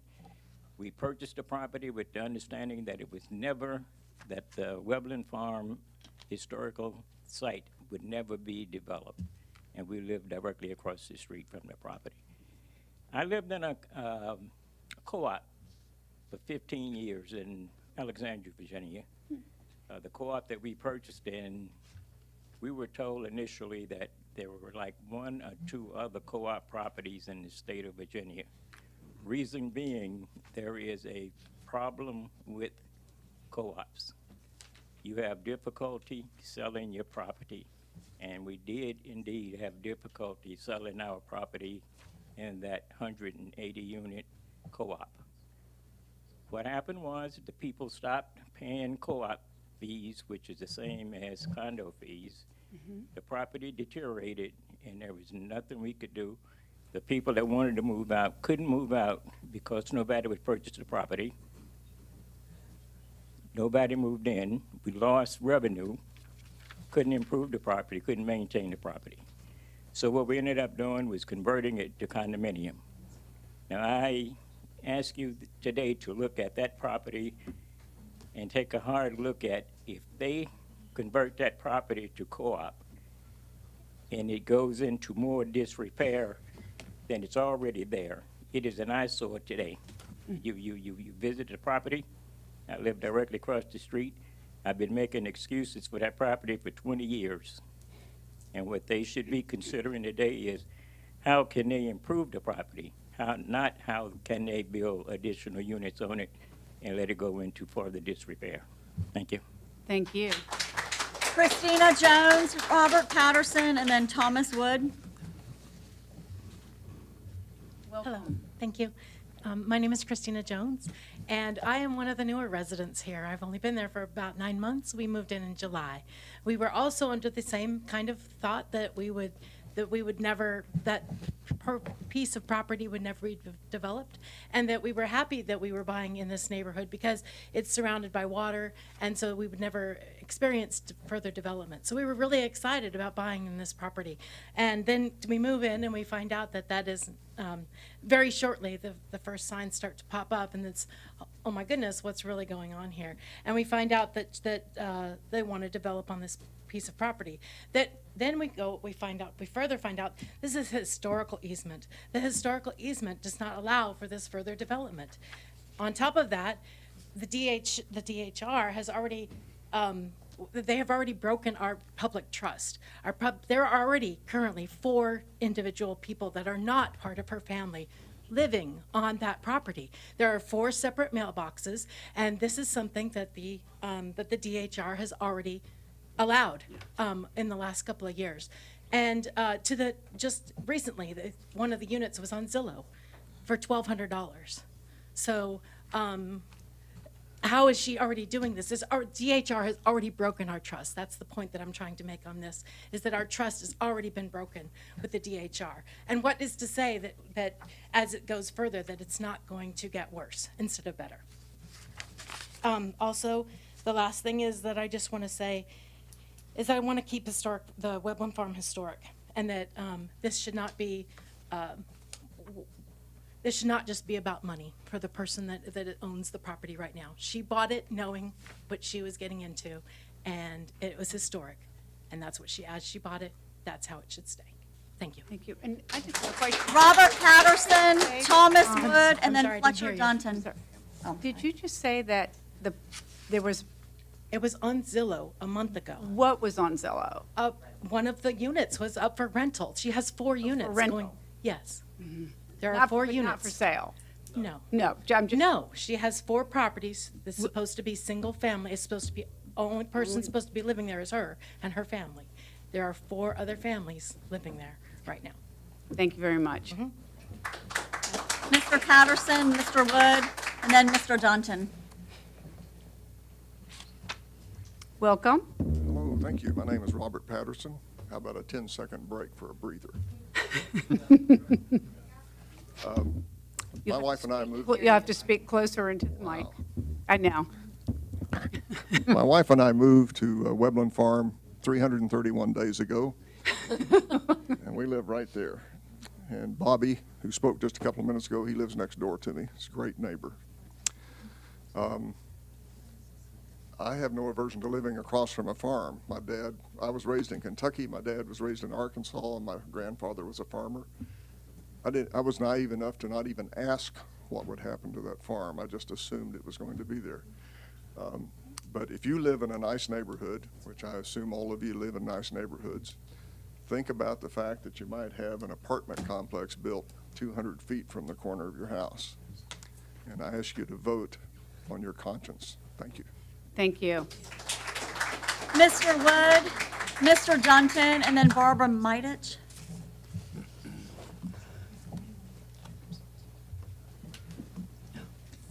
Welcome. Hi, my name is Thomas Wood.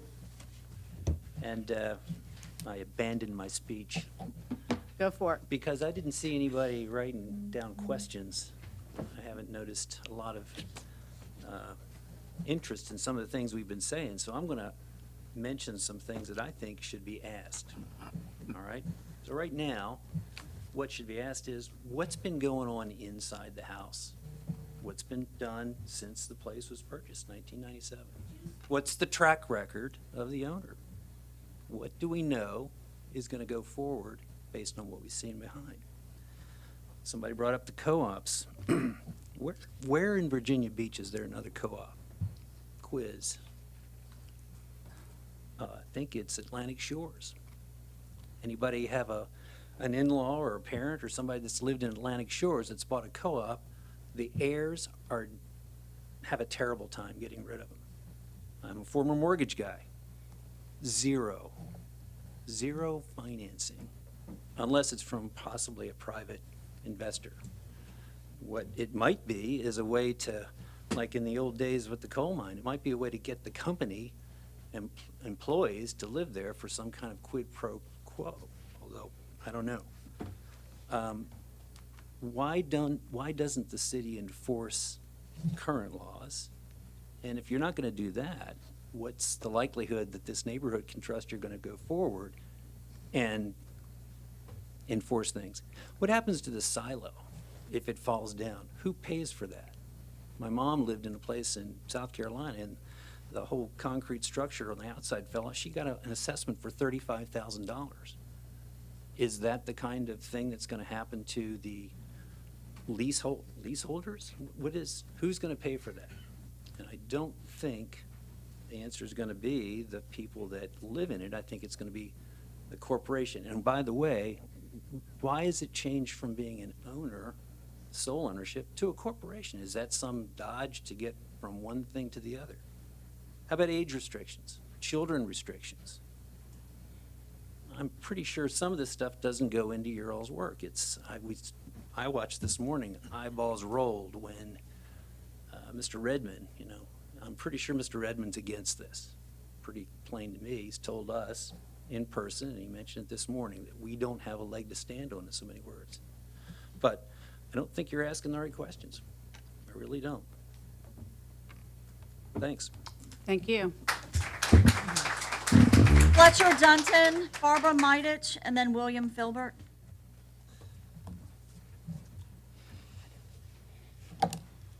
Hi there. Hello. My name is Fletcher Dunton, and I've been a resident of Weblin Farm for a little over 2 years, and I live right there. And we purchased a home in Cypress Point North because it's a community with a lot of single-family homes and in a quiet neighborhood. Before I purchased, I took into consideration and understood that historic Weblin Farm property would remain that way, a single-family residence because of the historic preservation easement. So I opposed the rezoning request for multifamily use for some of the following reasons. I agree with everything that people have stated, so I won't go back over that. I have a concern that this rezoning will diminish our single-family property values. And doing the research, this has been a general trend nationwide when multifamily complexes are built close to existing single-family homes. And our homes are one of our most valuable assets. We've worked hard to achieve the asset, and we need to make sure they stay that way and hopefully appreciate. We've all been through the housing crisis and the housing bubble, and as developers, I'm sure you can attest to some of that, hopefully not too much.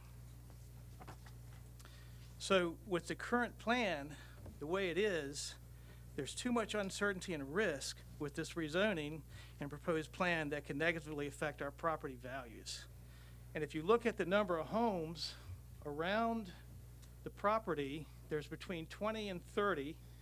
And if the average value was $400,000, that would be between $12 to $20 million in property value. And that's taxable to VB.gov.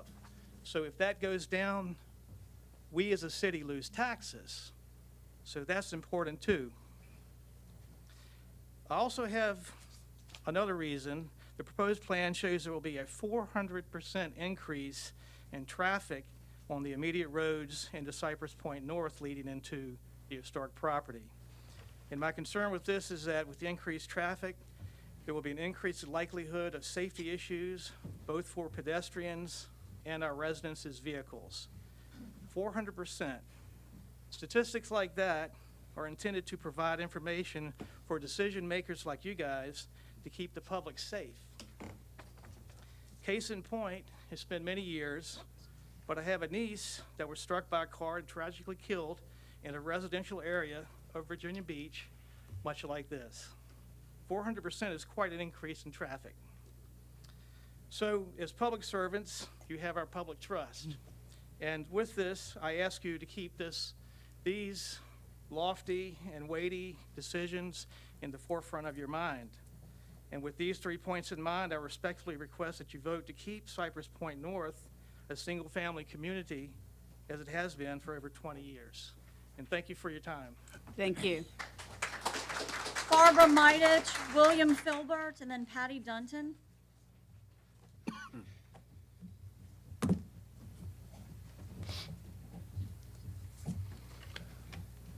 Welcome. Hi. Hi. Hello, my name is Barb Mitch, and I stand in opposition to this planning proposal. This building project would result in a significant increase of traffic in our neighborhood, especially on our street. We already have enough vehicles speeding and cutting through our neighborhood. In 1998, my husband and I bought our home on Weblin Farm Road because it is tucked away from the main roads in Cypress Point North.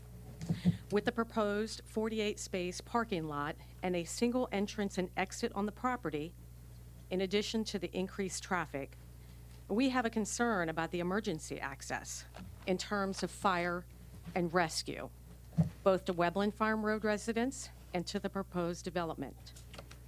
Also, my husband and I are concerned about the decreased property value. Since the dwelling units are currently proposed, they are not of comparable standards or value. And finally, because of the increased traffic this would bring into our neighborhood, we are also concerned with the potential of increased crime. And for all of these reasons, this would negatively impact the quality of life for the Cypress Point North residents. Thank you. Thank you. William Filbert, Patty Dunton, and then Claro Barcoma.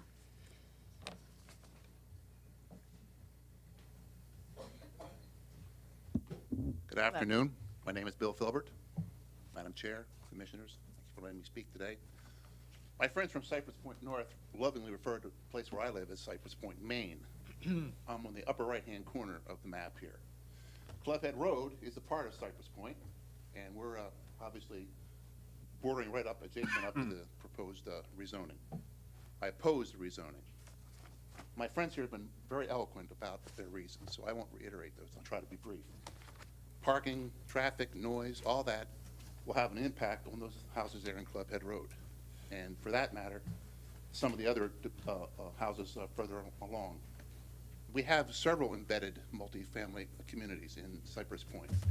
And to be quite frank with you, in some areas that hasn't always worked out so well. So that's our point. I'll also mention that I'm here as a private citizen, a resident, but I am the president of the Cypress Point Civic Association, and I'm also the neighborhood watch coordinator. So I've had some more than passing experiences with some of this stuff. Thank you very much. Question, can you show us where your house is? My house is actually There's a off point, this- there's actually, sir, there's a pointer right there. I'm up here. Clubhead Oh. Road is very long. Okay. But these houses here in Clubhead Road are part of Cypress Point. Okay, thank you. Thank you very much. Patty Dunton, and then Claro Barcoma.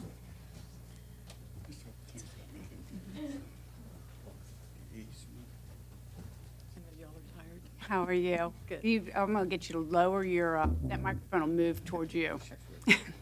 Okay, my name is Patty Dunton, and I live on Weblin Farm Road. I would like to share my opposition to the proposed rezoning of 5588 Moores Pond Road. We chose our neighborhood specifically because it was a quiet, safe, single-family home community to raise our family.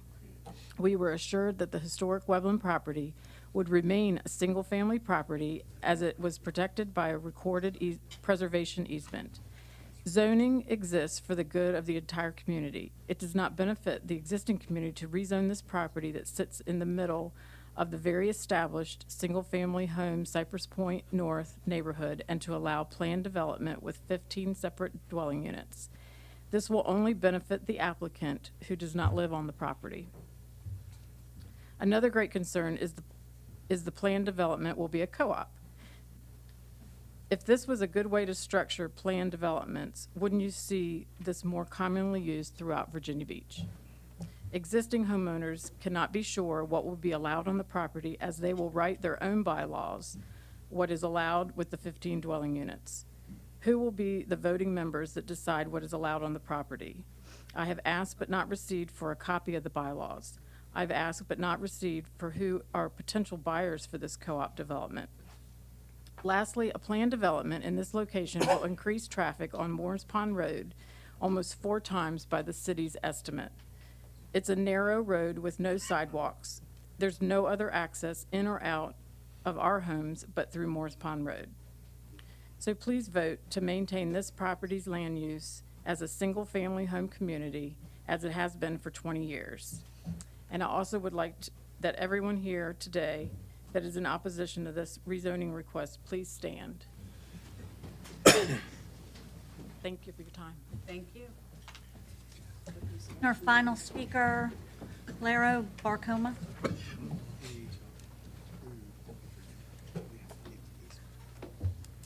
Good afternoon, Planning Commission members. Thank you for your service. My name is Claro Barcoma again, and my house is the third house from the yellow border. My wife is here with me, and you have heard all the arguments that my members are, my neighborhood have said about the opposing the development in our neighborhood.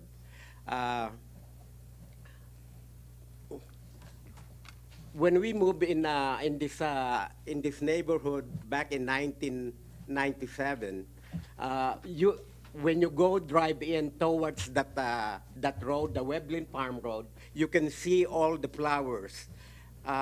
These days you cannot see any more flowers but the weeds.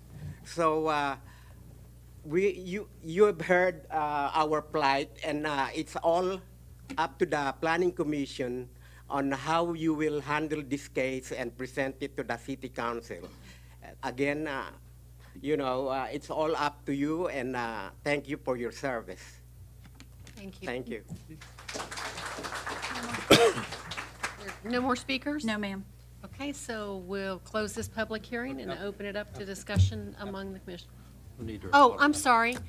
You want to come back and you have time for rebuttal? Looks like we have one other speaker. Can she come up? Looks like we have one additional speaker. Oh, we do have one additional Yes. speaker? Okay. Okay. Yes, please. Thank you. My name is Deborah Deemer. I live on Meadowside Drive, right where, There's a pointer right I'm there. sorry, yeah, right here. And you have to drive, this is the road in there. It's a very small road. I'm the second house from that street to get in. And the traffic there, is bad because people cut through. And to add more, to get into Weblin Farms is going to be a lot more congestion there. But another reason, we have bought our house in '96, and that property then came for sale after that. It has not been maintained in the historical manner in which Ms. Peterson has proclaimed that she's doing. It's a mess over there. The rules have not been followed. She has people living there that shouldn't be living there. Construction has been done improperly and under the wire. Her and her daughter lived there for a short time. They had Halloween parties, so when we trick-or-treated with our young children, you know, we saw the things that they are doing, and there's no permits, and some of the things have not been doing properly. She also is a property owner in Norfolk that has not had very good success. I think the term they call is a slumlord. I don't want to have our properties to be addressed in that way back in that area. We have a nice neighborhood, and we would like rules to be followed and this to be investigated. And she should maintain the property as a historical piece of property instead of trying to get others in there that are not going to keep up the property. Thank you. Thank you. Now you can come back for rebuttal. Oh, great. Is that our last speaker? Sorry. Hi, how are you? Bob Rudolph again. I wrote your name. I'd like just to make a few clarifications. It appears as though the foundation. Yeah, there you go. Bring it in. And Okay, it appears that Amen. the foundation for opposing this is based on what many said, that the easement states that the dwellings cannot be single-family dwellings. The word single-family dwelling is not found in the easement anywhere. I have it in front of me. What I have in front of me is the easement, and I'll read what it says. They are correct when they say the property cannot be subdivided or divided in fee. And the remaining words that were not mentioned to you today were other than a single tract. So the easement that everyone refers to makes it very clear this must remain as a single tract. Now, there were references or inferences made that the structures have to be residential. Well, the exact words are, no building or structure shall be, and we're trying to restore those buildings, renovated in any way, except in keeping with the historic character of the easement property. So what the easement says, it has to be a single tract, which we're following. That's why we use a co-op regime, which has been approved by the Attorney General of Virginia. We'll speak to that in a few seconds. And we're making an effort, which is being controlled by the Historic Preservation Group, to keep it within historical character. Now, there's been also comments, somewhat condescending comments, about owners of co-ops. The most exclusive units in the United States are co-ops. Park Avenue in New York City is a co-op.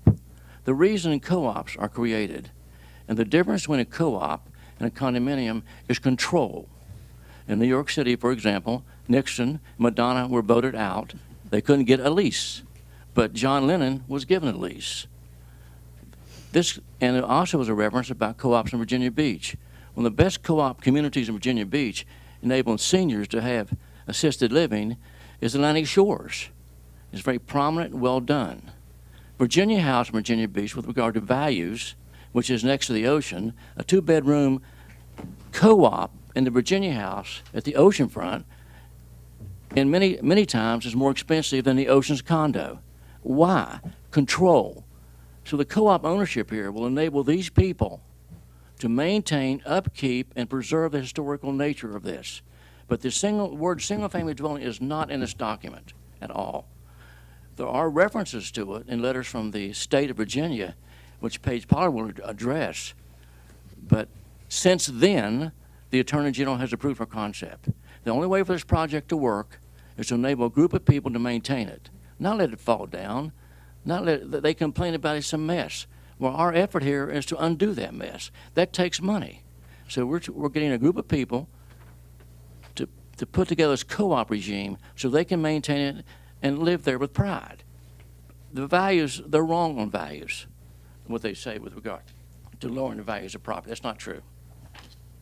That's my 2 cents. That's all I'm going to say. Look, I'm sorry, ma'am, you really can't do that. Please. Thank you. I just wanted to address the Let me- easement co-op question. Okay, but, do we have any questions for the attorney that just spoke? Okay, I'm sorry. Sure. My firm was brought in to assist in a building treatment plan for this easement-held property several years ago after the 2015 letter that the neighbors referred to was issued by the Department of Historic Resources. And so before starting on the project, we met with the Department of Historic Resources to determine what exactly the parameters would be within the easement construct that might enable this project to go forward. And their primary concern was to make sure that that relationship one-on-one between a single property owner and the state agency that is the steward of the easement was maintained and intact, and that they didn't find themselves in a position where there were multiple property owners. Therefore, the legal advice was that perhaps a co-op arrangement would be appropriate, and we asked that question of the Department of Historic Resources, who in turn asked the question of the Attorney General's office. The Attorney General's office found that that is a single entity, single owner that does maintain the construct of the easement. So that's why that particular ownership arrangement was selected. Also, we work on easement properties all the time, whether it's maintenance, upgrades, major renovations, or new construction in my firm, and there's a very systematic approach. The Department of Historic Resources is responsible for ensuring the integrity of the easement document as well as the integrity of the historic resource. They view that as a one-on-one relationship between the property owner and their agency. I'm aware that there are several neighbors, or at least one neighbor, who's got a standing FOIA request with the Department of Historic Resources. So they are getting that information. But I think the most important thing to understand is the Department of Historic Resources takes their role in stewardship of the easement seriously, as do we.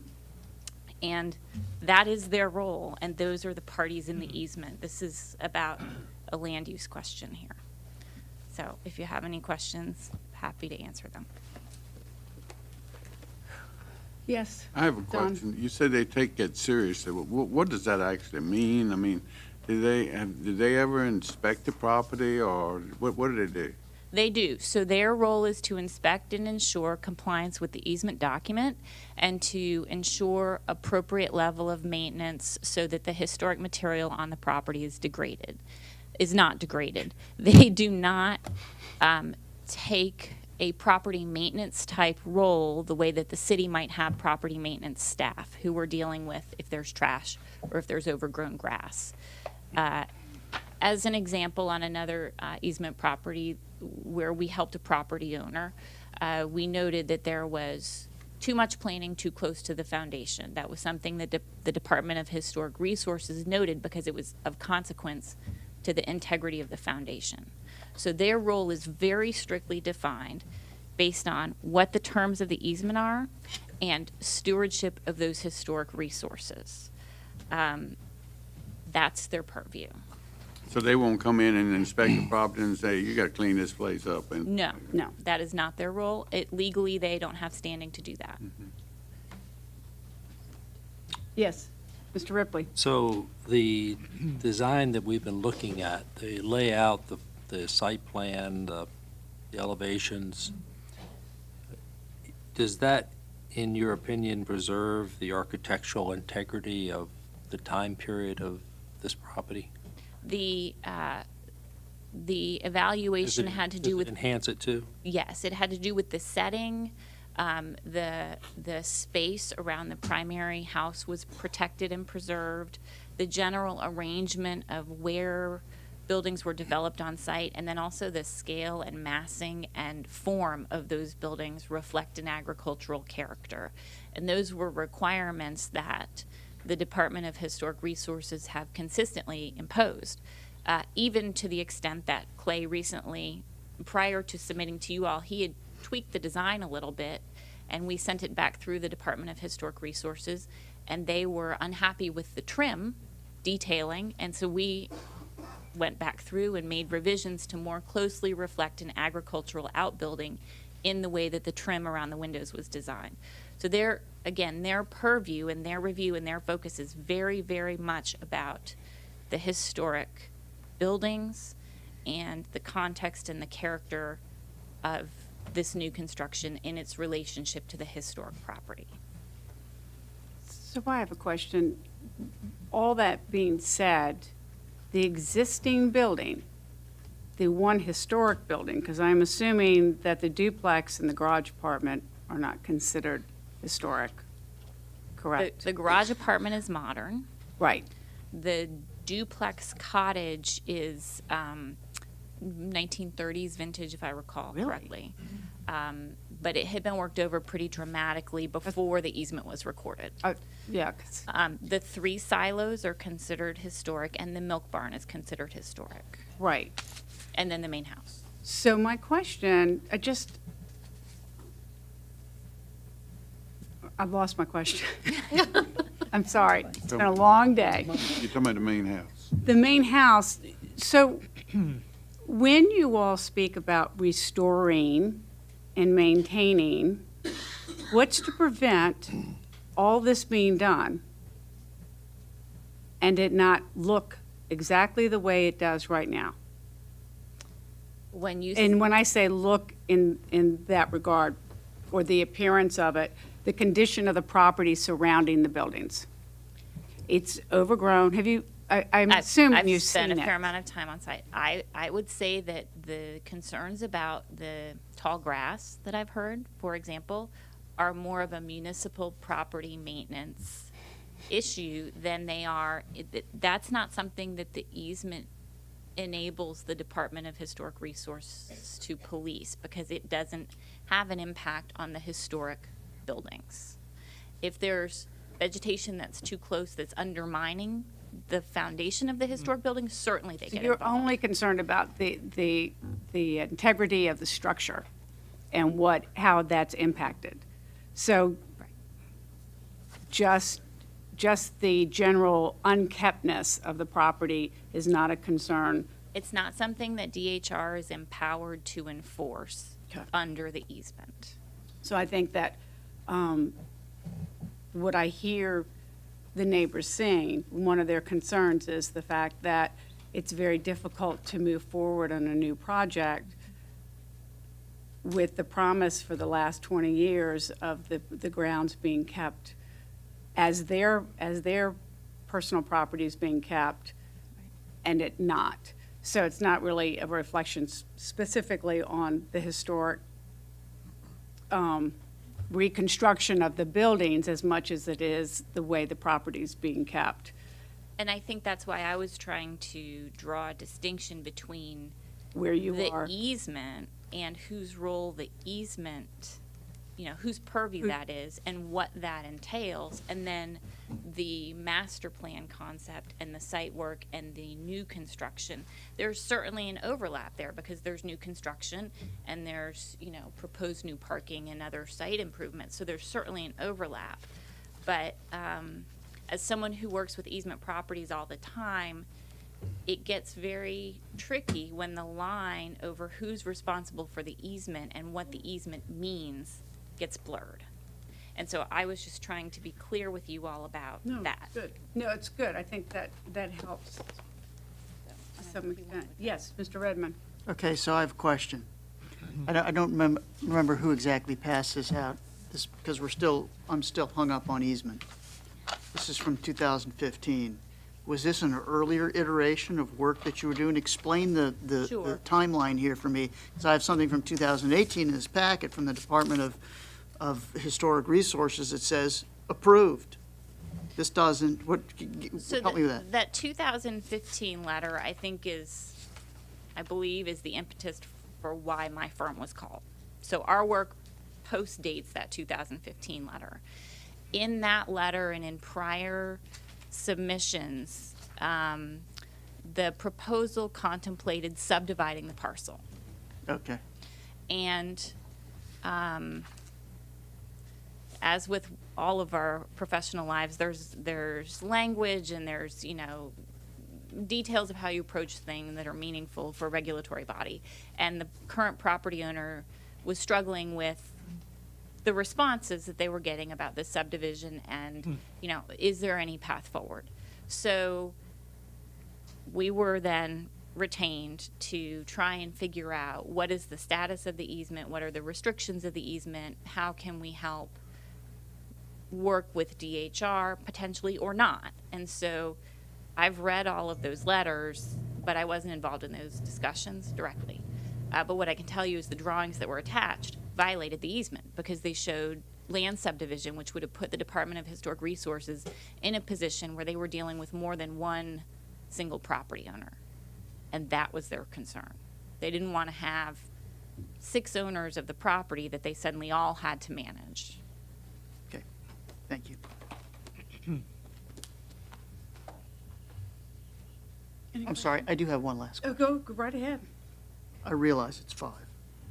It's okay. We're not going anywhere. Have you had any, I know. Have you had any dialogue with some of these neighborhood folks in the course of your work? Because they're pretty exercised. Yeah, we had a community meeting. I know that I attended, and we presented and met with many of the people here. And I know one was held before that. And so I know of 2. There may have been 3. All right. Okay, I'm sorry. I'm sorry. Raise your hand if you saw me at the event. That was there. 2. So we held that. Was there? You know what? I'm sorry. We can't engage in that forum, and I understand. And My understanding was 2. I thought there may have been one prior to that as well. okay, Okay. I'm sorry. Thank you. Any other questions? Okay.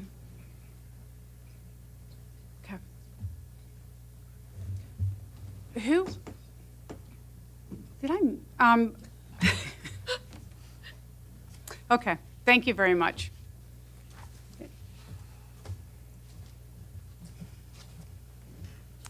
We are closing this hearing for discussion amongst the commissioners.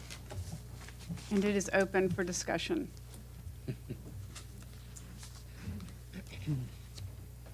Yes, Okay. Mr. Redmond. So I think I have a handle on the easement question. If Mr. Inman wants to come and rescue me at any time, I'd be welcome to see that little, circular float come flying in. But as I understand it, what they're proposing is based on the easement. And I think that what a lot of folks are exercised about are iterations of this plan that didn't comply with the easement. Time out. I guess We're closed. Time to go home. Guess I didn't know I said anything that offensive. Okay. 5 o'clock in the city. In any event, 5 o'clock somewhere. to the easement question, which I think that gentleman made a good point, seems to be the foundation of a lot of this disagreement, and others. Okay, you gotta turn them on. Go to the TV line. I can wait. I'm sorry. To me, that seems resolved. We have a letter from the state. The state is the one who administers this easement. It's not me. It's not her. It's the state that administers this easement. And they sent us a letter that says, approved. That's what I read. I see heads shaking, but that's what I read. So 2015 to me is not relevant. What is relevant to me is the plan that's before us. They come forward with a plan for subdivision and all sorts of other things. It doesn't work. It's not legal under this easement. So, but the state's the ones, so I kind of push that aside. I don't know why anyone would not want to improve this ridiculous eyesore of a property, or how anybody can believe that in its current state, it does not now today degrade property values. I've been there 3 times now. The buildings are fallen down. That which is replaced are modern buildings, not historic ones, and they're fallen down. So the idea that somehow riffraff is suddenly going to be living there, I can't imagine the king and queen are there today. Traffic, it's a minuscule development. It's minuscule. Under this plan, it would be a lesser density than all of the neighborhoods that surround it. And they're, I don't know, a couple thousand homes. So, I mean, I can't find, I've asked folks who are opposed to it, tell me what's wrong with it. Tell me what's wrong with it. Because I can't find what's wrong with it. Other than the fact there are a lot of people who don't like it, and I get that part, and have visited with some, and I appreciate that part. But this is a property that cries out for investment, and the scheme that they've defined is where you get that investment. And being rude doesn't help. You can do anything you want. So, I think you have to have money to be able to spruce something like this up, because it just doesn't, nobody's gonna come and give it to them. So, I'm still looking for. Okay. Excuse me. I have to. Please. Thank Excuse me you. for Go a ahead. second. No, go It ahead. does not help to be rude, okay? So what I'm still looking for is a real credible reason why, from a land use perspective and from an improvement perspective, this doesn't work. I do understand the objection, which I've discussed with these folks in a private setting, that there is kind of a multifamily element involved here. And, how do you drop that in the middle of a single-family home neighborhood? Is that compatible or is it incompatible? But it's so tiny in this context. I thought about this all weekend, that I can't figure out how that makes any difference whatsoever in my own mind. So I have struggled with this for quite some time. I'm still looking for that reason why this is not a good thing, let alone a bad thing, and not an improvement. And I just haven't heard it yet. Haven't heard it yet. So, thank you very much. No, sir, I'm sorry. Unfortunately, you may not. I do have a question, and I'm not sure who answers this question. And it might be the attorney or the original applicant, because when we saw this prior, what was it, in February? When we saw this back in February, is this not the same applicant, or now are we just talking? It was deferred at the time, but not presented by Senate. Okay, so it was pulled. So my question is, we restore the buildings, we bring them up, we clean the property up. Who is maintaining this after this is all said and done? Who is the person on this piece of property that is making sure that the people who have gone into the co-op, and who's maintaining the property? It's like a condominium regime. It's, Right. It's a co-op. It's a region. There'll be a co-op board, just like there's a condo board. board But- of directors, whole bit. They'll be the people, those people will actually be the owners that own, that have each dwelling. They are on the board.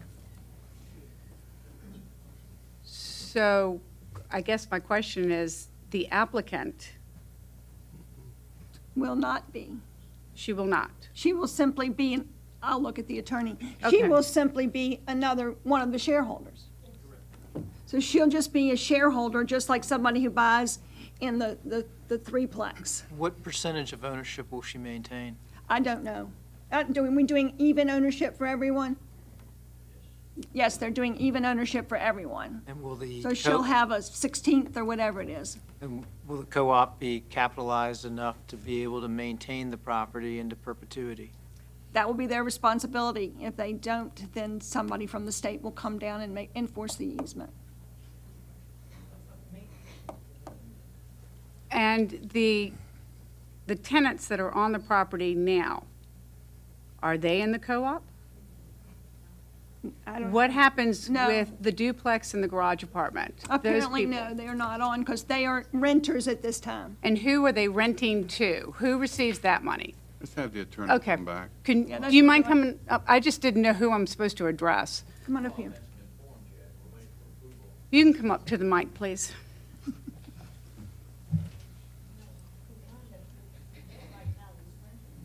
No, ma'am. Thank you.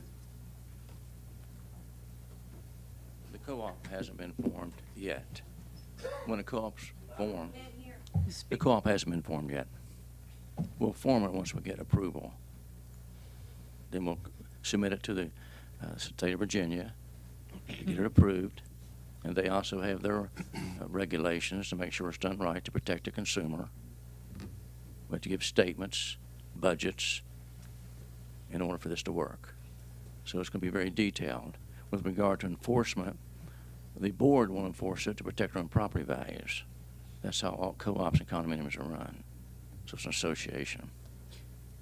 I understand that part, but the existing tenants on this piece of property. They're not in a co-op because it doesn't So exist. who do they answer to?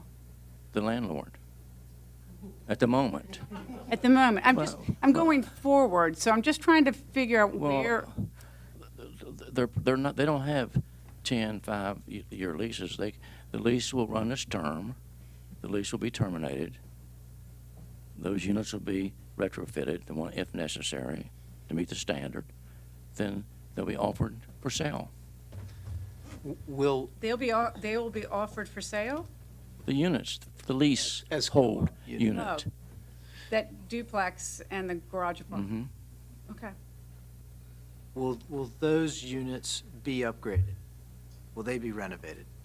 All units will be upgraded to the standard. That's the intention. All units to the standard required. Now, I'm not the architect. He can answer that specifically.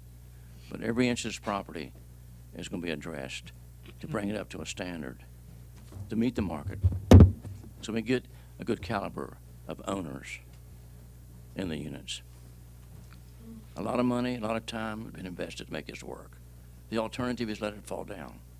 That's not good for anybody. No one wins. So this is not my time, the architect's time, Mr. Arnold's time. It's been a couple years we've been trying to make this project work. This is the only alternative unless you want to let it fall. And I don't think that's good for the city or anyone, or even good for the neighbors to drive. They say it's a mess. Well, we want to have the opportunity to undo that mess, to create value. And I'm sure we'll tell you the caliber neighbors will be good. I have a question. Okay. So what happens if there's not enough interest for people to want to buy into the co-op? The way that works is like any other project, the developer retains their interest, okay, until each is sold. It's my understanding, I don't want to commit to this, there's already one person who signed a contract about one. I think that is from the neighborhood.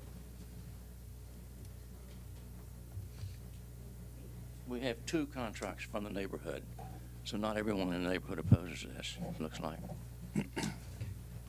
I Whitney. have a question that's really for planning staff. So when the applicant moves forward, they'll have to go through site plan approval process, correct? Yes, sir. Okay. And through that process, they're going to have to get a building permit. They're going to have to submit building plans. The other structures on the property, some of the violations we've talked about, those are going to have to, at that point, I can't talk about perpetuity here, but at that point, those are going to have to be addressed, correct? I mean, through site plan approval? Yes. Correct. And the applicant has agreed if there are any deficiencies with the existing structures, they would bring that up to life safety codes. And that's noted in your report. Right. So the landscaping is going to have to be cleaned up. The mulch that's all over probably an acre or 2 of land. They would have to be maintained in accordance with this plan. In my opinion, we would have proffers that would be on this property that we could enforce using zoning enforcement and not relying only on the property maintenance code. Yes. Which would strengthen the city's ability to make sure the property is maintained. I believe so. Ms. Wilson may tell me otherwise, but I believe we have an opportunity to have further inspections on the property with the conditional rezoning on it to allow us to inspect and get onto the property. So we're not bounded by the additional requirements of property maintenance, which is visibility from the street and right-of-way and other things that are not required that allow them not to inspect the property. Okay. And the proffers deal with landscaping, and Kay Wilson, we submitted 4 rounds of proffers, each time getting more strict, more clear, more demanding. So this property will have, I think, some of the most stringent requirements, because you know, the city's requirements and the DHR's requirements. So you have 2 sets of eyes looking at this. That's more stringent than most other communities. Yes, Ron? You know, Dave, I kind of listen to what Dave says. I mean, I think, you know, where are you going to find, you need to find a source to upgrade this. And, you know, I think we've heard testimony that the architecture that's being proposed is going to preserve and respect the architecture of the time. And the plan itself, to me, looks like a good plan. But I hear the neighbors and their concerns with the experience they've had with the property owner and the condition of the property. You know, you hear that loud and clear, and you can see it without a doubt. I like the idea that I know if Jim Arnold gets involved with it, it'll be done right. Hopefully that works. Doesn't sound like he has an agreement at the moment, but I mean, I know if Jim were involved in it, he's going to make sure the details are right. And hearing the plan, the concern for just the like trim on the eaves, et cetera. I developed some property in Williamsburg years ago, and they had an architectural review board, and they were looking at detail at the top of the chimneys. You know, I mean, when you get into those kind of details, you end up with a pretty good product, and that's what it sounds like is going on here. The weak link in it is maybe the wherewithal of the owner, and you know, we're talking about land use here. It's kind of hard to make that judgment, and I have even no right to say that, but I'll just say that appears to be sort of a weak link, if you will. But hopefully, this plan moving forward with the right people involved, I think, could be a pretty really nice plan. You know, we heard testimony that, because I'd received some calls about traffic, but you know, it doesn't appear that traffic is an issue really. Schools, it's not an issue. You know, I think in land use and value, boy, when you hear that, you really got to pay attention. Does it affect the value of their properties? And I look at the townhouses that are up on Westland, and they adjacent to this neighborhood and wrap around it to some extent. And I don't think there's a value reduction as a result of that, those types of mixtures, if you will. So preserving this open space is really kind of unique for the city. I'm inclined to support it. Yes, Don? You know, dealing with these old historic properties, 'cause we've got one at home that it's not registered with the state or anything, but it's an old property. It's registered with the city. And dealing with these old properties is a problem, keeping them up. And people would like to see them, you know, in good shape. And it's been a very trying situation for us to not just put a bulldozer in there and tear it down, to be honest. But if it hadn't been for my wife, that may have happened years ago. But she's and we do the best we can to keep it up. But I can understand this property getting in the shape it is, not with some of the buildings and all. So in order to preserve some of this property, you've got to have a way to generate some revenue to do that. And, you know, everybody's doesn't have a big pot of money that they can put into preserving things like this. So. But if it continues to stay in the state it's in, I've cleaned up some farms that have had old buildings and old silos on them, and they'll eventually fall down, and then you've got a mess, and then ends up you put a loader in there and clean the stuff up or bury it or something like that, haul it off, and that's not a very pretty sight either. So if we get the opportunity like the peers we have here to upgrade a property that does have historic significance, and you know, and I think it will help keep the property values in the neighborhood. I mean, if it continues to go down, I mean, you're gonna have a big eyesore in your neighborhood forever.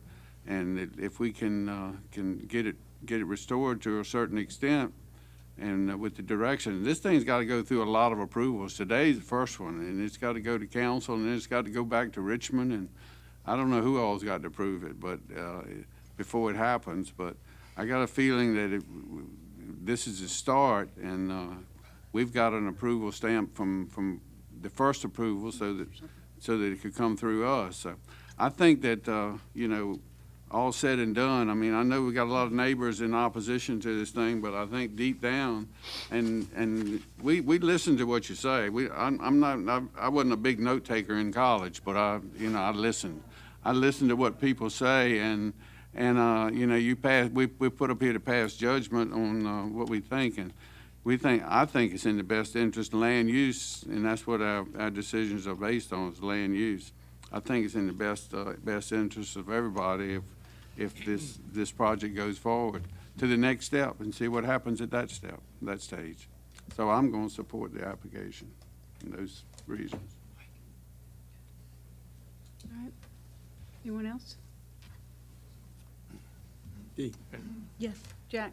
I think it's an interesting concept. I applaud their efforts, but I think, adding multifamily into the heart of a single-family neighborhood, it really isn't, the best idea. So I'm not going to support it.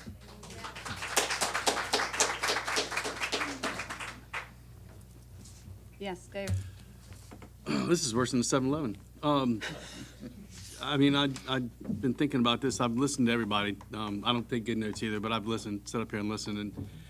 And Dave Redmond brought it out. I don't see how it's not affecting the value of your homes now. What's there now, it's affecting the value of your homes now. To have somebody that actually want to come in and fix it up is, in my opinion, I think it's outstanding, so I'm going to support it. Yes, Mr. Redmond. I'd move approval of the application. Do you have a second?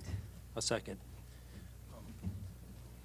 Yes, Mr. Edmund. I will not be able to vote. I have a business relationship with the applicant in this situation. I'm not involved in this matter. I knew nothing about it till today, but I have other business, so I must abstain.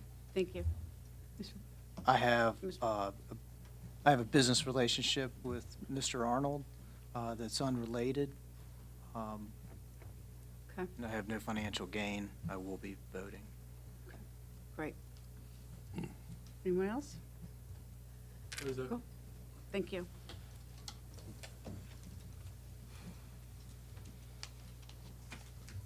By recorded vote of 8-2 with Commissioner Inman abstaining, agenda item D1 has been approved.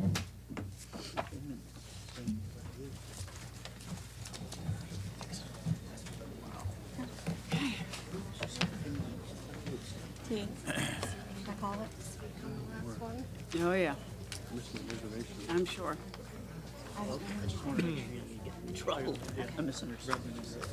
Yeah, let's go. Okay. The last item of business for today is agenda item D2, the Virginia Beach Development Authority, which is an application for modification of proffers and conditional use permit outdoor recreational facility on property located at the northeast corner of Lansdowne Road and Lansdowne Center Way, located in the Princess Anne District. Is the applicant or the applicant's representative present?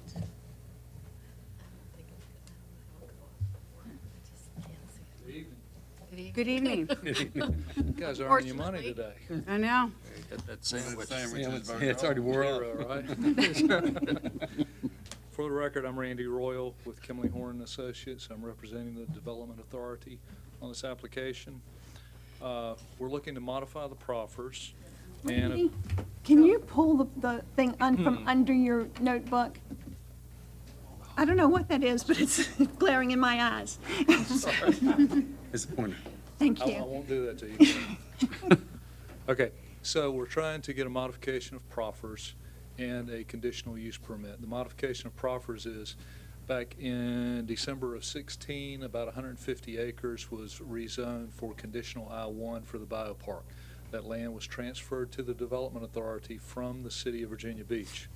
So we've got 11 acres, of which about 8 is ponds, about a 4-acre parcel here that we're looking at to put a restaurant in.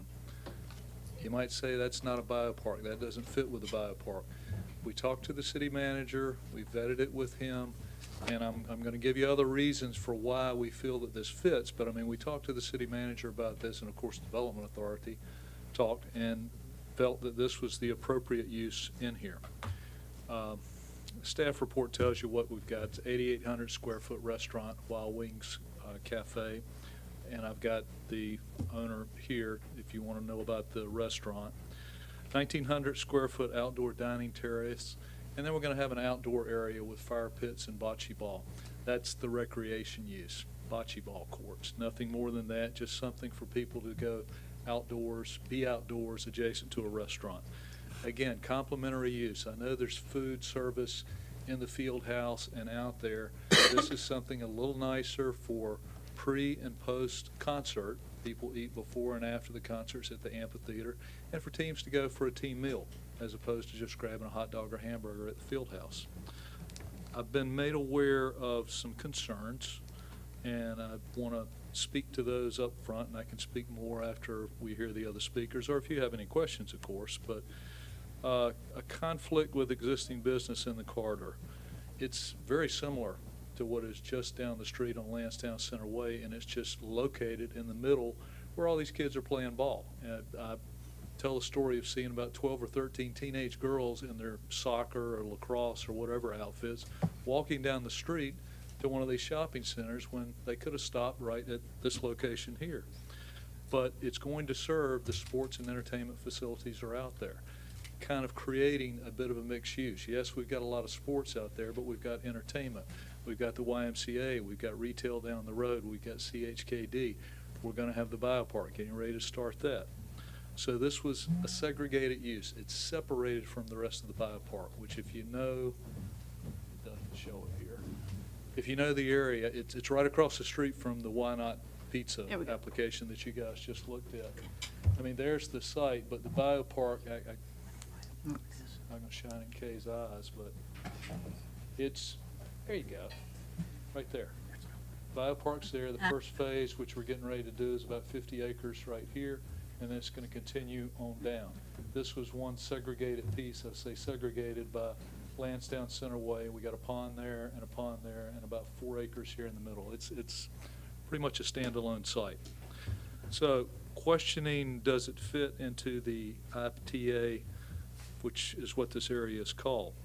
So this site is located actually outside of Area 4 Sports Center and serves as infill.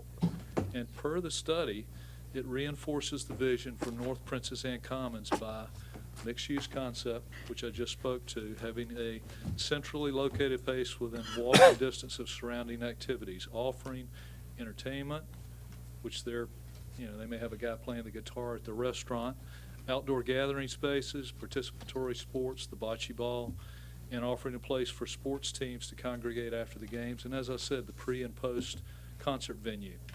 So staff advised us that there was a Citizens Advisory ITA group and said we should meet with them. So I did a presentation to them in January. This is the letter we got back.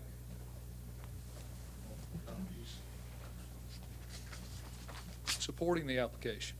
We went over all these issues with them. They thought it was a great fit. They thought, quite frankly, the area was underserved and this would be a good use in there. I understand there might be a concern that we're rushing this through. This particular user, Wild Wings Cafe, has been trying to get a location in the beach for many, many years. This meeting was in January here. We've been working on this for a while, so we're not pushing it through, but obviously, if you have concerns, we can slow down a bit, but we'd like to move it forward if we can. Concern about parking.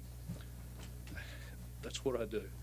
I mean, I'm certainly going to put enough parking on there. Staff's not going to allow me not to put enough parking on the site to serve the restaurant. So we will have enough parking on the site. Stormwater. Everybody's always concerned about that, and things need to be done. Things are being done. Lansdowne Road is being improved right now. There's a city project. Part of that project, in addition to just addressing the needs of widening the road, is stormwater. As part of that, and as part of the biopark that we were designing, the 50 acres of the biopark, not this site, but the other 50 acres, and then the rest of the total 140 acres, will be going in a different direction.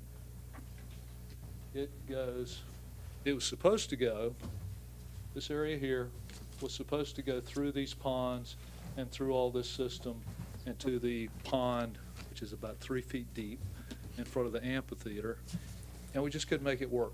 The system was too tight. We all know that we had flooding. Of course, that was Hurricane Matthew and all. So anyway, that's being routed in the other direction. So there's even less drainage going through there. We're talking about a 4-acre site that's in between 2 lakes, so there's not going to be any impact from stormwater. There was a question about why the Development Authority is selling the property.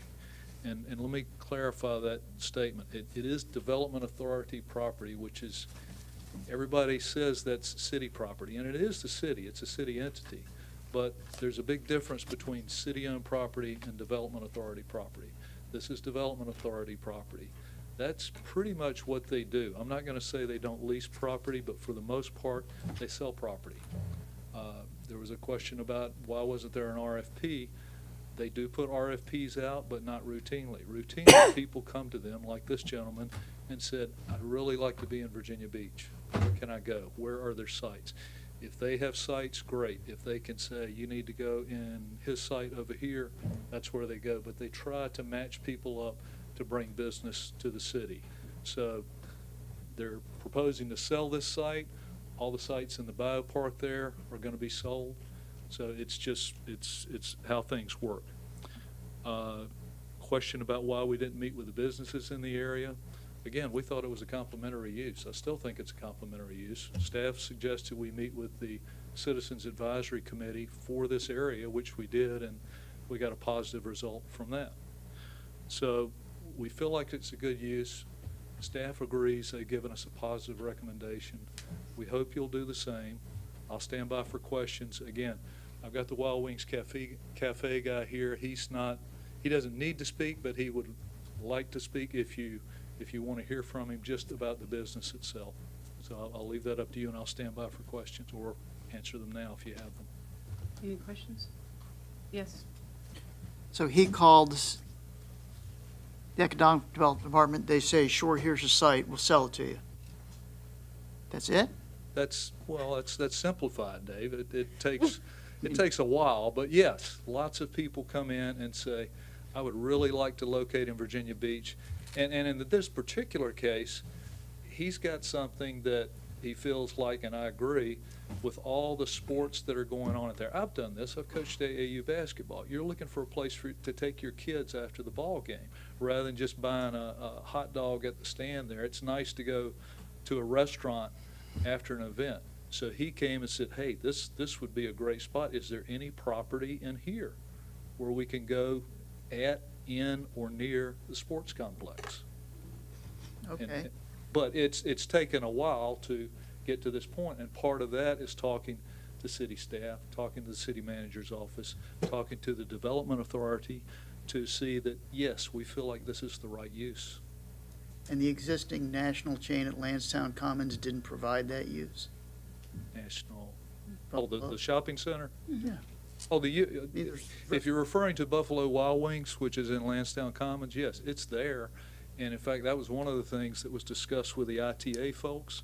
And I didn't even have to answer it. They did. They said, there's way too much business out there for just Buffalo Wild Wings. It's underserved. There's not enough for the people out there. They'll still do great business. This place will do great business. That's not a question. It's not sorry. a question, but it's just, I don't know. It strikes me where we own property. I'm getting into a policy question, so I apologize in a way. But where we own property, we ought to try and do things with them that add some sort of value. There's a wing place there. That's my only point. So, I mean, there's one in the market. So I just don't know that that's really, is that the highest and best use of our property when that particular kind of use is already adequately represented and there's lots and lots and lots and lots of restaurants in, that area? I don't know. I don't know that I see that. So, in any event. Again, the thought was that it was an additional use. I mean, how much is too much? I mean, you and I are both in the business of retail, and there's a fine line. I mean, you get too much retail and you have a problem. And the thought was there was not enough retail in here. Could something else go in there? Sure. But to have something that close to all the fields, make it very walkable, both for the kids that are out there playing, and the intent with the biopark are to have multi-purpose trails, walkways, et cetera. Some of those people will be working 24/7. They're going to be wanting to walk somewhere, not get in their car and drive. Yeah, they could drive across to Lansdowne Commons, or they could walk across to this site, which is inside the Princess Anne Commons. That was the thinking. Yes, Ron? So did Kimley Horde design the park that we're looking there? Yeah, I mean, that's a conceptual layout. It actually doesn't look like that with the first phase. It looks similar, but as you can see, it's kind of linear, parallel to Princess Anne. The first phase is somewhat of a cul-de-sac that comes in up at, right across from Winterberry, which is right there where you just talked to those folks, and curves down here, yeah. I was listening to all of that. So if you did that, why didn't you design something like this in that plan? I mean, to me, do you be intellectually honest with me? Would you have designed that into your plan to begin with? Design what? The food house here. Well, that's what we're saying. Would you have done that on the front end when you did this plan initially? Not in the biopark proper. We would never bring you a restaurant in this area right here. In this part of it? In this part of it, absolutely not. And that's all that we're asking for, is this segregated one site right here is all that we're asking for, not for the rest of it. It just, Randy, it just struck some of us as being an odd use, off the beaten path type use that really fit better into a more commercial center area. And, you know, you talk about restaurants, Burnell has, I don't know how many restaurants up there, just a block or two away, and I haven't been to, there's probably 4 or 5 of them, and there hadn't even been in. And, I mean, there's a lot of business there that's already servicing everything that goes on around here. And we're just trying to understand land use, and is it the proper land use in this particular area? And then this is why we brought it up. And we're looking for you to convince us. yes, and being honest with you, which of course I'm always going to be honest with you. Oh, no, you I are. feel like it's a good use. Now, if somebody came in and said, we want to do an office building in there, then, yeah, we could have another discussion. To me, the office buildings, that's going to then be segregated. What is the type use that I can put on a single lot, like right here, that's going to stand alone? It's not near the other stuff. It doesn't have the Princess Anne Road visibility, but it's something that the people that are using the park, going to the amphitheater, going to the YMCA, playing in the ball fields out there, what is something that would attract them to that site? And that's where we arrived at a restaurant. Well, so that's where with outdoor that's entertainment. the disconnect, that I didn't see that would be I wouldn't have arrived at that conclusion, I don't think.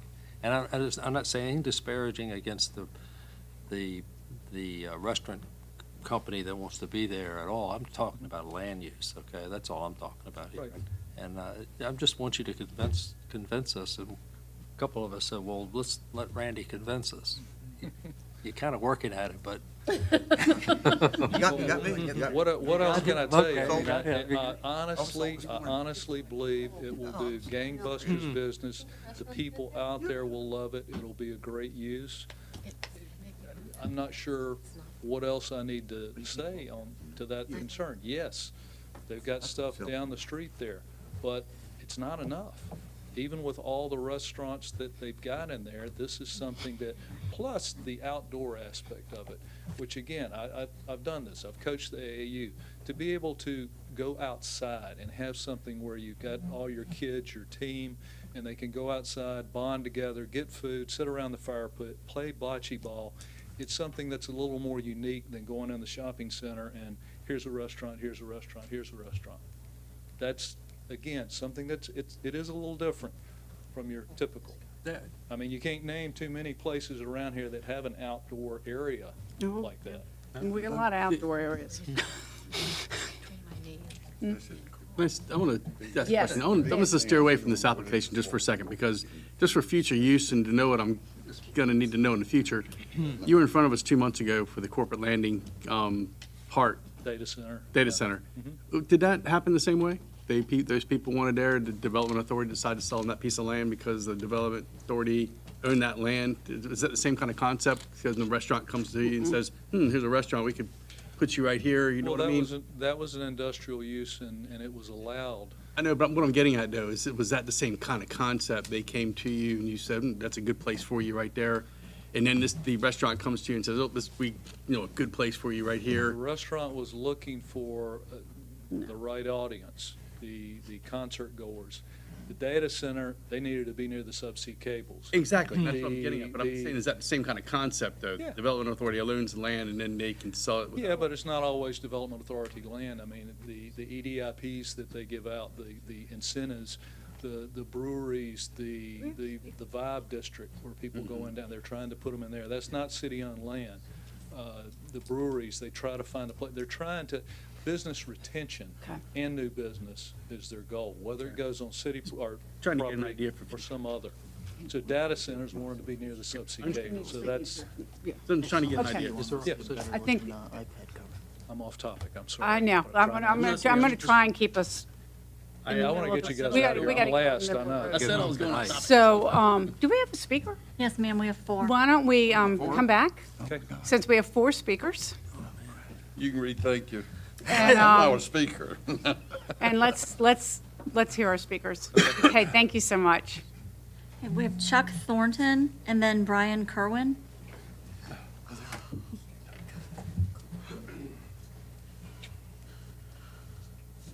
Good afternoon. Hello. My name is Chuck Thornton. I am the managing partner of Hometown Sports Management, which has the management contract of the Virginia Beach Sportsplex and the Regional Training Center. We took over the Regional Training Center and the Sportsplex about 9.5 years ago. My company came in to an area that had nothing going on, and we were tasked to try to fix that by partnering with youth sports groups and larger events. My company invested a little over $1.5 million to the venue, and we have saved the taxpayers currently about $4.5 million since we've been there. We are a management company that, has really taken pride into what we've done at that area. We partnered up with John Wack, who built the field house. We fulfilled the RFP. When the RFP was done, he took the indoors and did the indoors, and we did the outdoors. We are opposed to this project, and we are not opposed to Wild Wind Cafe. Ray is a great proprietor. In my previous life, I owned Hometown Heroes, so I had 4 sports bars, 2 in Chesapeake and 2 in Virginia Beach, and I'm very familiar with the products. He does a great job. It's just the spot of land that they are talking about doing this is not advantageous with the design of that area. Our concerns are, and we just saw the picture for the first time. No one has contacted myself, my company, the field house to date that I know of. I've spoken to the field house. I've spoken to Parks and Rec that runs PAC. I've spoken to the YMCA. I've spoken to the Tide, who manages the 50-meter pool. CHKD is my biggest sponsor. The sports medicine division works out of my facility. So far, the people that I have all spoken to, none of them have said that they have known about this. We actually had to call and we talked to our council liaison, who is Barbara Henley, and she put us on the track of us finding out that it was Ray. I reached out to Ray to try to meet with him, to talk to him a little bit about what's going on out there. And unfortunately, we just didn't get together. He was out of town, and then I was out of town later. We are not against progress. We are we're into big development. We appreciate people coming out and investing in that area. We think that area needs investment. We've invested our money in that area, and we want it to be successful. But no one has spoke to traffic about, we hire off-duty police officers for that, for when we have huge events. It's going to create such a congestion problem that I can't in 3 minutes explain to you what's going to happen. We have events that have 9,000 people. We don't have enough parking as it is. We share parking with the field house. The YMCA rents parking from us sometimes. I rent parking from the amphitheater to have large events. So we're always constantly shuffling. And there's no way that if we had a high-use company like that to this corridor in that spot, I'm not saying that it can't go in another spot. I'm just saying directly across from us in that spot, it's going to potentially be a nightmare. Thank you. Do we have any questions? I do. Yes, What do you Jan? think should go there? I think it should be left open space and be shared parking for the PAC, the YMCA, the Sportsplex, and the field house. Currently, we've had some insurance issues. Anything that I do, I have to get listed. The city of Virginia Beach is additional insured. So there's a lot of, when we have events, I have tenants, they have tenants. We currently have to write contracts between each other to assure that their customers are covered under my property is covered, my customers are covered under their property. And currently, right now, that's kind of a mess. And as you saw from down at the property to on the street where the Duck Donuts is and the other side where the other shopping center is, I mean, when those two properties were built, it's been havoc. They're towing each other's cars, they're going back and forth. And I could see that kind of relationship happening. If I have a large event, I rope off my parking. And I have car shows, high school football, nitro circus, pro football, pro lacrosse. And so we rope off our parking, which means now if they do have overflow, and I've owned sports bars, I know there's never enough parking. Doesn't matter how much you have, because there's big events, and when they have big events, there's going to be people just trying to find somewhere to go. And at the end of the day, we are already having a problem with that, but we are working together, the Y, the Tide, the Field House, the Sportsplex, the PAC. We come together once a month, we talk about all that. That would have been a great opportunity for somebody to come to and introduce themselves and say, hey, what do you think this impact would have on this corridor? And I personally, again, I think there's plenty of room to build a sports bar. There's ton of land out there, and we're for that. But that little spot, because Lansdowne Road or Lansdowne Center Way was created by our overflow by having such big events with the UFL football. The previous mayor and the previous city's attorney were stuck in traffic for an hour because it used to only be one way in and one way out. So now we have capabilities to have 10,000 people just in the Sportsplex. So I already have those capabilities, and I do that. We have done that. The Sportsplex previously did not do that. My high school football, Oscar Smith Ocean Lakes games, we've done 6 of those in the last 8 years, and we've had over 7,000 people at each of those games. You know, Nitro Circus last year had 9,000 people. We had to try to rent space from the amphitheater. We've talked to TCC in the past about busing people over. We've talked to other satellite areas. And when we hire these police officers, I mean, they have to get these people out of there. So we'll hire, or our customers will hire police officers to work that light, and they'll flush what's going on out there.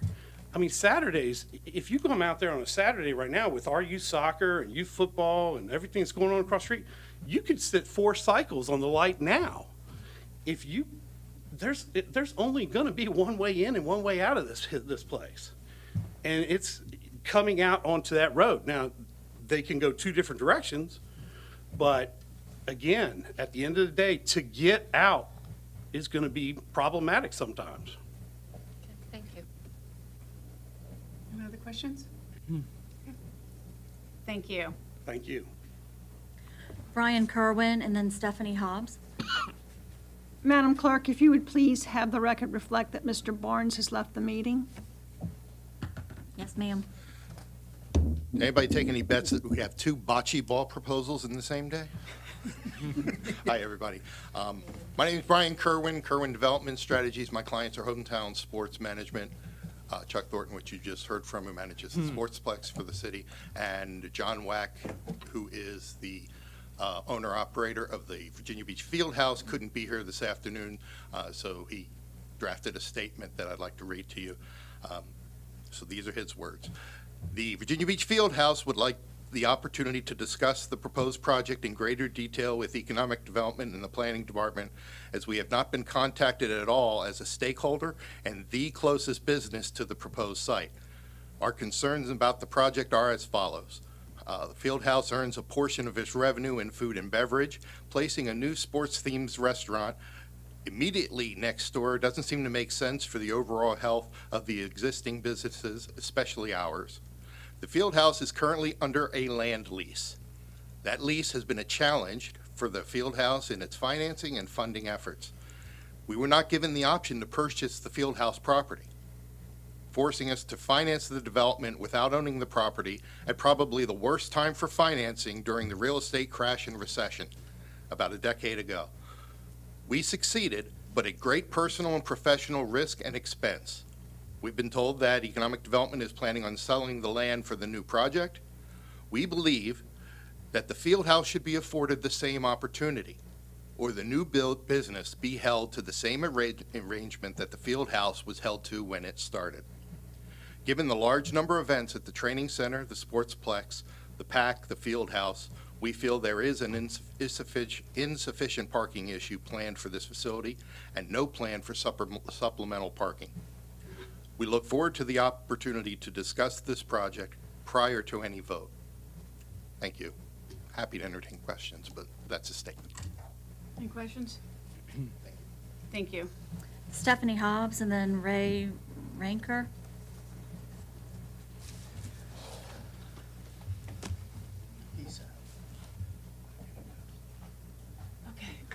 Hi, I'm Stephanie Hobbs. I'm with the Wild Wing Cafe. My dad is the owner, Ray Ronker. We've been operating a location in Chesapeake since 2006. We're coming up on our 13th anniversary. We are Virginia Beach natives. Both graduates of Princess Anne High School, have always wanted to have a Virginia Beach location, have been trying for 13 years, so this isn't something that we just decided to plop in this spot for no particular reason. We had a study done by Virginia Media, it was Virginian Pilot, to let us know if this location would be able to serve our restaurant. They said that our current location, which we do very well at, is currently overserved for restaurants. Believe it or not, I know you guys hear a lot from restaurants, but this Lansdowne area is underserved for restaurants according to their study that they conducted. So we do believe that there is a need for it. I'm also a parent. I take my children to the field house all the time. We're there every Thursday night for basketball and soccer. And I think that it's a good option to have there for families that are there for sports. Also, all the other teams that play out at the Sportsplex, we also see a need for it during concert season over the summertime as well, for a place for people to go before and after concerts as well. So that's all I have to say. Thank you. Yes, I got a Mr. question. Ripley has a question for you. Would you be willing to meet with the property owners that were up here just a minute ago, if they're, and sit down and talk about these concerns and see if there's some way forward? Yeah, absolutely. I mean, hearing the concerns of their large events with the traffic. Yeah. It's something that I've never encountered. I do go to the field house quite often, but I guess I've never been in that area with large events. So yeah, I would like to hear more about that. Absolutely. Thanks. Final speaker, Ray Ronker. Real quick, Madam Chair, just a note for the record, Mr. Inman has left the meeting. Right, thank you. Thank you for this opportunity. I'm Ray Ronker. I do own Wild Wing Cafe. We've been a family business for 13 years. We took a location, if you've ever been to Wild Wing, and we've graduated it all the way up to an over $3 million business. We attract business. I don't think we will detract from anybody out there. If you're going to buy food at any of the concessions, you will buy it where you're at. You'll buy it at the Sportsplex, or you're going to buy it at the field house. I think we bring people. We sponsor softball teams that play out there. We sponsor soccer teams that play out there. We think it would be a great addition to what's going on out there.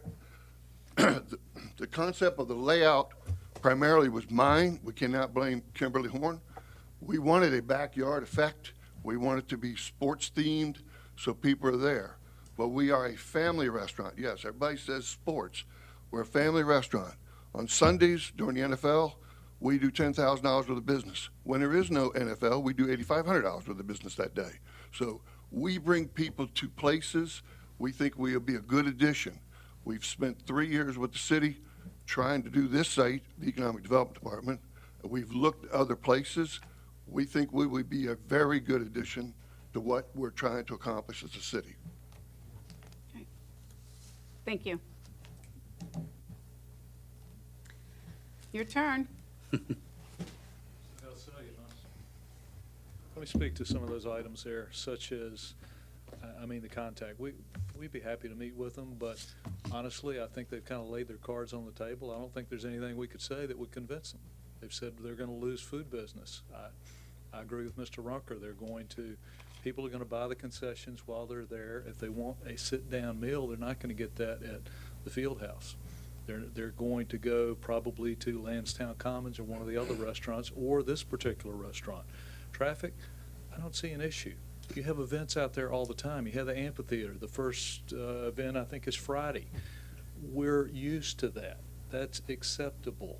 Restaurants don't have peak hours. Is Rick still here? Rick No, Loman's not he here. left at AM, PM peak hours. That's where you have problems with traffic. People are not rushing, okay, it's 5 o'clock, we got to go to the restaurant. Yes, that's kind of the dinner hour, but it's probably going to be from 4 till 9, or when they're just not coming out there in a steady stream. When they have events, the Nitro Circus, the big ball games, the amphitheater, there's police out there directing traffic. Again, traffic, I just don't see a problem. Highest and best use, parking lot? That was the proposal. That's certainly not the highest and best use, what they're proposing there. Maybe they use that for overflow parking now. That's not the best use of the Development Authority land either. Yes, there are other things that could go in there. This restaurant, we feel, is a good use. It's complementary to what's out there. I don't know what else to tell you. There are other things that can go in there. An office building could go in there if we had enough use, but we've got the biopark that we're building. We really want to push the offices over there to create and it's actually called the Innovation Park now. That's getting ready to go to construction and get started. That's kind of the city's vision to bring all of those folks for jobs, et cetera, into town. This, we feel, is a good use. Family, business, they're passionate about what they do. They do it well. Even the opposition is speaking to what a good operation Mr. Runker runs out there. So, that's what I would tell you. I don't see any problem here that can't be solved. I'm not sure there's a definitive answer, Ron, to convince me of the highest and best use. We could argue about lots of things out there, but I think this is a good use. Is there a higher and better use? Maybe, but can we get that in here? I don't know. Is this the right opportunity? Irrespective of that, I think you need to have the owners meet, and I think y'all need to sit down and talk about it, and have some discussion about what's going on here. Okay. Maybe there's another way to look at it. I don't know. Things happen. I have to say, this is concerning to me, this application, on a lot of different things, and it has nothing to do with the Gentleman's Restaurant whatsoever. I just think that for whatever reason, we're deviating from a master plan that we've had for a number of years, and now we've parceled off a piece of property, and now we're selling it. And I understand it's the development authorities to do that, but in a comprehensive plan for what we envision for the future and land use, I'm just having a real hard problem with this. And yet the Citizens Advisory Committee, they're kind of their baby, they feel like it's a good use. Staff feels like it's a good use. Well, I appreciate staff. I just don't. There's just a lot of things about it. I'm just not. And out of the blue, all of a sudden, we've got a restaurant on a piece of property, and I'm just not real comfortable with the way this sort of came through. Maybe I missed the memo. I did. I'm sorry, Jan. Those things also are what I thought of, and we sit here month after month after month telling applicants, you need to talk to the neighbors, you need to get a consensus and let people around you know what's going on, and it seems like nobody around there had any conversation, any clue what was going on. There's something about it also that makes me feel a little uncomfortable, like it was trying to rush to put it all together, and so we are going to just miss some of these components, and hopefully that nobody will notice and we'll get it passed. I would like to see if maybe we defer the project and let you guys have an opportunity to talk to the businesses that are around, the Sportsplex, the amphitheater, all of those places, and have them sit down with the gentleman who's interested in buying the property and having a conversation about what that's gonna look like and what their concerns are and why they think that maybe it's not a good fit. And we can arrange to do that. That would be. Yeah, I mean, yes, Dave? Well, I didn't get the memo either. Okay. I'm uncomfortable too. You know where to find me. On a couple different levels, but I do think you need to meet with them. Okay. Even though they've lived, I mean, she's exactly right. All the time we ask people to do that. And I think that probably should have been done to begin with. And I hear you, and I've been doing this a long time. I'm going on my 40th year. I know we typically meet. It's much more clear cut when you've got a community organization, association, or whatever. We really didn't here, and I mean, I don't know how many doors to knock on. Obviously, these guys, Hometown Sports, maybe the YMCA, maybe Tabitha at the amphitheater. I don't know whether I go across the street. I mean, I'll contact them all. I understand, it's just, See who wants to come. typically, everything else is under a land lease. Now, all of a sudden, this piece of property's, Fieldhouse is land leased. Development Authority land is typically Sold. sold. Okay. And that's where I'm saying there's a difference. So what makes it the difference between development, property land, and city land? Who decides which? Kay can probably help me a little bit, but I mean, the Development Authority is able to transfer land easier. I'm not sure. The Development Authority is not a city entity. It is completely separate, just like the school board and the school system. So who decides what piece of property is going to be city property and what piece of property is development? It normally starts out, because the Development Authority doesn't normally buy private property. Most of these come through the city. The city sells the land to the Development Authority. Which is kind of what then- happened with a part of this, the 150 acres that was owned by the city. That was part of the 1,500 acres of Lake Ridge that was bought from R.G. Moore back in the 80s, 90s. And this was a piece of it. But yeah, it's Development Authority. Typically, if the city wants to sell the property, it transfers to the Development Authority to make that happen.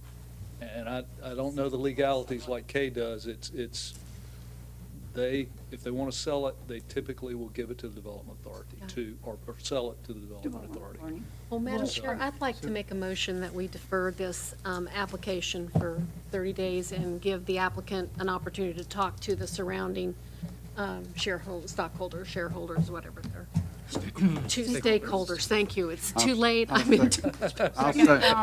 second that motion, but I want to tell you, I think the biggest thing you got going for you is you're in walking distance to a lot of these venues. I think that's the biggest thing going for this whole project. Right. And if it wasn't for that, I don't know if I'd be in favor of it, but I do think that you should talk to these people we've been talking about and see if you can come to some We'll do our best. agreement. Okay? Okay, thank you. Perfect. Got a motion and a second. We have a motion and a second. Floor is open.